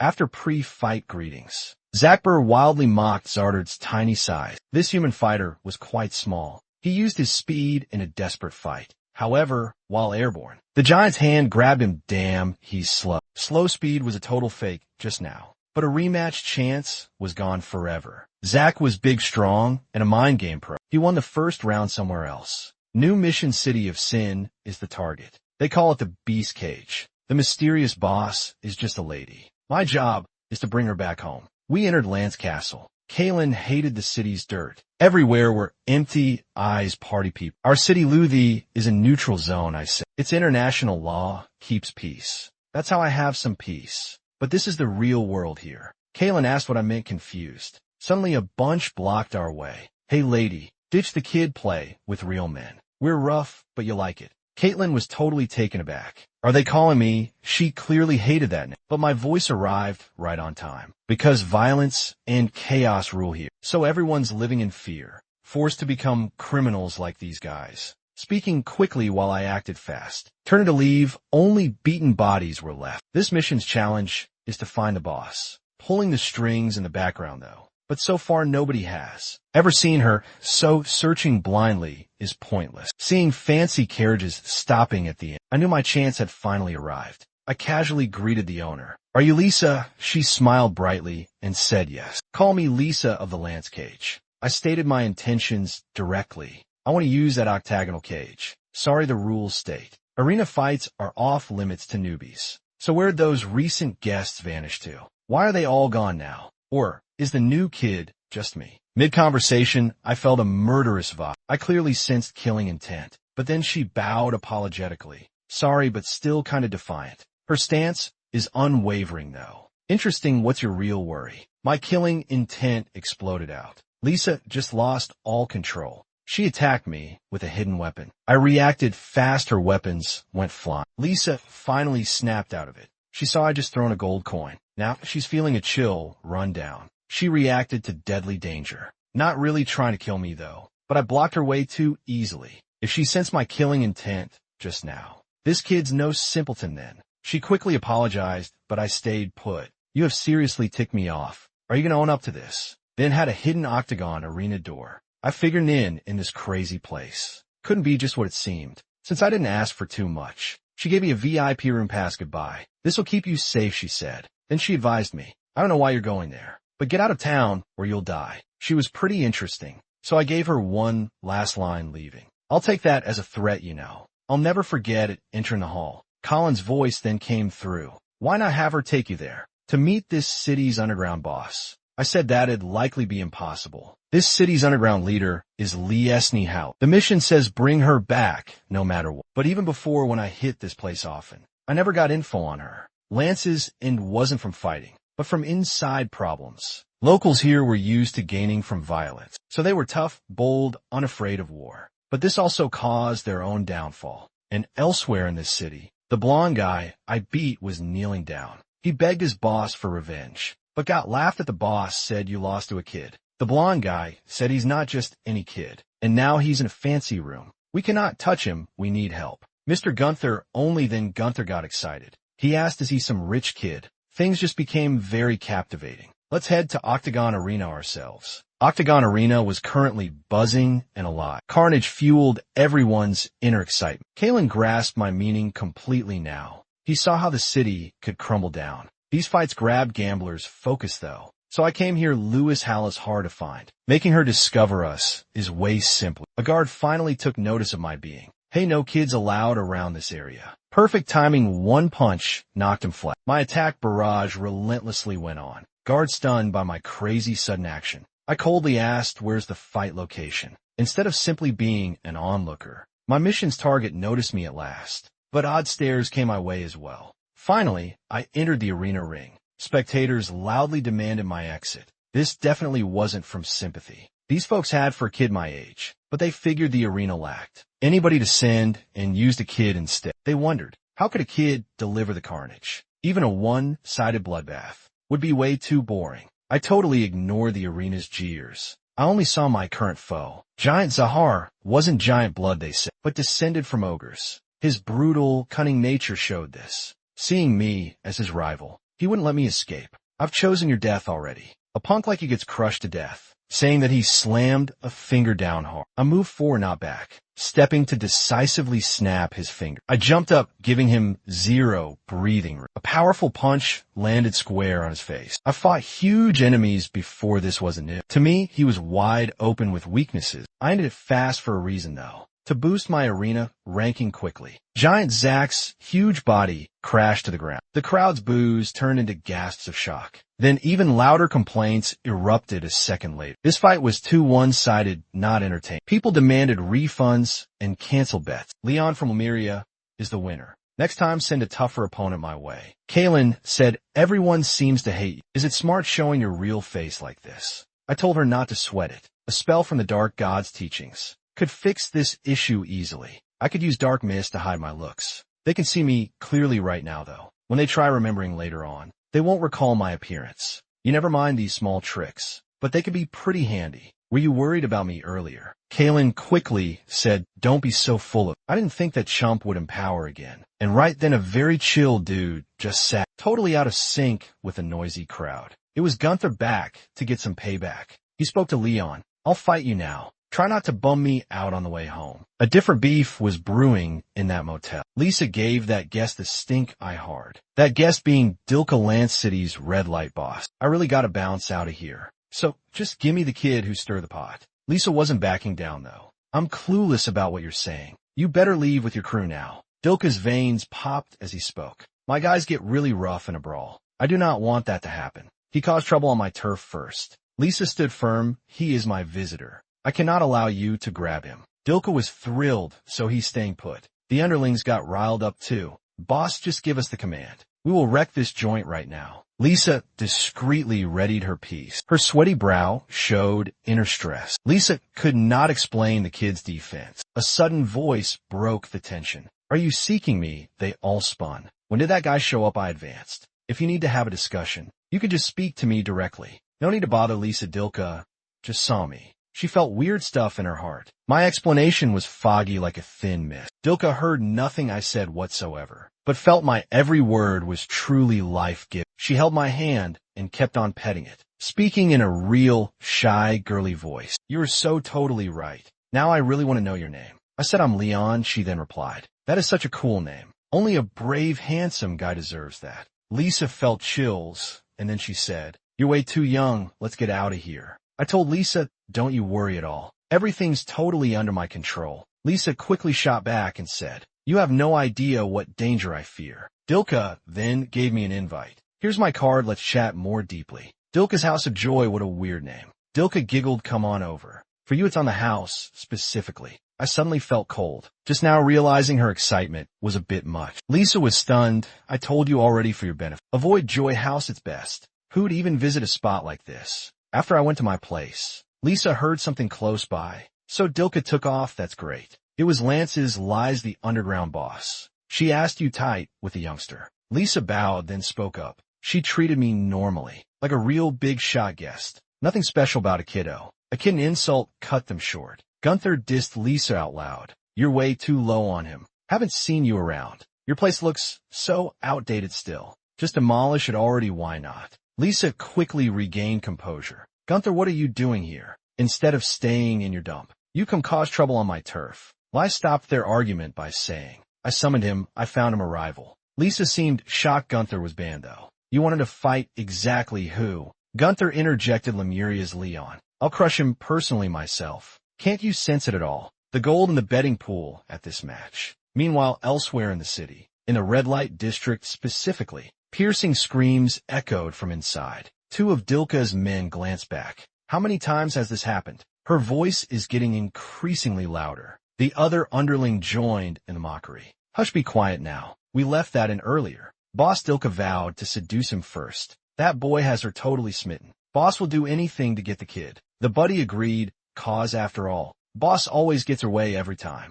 Poor kid, we're lucky we're ugly. Dilka went crazy in her room, muttering no to herself constantly. No, it's still not quite right. She crumpled the pictures angrily. I saw that handsome face clearly. Why can't I remember, though? That was the best face ever. My memories are foggy. Why? This makes me want him even more. In a dark god's dimension somewhere. Silica stood quietly at the altar. Dark god's inquiries arose now. "You assigned a curious mission, it seems. The target's not on any evolution chart. I won't lecture, but still. Personal stuff messed with your mission." Silica didn't deny interfering with the objective. She insisted Lizney Haloff must be gone. Plus it could really test Leon's qualifications as successor. Or if he'll betray like Lizney Haloff. The dark god smirked a little. "Fate's unpredictable, you're right. This will definitely be a fun experiment. Let's observe after Dilka's weirdness." I grew more suspicious of this area. I need clues elsewhere, I guess. As I turned around to go, a girl suddenly hugged me. She said sorry quickly, but given the ouch.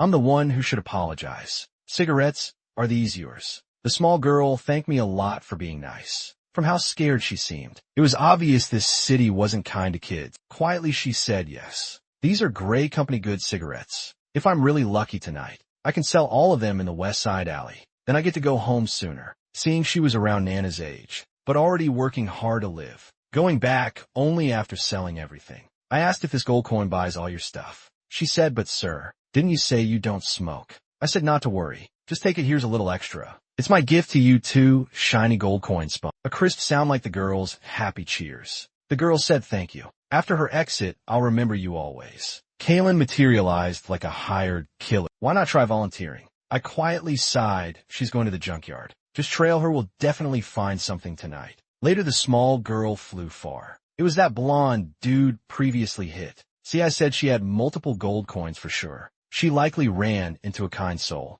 "But how dare you trick us? I'm also angry now." The little girl tearfully spoke. "Please, I hid no coins. Right now, please trust me." An icy voice suddenly echoed. "She asked you to trust her already. Why not just quit?" Cold sweat immediately covered the blonde guy. This voice sounded very known. "You're so lame stealing from this kid all this time." The blonde guy briefly paused, but he suddenly remembered this was his turf and got cocky again. He started yelling, but I immediately knocked him down again. "Since you refuse to use your limbs for work, I will personally help you break them. Hurting bad guys is kind of fun after all. This would not be quick." Everything was taken care of. I grabbed the gold coins and gave them to the girl, telling her to hold on tight. Then suddenly we heard clapping nearby. Gunther slowly came out of the shadows. His expression was weird. He looked like he had seen me before, but my appearance blurring spell should still be working. Gunther then cleared up my confusion. Your fighting skills are really impressive, although your face is unfamiliar.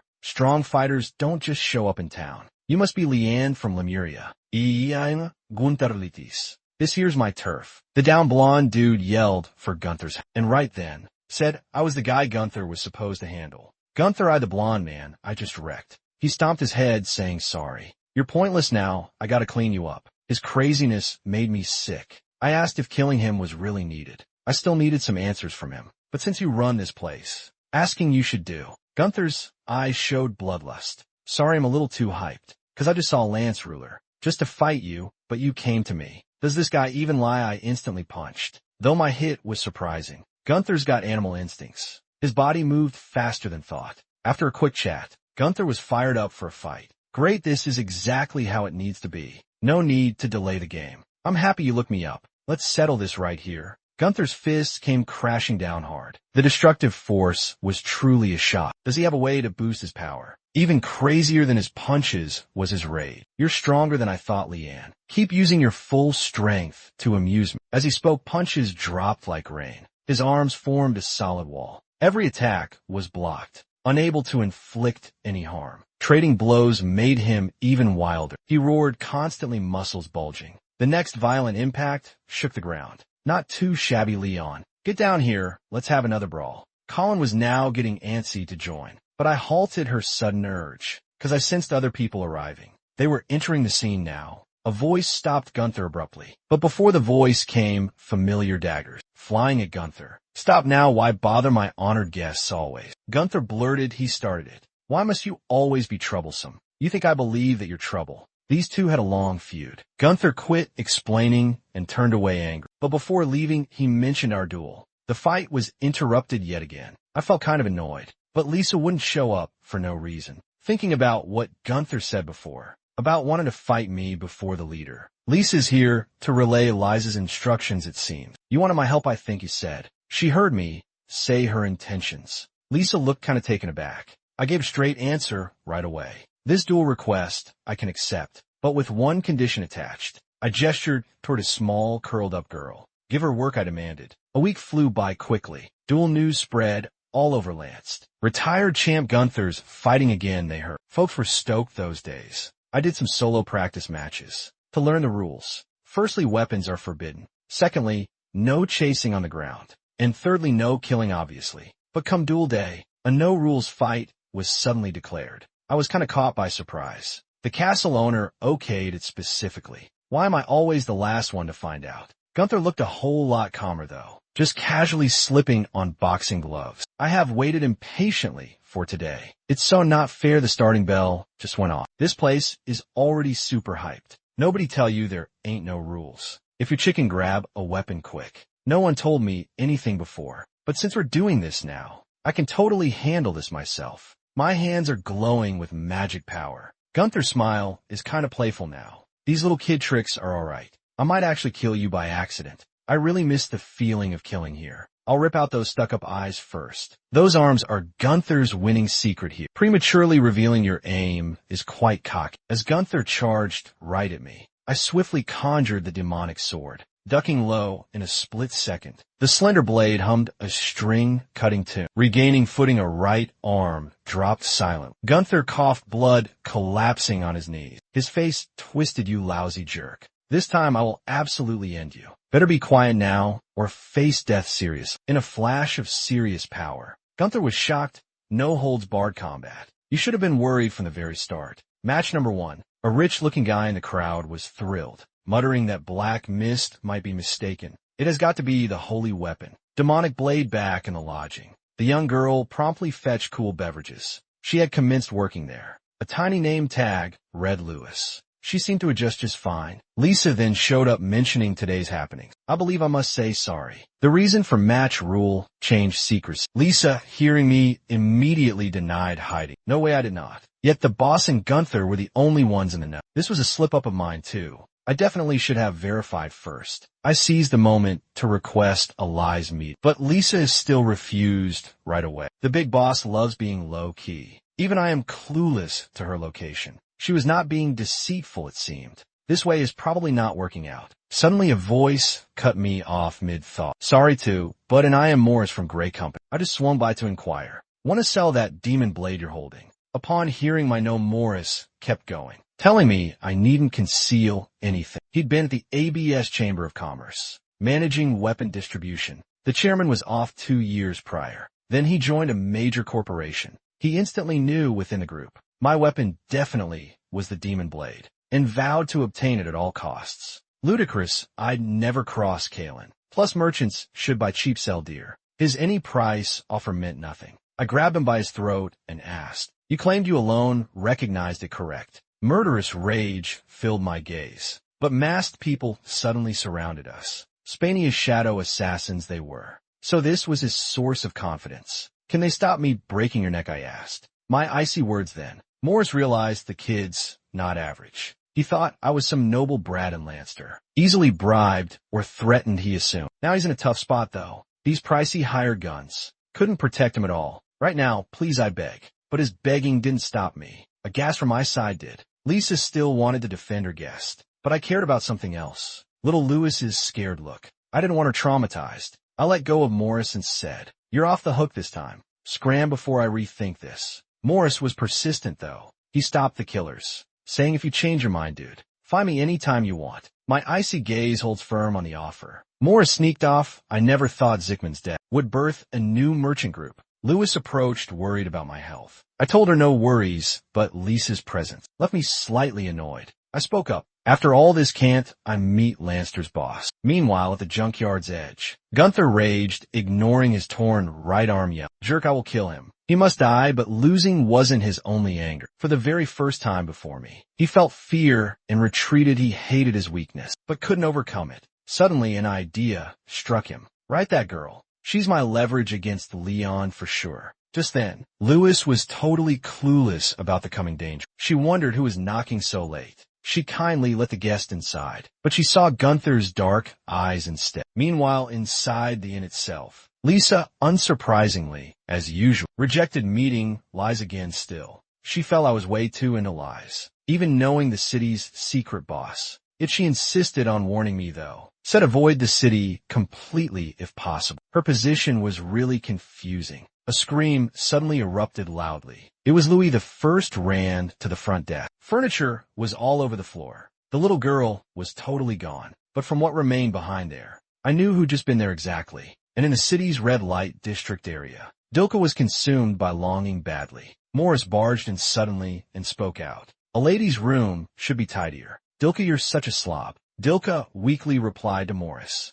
Are you seeking death here? Your affairs don't concern me. Morris said dismissively. I believe you fell for that guy, whose face you barely recall. This potion grants wishes and paralyzes. Gallon Magic Association's new product. Dilka took it and asked what you need. Morris said, let's team up against him. His body can be yours. I just want his possession. A pretty fair trade, right? Unspoken was his deeper desire, though, for an accidental death for the boy. However, he knew Gunther already made a move. For extra safety, he still sought Dilka. Gunther was at the junkyard sitting. He waited for who he was thinking of. Leon, you came at last. I'm furious, I told him. Tell me about Lewis. He tossed an ear. Gunther said, it's a memento from her. Other pieces are in the box below. If you need them, grab them your way. You're basically begging to die, I said. My rage stoked Gunther's fighting will. Bloody strands twisted formed his arm. He exclaimed, perfect. This is my desire, this fight I seek. Bring it. Meanwhile,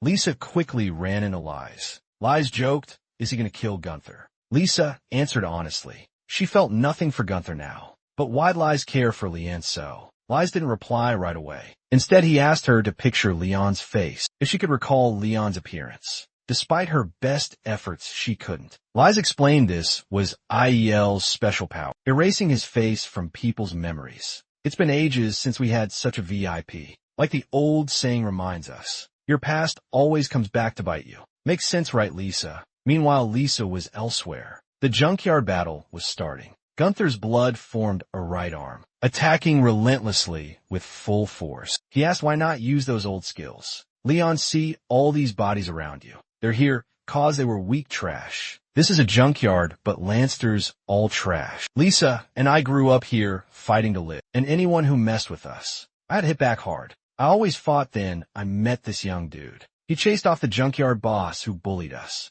He said he ditched Royal Academy for some fun. He wanted to clean up the junkyard's whole mess, so we could live safer in the future, I guess. I'll always remember his angelic face that day, so I decided to follow his way, that I would clean up all Lanster's trash someday. Everything changed for me in a big way. From then on, my influence just grew and grew, until I ran the whole junkyard to make money too. I also hit up the Octagon Arena, but got booted for killing someone, you see. I didn't care cause I only killed useless trash really. From then on, Lisa cut ties with me. So what to clean up all the city's trash, see? Everything is worth it totally. Enough talk, let's get started already. Can't you see my fighting spirit clearly? My response was totally crazy. Push me way harder. Gunther light as Gunther finally looked, please say, this is proper, I'll risk it all as well. His blood surged, then contracted. His blood hand got scarier. He said, I'll show you cool stuff. An old thing popped up in his left hand. This is gravity space. It makes gravity. He spoke, the gravity box flew at me. Nearby air suddenly imploded, seeing me trapped by gravity. Gunther swung his blood hand to strike. He commented, not bad. Can you even block this though? Kaylin softly asked. Need some help? I said no. Just a rabid dog to handle. Plus he'd already picked death. I instantly zoomed ahead. The hidden gravity cage, ineffective on me. Gunther stared in total disbelief. But I showed zero mercy anymore. I confirmed any ear would suffice. I'll demolish everything of yours. Don't fret, I'll do your ear very last. One punch, his bloody hand gave way. Gunther went airborne. I then kicked his back real hard. Gunther accelerated downwards. Dust settled. Gunther was impaled on jump. Unable to fight, his eyes went blank. But oddly he felt a little relief. Haha, I was born to die this way. I have zero life regrets. As I planned my final hit, he brought up Lewis all of a sudden. That kid's from Lanster, he claimed. She'll definitely turn out trashy. Like me and Lisa, it's the city's rule. Keep her from going down that road.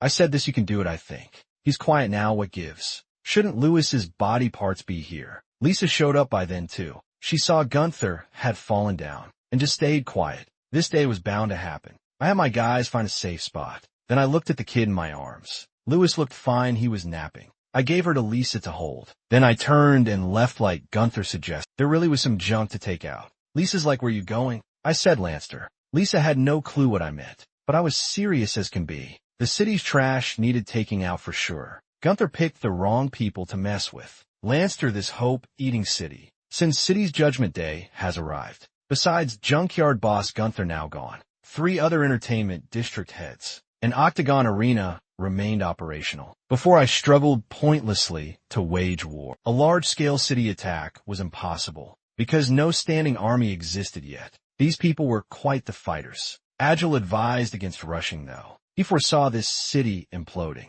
We just had to be there at the right time. Surprised, I asked him, and he said coldly, that city has been rotten a long time. I used to be very deeply involved. Back then his certainty confused me. But finally today, I get it. Time has already proven him right. But I can't just sit around anymore. Today I will rip it all out. I went to Dilka's house, the entertainment district's manager. Her red tea had a strangely known sweetness, the paralyzing drug that Gashan nobles use. Is she so bold to poison me openly? Welcome, Mr. Leon, to my residence. Her voice was soft like a sweet fragrance. I smiled and asked where else for fragrant tea. Dilka's eyes visibly shook quite hard. She started to suspect I'd realized, but then I downed it all immediately. My body just gave way. Stunned first, then she showed pure wild joy. Success, he's finally mine. In the business district downtown, news of Dilka's capture reached Morris. Perfect God truly helps me. Though Gunther wasted the gravity box, Dilka investment is now paying off. A figure slowly left the wall, saying, sir, is this not a little too easy? Morris grumbled unhappily. My gut feeling's always right. This time that demon blade is mine for sure. The shadow didn't answer, but wanted to investigate. Morris didn't agree or disagree. After he left, Morris complained annoyed.